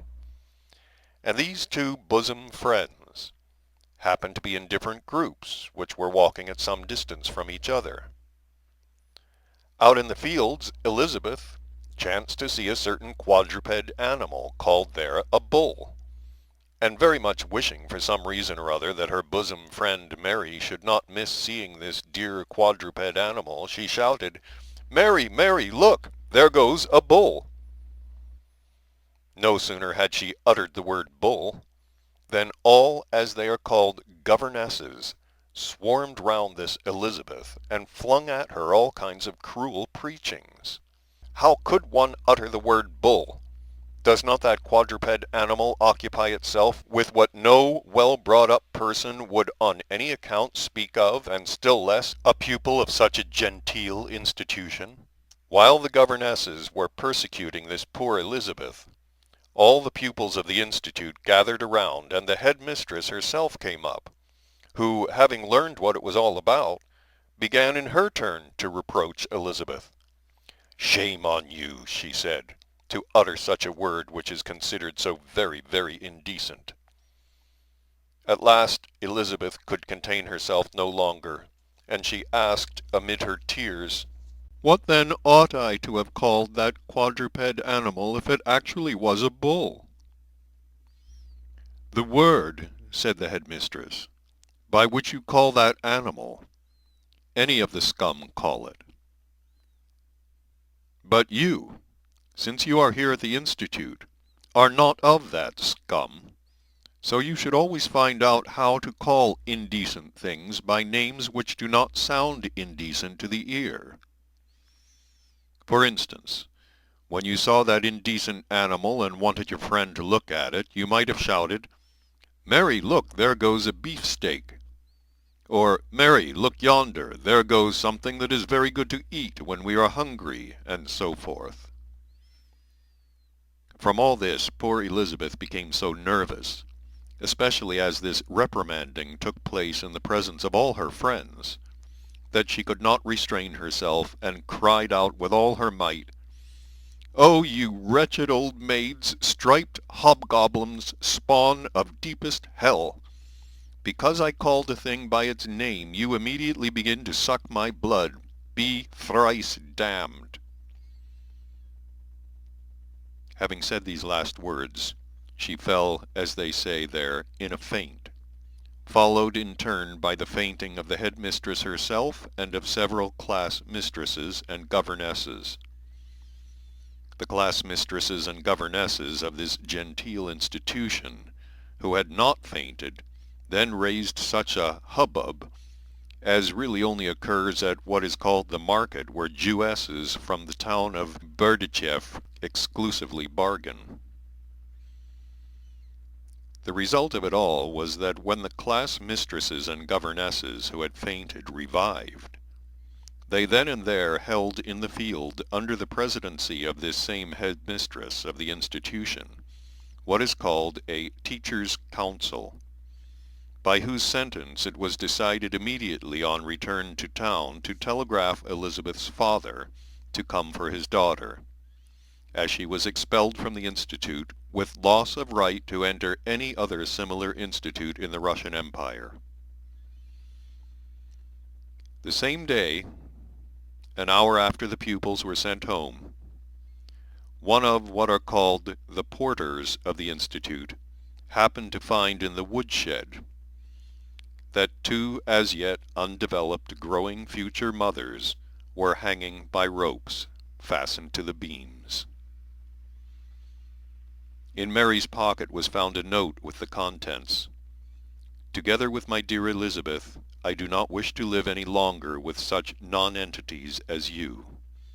and I am going with her to a better world." This case then so interested me that I began, of course privately, to investigate psychoanalytically from every aspect the psyche of all the parties in this sad story. I partly elucidated, among other things, that at the moment of the manifestation of her violent outburst, there was in the psyche of poor Elizabeth what is called there chaos. And indeed it would have been astonishing if such a chaos had not been in the psyche of this as yet unconscious 13-year-old girl, who before this miserable event had always lived on her father's big estate, where she had always seen and felt the same richness of nature as on the day in the field near the city of St. Petersburg. She had been brought to that stifling, noisy city of St. Petersburg, and had been kept for a long time in an improvised box. Suddenly, she had found herself in an environment where every fresh impression evoked all kinds of memories of former pleasantly perceived sensations. On your planet, during what is called early spring, there are indeed sometimes pictures to the charm of which it is difficult not to yield. Picture to yourself the following. Afar, cows are seen at pasture. Near, at one's feet, snowdrops shyly peep out from the earth. Close to one's ear a little bird flies by. To the right is heard the twittering of quite an unknown bird. On the left, one's sense of smell is quickened by the perfume of some also unknown flower. In short, at such moments as these, in the beings there, especially in one so young as Elizabeth, finding themselves after a long period of oppressive existence in a suffocating city, in the midst of such a rich abundance of all kinds of unaccustomed impressions, the mental associations evoked from a natural being joy would naturally arise of themselves from every external thing perceived. Elizabeth must have felt this especially strongly, having lived, as I've already said, before the Institute on her father's large estate, which lay far from the already exceedingly abnormal conditions of city vanities. Thanks to this, every impression newly perceived by her would naturally call up previous childhood memories, each connected in its turn with various other pleasant incidents. So it is not difficult to picture to yourself that the sudden appearance of that quadruped animal called bull, such as she had seen at home on the farm, and which had enjoyed there the affection of all the children, who secretly even took it bread from the table, was to this as yet unformed, impressionable young girl a shock for the corresponding associations under the influence of which she, being full of feeling of sincere happiness, still unspoiled by the abnormally established conditions of being existence, instantly wished to share her happiness with her bosom friend who was some distance off, and shouted to her to look at that dear bull. Now, I ask you, how should she have called this quadruped being, since it actually was a bull? Really, beefsteak? As advised by the esteemed headmistress of this esteemed higher educational institution, which existed there especially for the education of children, according to the barbarous system of theirs existing there to their misfortune also at the present time. As you see, my boy, intending to tell you a little more about the three-brained beings who have interested you and who breed on that continent of North America, I have, by the way, said a great deal in general about the three-brained beings arising and existing on all the continents of that peculiar planet. I don't think you will have any grievance against me for this, since you have at the same time managed to learn many more facts elucidating the details of their strange psyche, concerning specially what is called the degree of degeneration of the common presences of those who compose this contemporary large group on the continent America, in respect of the loss of possibilities for the acquisition of being nearer to the normal being of three-brained beings in general. I can tell you something somewhat consoling for them, namely, that in my opinion there remains among them the largest percentage of beings in whose presences the said possibility is not entirely lost. Although this new group is composed of and still continues to be increased by three-brained beings breeding on the continent of Europe,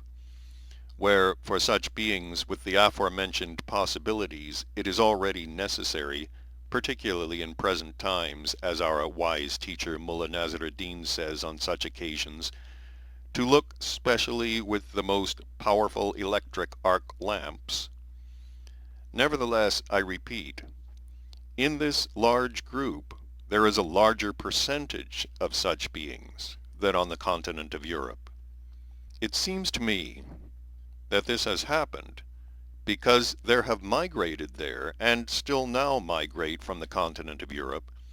beings chiefly from among what are called the simple beings, who are not, so to say, the hereditary offspring of the European beings belonging to the ruling caste, in whom,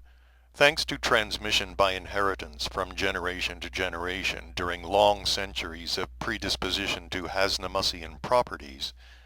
there is at the present time so much of what is called inner swagger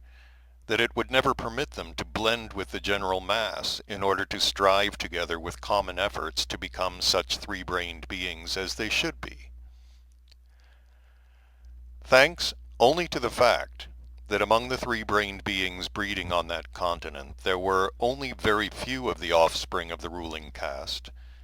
and that the general mass of beings was in itself a medium in which it is still possible for our brother to exist, and not be under the influence of those local radiations which are formed owing to surrounding beings and which act harmfully on what are called the subjectively natural inner forces of every being. I was therefore able during my stay among them to rest as I desired. Now, my boy, that I have spent so much of my time explaining the meaning of all the various innovations and all the renewals of former pernicious customs, which had already many times existed on their planet, among the beings of this big new contemporary grouping, and which have already at the present time become in the objective sense harmful, not only for them themselves, but also for all the other three-brained beings who have interested you, and who breed on quite other continents.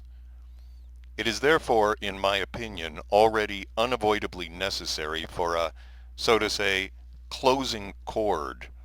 to initiate you also into those of my thoughts which began in my mentation on the last day of my sojourn among them in the city of New York,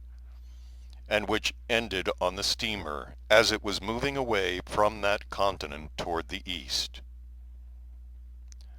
On that day,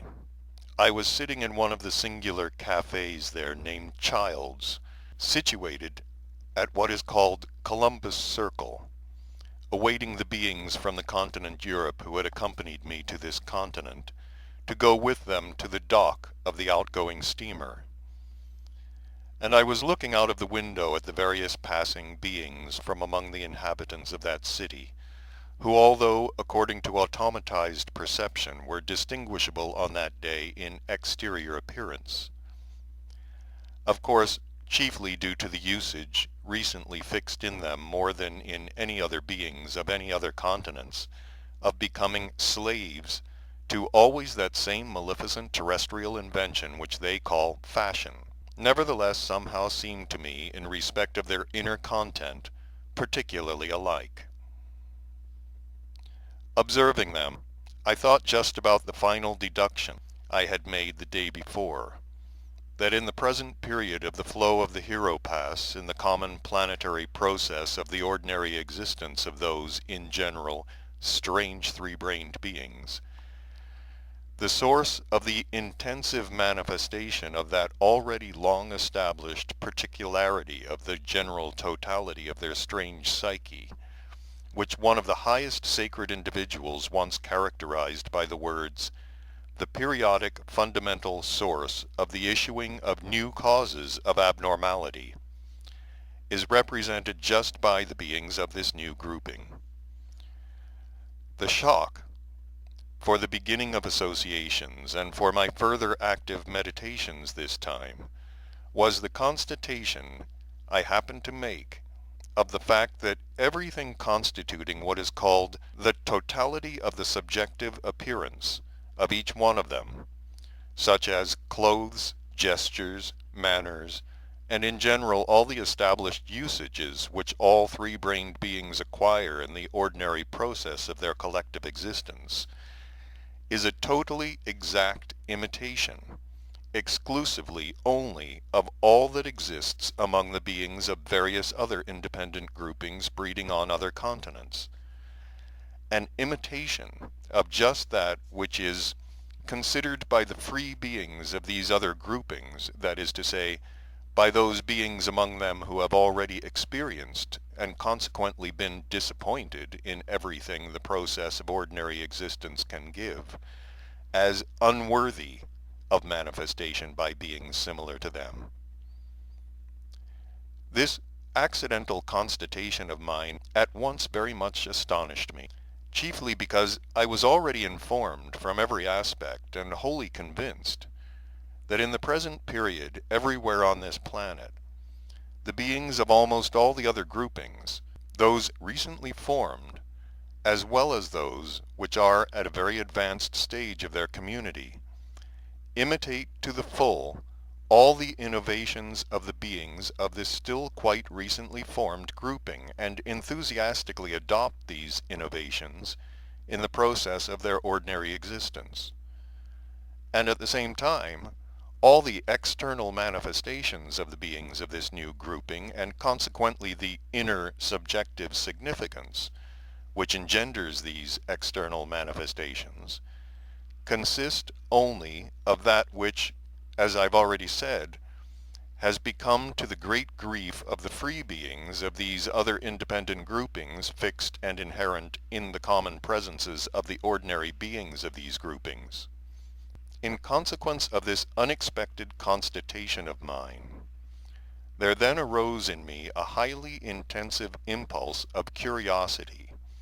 to make clear to myself the logical causes which had engendered this terrestrial incongruity. All that day, while sitting in this child's, awaiting the arrival of the beings from the continent of Europe who had accompanied me, and while riding in the motor taxi, and also while on the boat itself, I continued to ponder very actively the solution of this question, of course appearing to strangers as an automatic observer of everything proceeding around me, and in the ability outwardly to appear such in order to resemble them in this respect, and thus not to be, so to say, conspicuous, or as they say there, not to strike the eye. I became there on the earth ideally, or as they would say, artistically expert. Sitting on the deck, looking at the twinkling of the lights on the shore of this continent gradually growing fainter as the steamer moved away towards the east, and pondering over and logically comparing all the facts ensuing one from the other, I, as a result,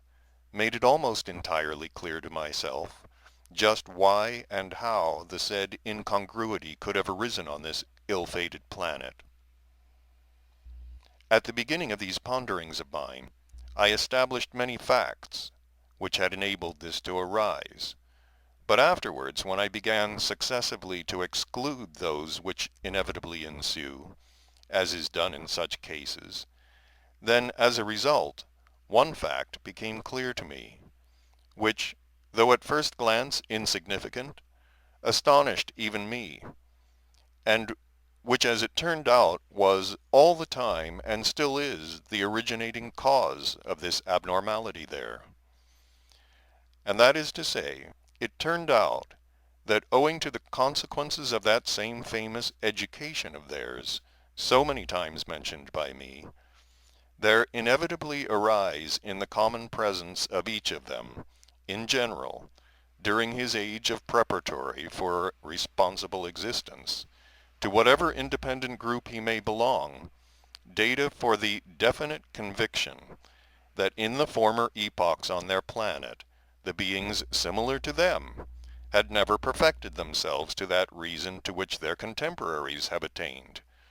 and in which they can still continue to perfect themselves. When my thoughts were concentrated on this, and I began to recall my former impressions concerning this question, those consciously and also those incidentally and automatically perceived during my previous observations of them in general, I gradually established that all your favorites, particularly in the last 30 centuries, had indeed become convinced during all their responsible existence that their contemporary what they call civilization is simply the result of the direct continuation of the development of the reason, which began at the very commencement of the arising of three-brained beings on their planet. And so, when the beings, their contemporaries of any grouping, owing to the formation in them while still in their preparatory age of new data for this false conviction, accidentally became the possessors of something which is accounted in the given period desirable, and thereby acquire authority, and at the same time find out, of course also accidentally, about some idea of the beings of past epochs which has already existed many times, and giving it out as having been thought of by themselves, spread it around. Then the beings of other groupings, through the absence in their common presence due to wrong education of the data which is proper to all three-brained beings of responsible age to have in their presences, and which engender what are called an instinctive sensing of reality and a broad outlook, believe, in the first place, that this idea has arisen on their planet for quite the first time, and secondly, that once the practical application of it has been actualized by those who already possess the said something desirable, then it must indeed be very good, and they forthwith begin to imitate everything really good as well as bad, notwithstanding its complete contrariety to everything there is and to everything well fixed in their ordinary existence, merely in order to possess that which for today is considered desirable. I then even remembered that I had already once long before very seriously reflected on this matter in the period of my 5th personal sojourn on the surface of your planet, when the city of Babylon was considered the center of culture of these strange three-brained beings, and when I had, on account of some similar question, to make a logical analysis of just this strange feature of the psyche of these peculiar three-brained beings. I then, among other things, also reasoned as follows: that they think thus may perhaps be possibly justified by taking into consideration that owing to the abnormal conditions of ordinary existence established in past epochs, no exact information has reached them about events which have occurred in the past in the process of the existence of the three-brained beings who existed before them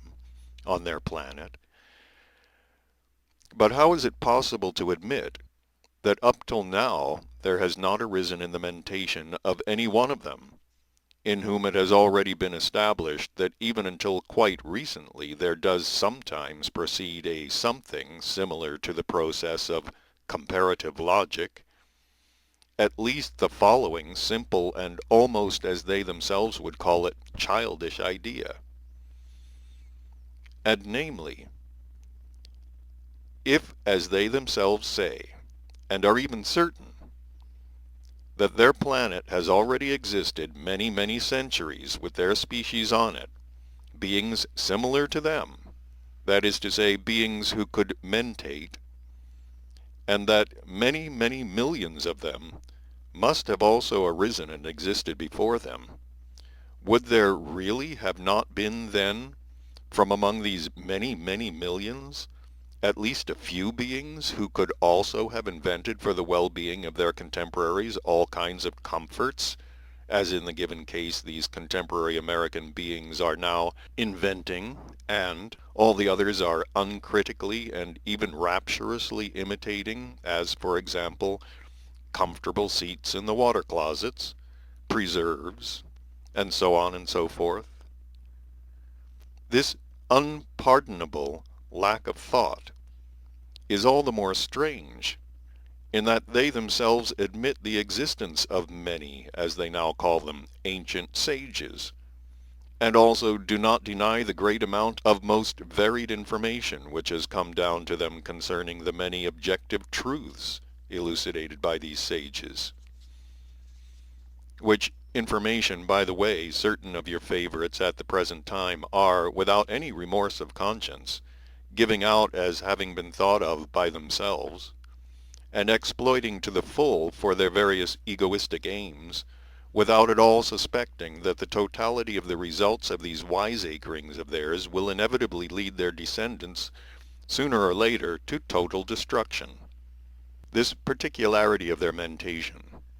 very complicated for any logical analysis, undertaken for the purpose of understanding it, engendering in them this false conviction, was, during the whole of my observations of them, beginning with the end of their existence of the continent Atlantis, always, so to say, the gravity center cause of almost all the more or less major events unfavorable for them in the process of their collective existence. Thanks to this false conviction, the result of their strange mentation, and in addition, thanks to the effect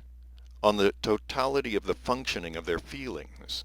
of the consequences of the properties of the organ Kundabuffer, which inevitably arise in their presences at responsible age, and which are called envy, greed, and jealousy, it always happens there that when the beings of any groupings become the possessors of anything which in the given period is considered desirable, in most cases, because of that maleficent practice fixed in their everyday existence, which they express by the words, not to cease progressing, there immediately arises in the common presences of all the beings of other groupings, on whatever continents they may breed, as soon as the rumor of this reaches them, the desire to have the same, and from that moment there arises in each of them, firstly, the need to imitate them, and secondly, the indubitable certainty that the beings of this other grouping must exist very correctly,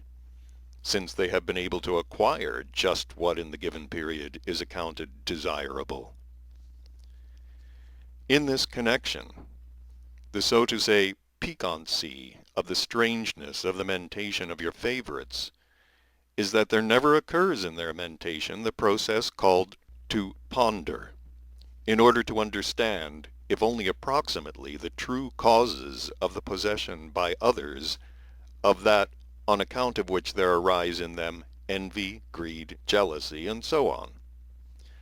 And so, my boy, in spite of the fact that as far as the acquisition and hence the possession of the results attained by the conscious labors and intentional sufferings of the three-brained beings of past epochs of their planet are concerned, the beings of their new group have absolutely nothing at all, but consist as to inner content as well as to exterior manifestations only of everything bad that exists among contemporary beings of other independent groupings, solely because in recent times they have accidentally become the possessors of just that which in the objective sense is most despicable, yet which, owing in general to the fixed abnormal conditions of the ordinary existence of these unfortunates, is considered desirable. Nevertheless, the beings of all the other groupings now imitate to the full everything they invent.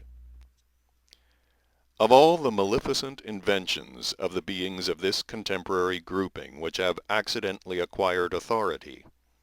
the most harmful for their common presences in respect of the possibility of rectifying in the future the, so to say, already actualized maleficences, must be considered the practice they have established of passing a great part of the time of their existences in high houses. In order that you may clearly picture to yourself the significance of all the harm from just this invention of theirs, I must first of all explain to you the following. Do you remember when I spoke to you about that maleficent means existing there at the present time called sport?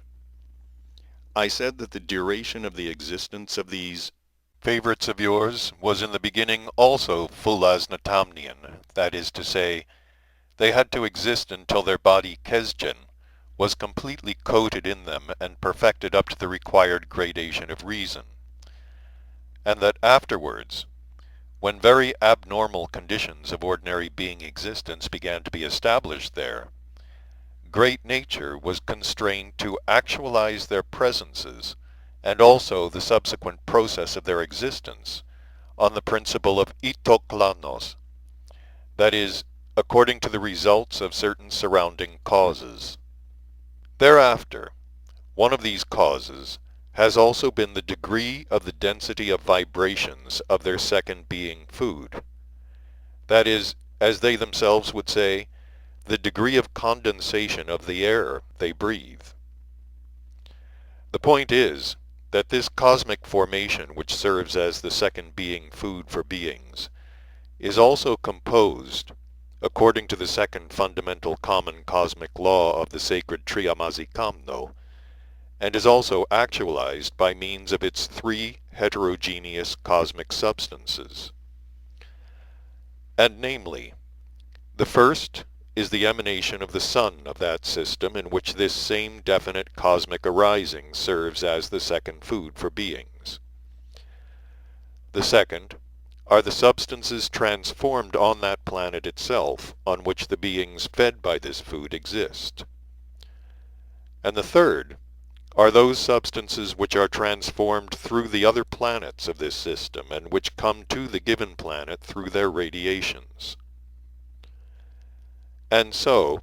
the process of fusion of all those substances required for the normal formation and existence of beings, which are transformed by the planet itself, and which actualize the second holy force of the sacred Triamazikamno, can proceed in the correspondingly required definite proportion only within certain limits of the atmosphere from the surface of the planets, because owing to the second grade cosmic law called teniktoa, or as your favorites would call it, law of gravity, these substances cannot penetrate beyond a definite height of the atmosphere. In my opinion, you can yourself apprehend all the subsequent ensuing consequences of this question which I've just now brought to light, and compose data in yourself for your own opinion of the significance of this invention of theirs. I think, my boy, that I have now already fully satisfied your curiosity concerning these dollar fox-trotting followers of what is called Christian Science. In the name of objective justice, it now only remains for me to remark that whatever they may turn into in the future, I had, however, during my existence among them, the possibility of inwardly resting, and for this I ought now to express to them my sincere thanks. And you, just you, my heir, to whom has already been transmitted and will be transmitted by inheritance everything acquired by me during my long existence.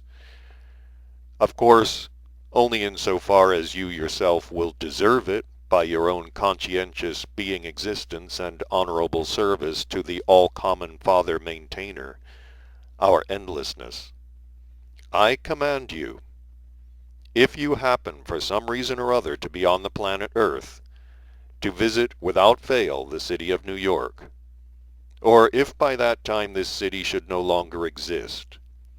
then at least stop at that place where it was situated, and to utter aloud, "In this place my beloved grandfather, my just teacher Beelzebub, pleasantly passed a few moments of his existence."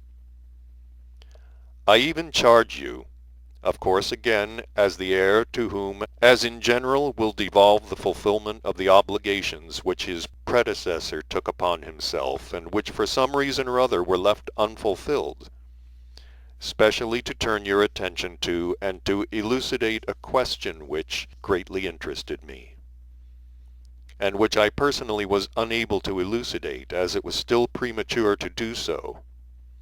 That is to say, I charge you to elucidate for yourself into what a maleficent form for their descendants, if of course by that time their descendants still continue to arise, will the results have become molded of the disease, very widespread at that time, which one of their misters, by name Onenson, called writing itch. And indeed, my boy, having then during my stay there a more or less close relationship with many of them, I very soon found out that almost every one of them either had already written a book, or at that time was writing one, or was getting ready quickly to burst into authorship. Although this peculiar disease was then, as I've already said, widespread among almost all the beings of this continent, and moreover among the beings of both sexes and without distinction of age, yet among the beings at the beginning of responsible age, that is, as they themselves say, among the youth, and particularly among those who had many pimples on their faces, it was for some reason or other, as it is said, epidemical. I must further remark, in just this connection, that there flourished that specific particularity of the strangeness of the common psyche of these peculiar beings who have taken your fancy, which has already long existed in their collective existence, and which has been formulated by the following words: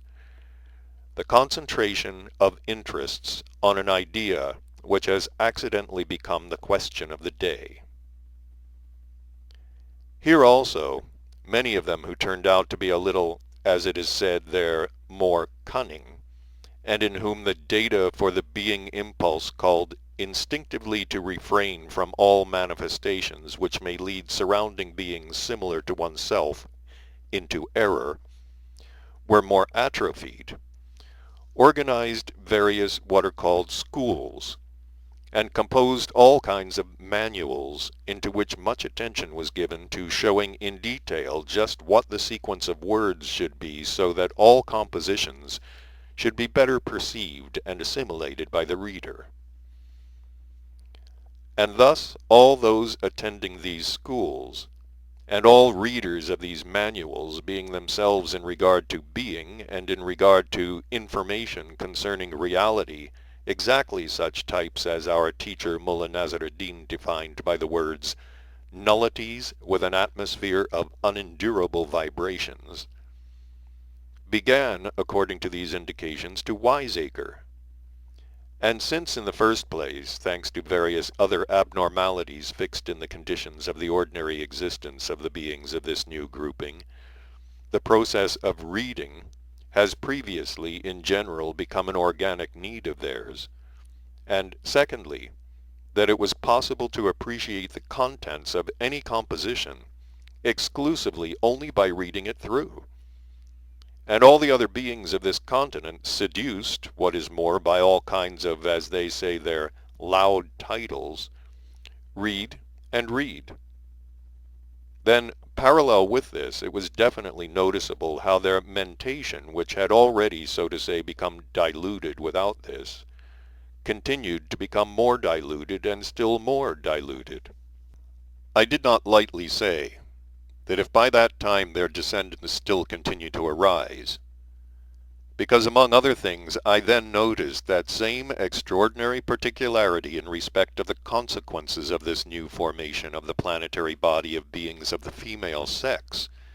which I had already once noticed long before in the process of the ordinary existence of these strange three-brained beings. And parallel with this, I minutely constated, among other special observations, the consequences ensuing from this particularity. This extraordinary fact occurred there before the loss of the continent Atlantis,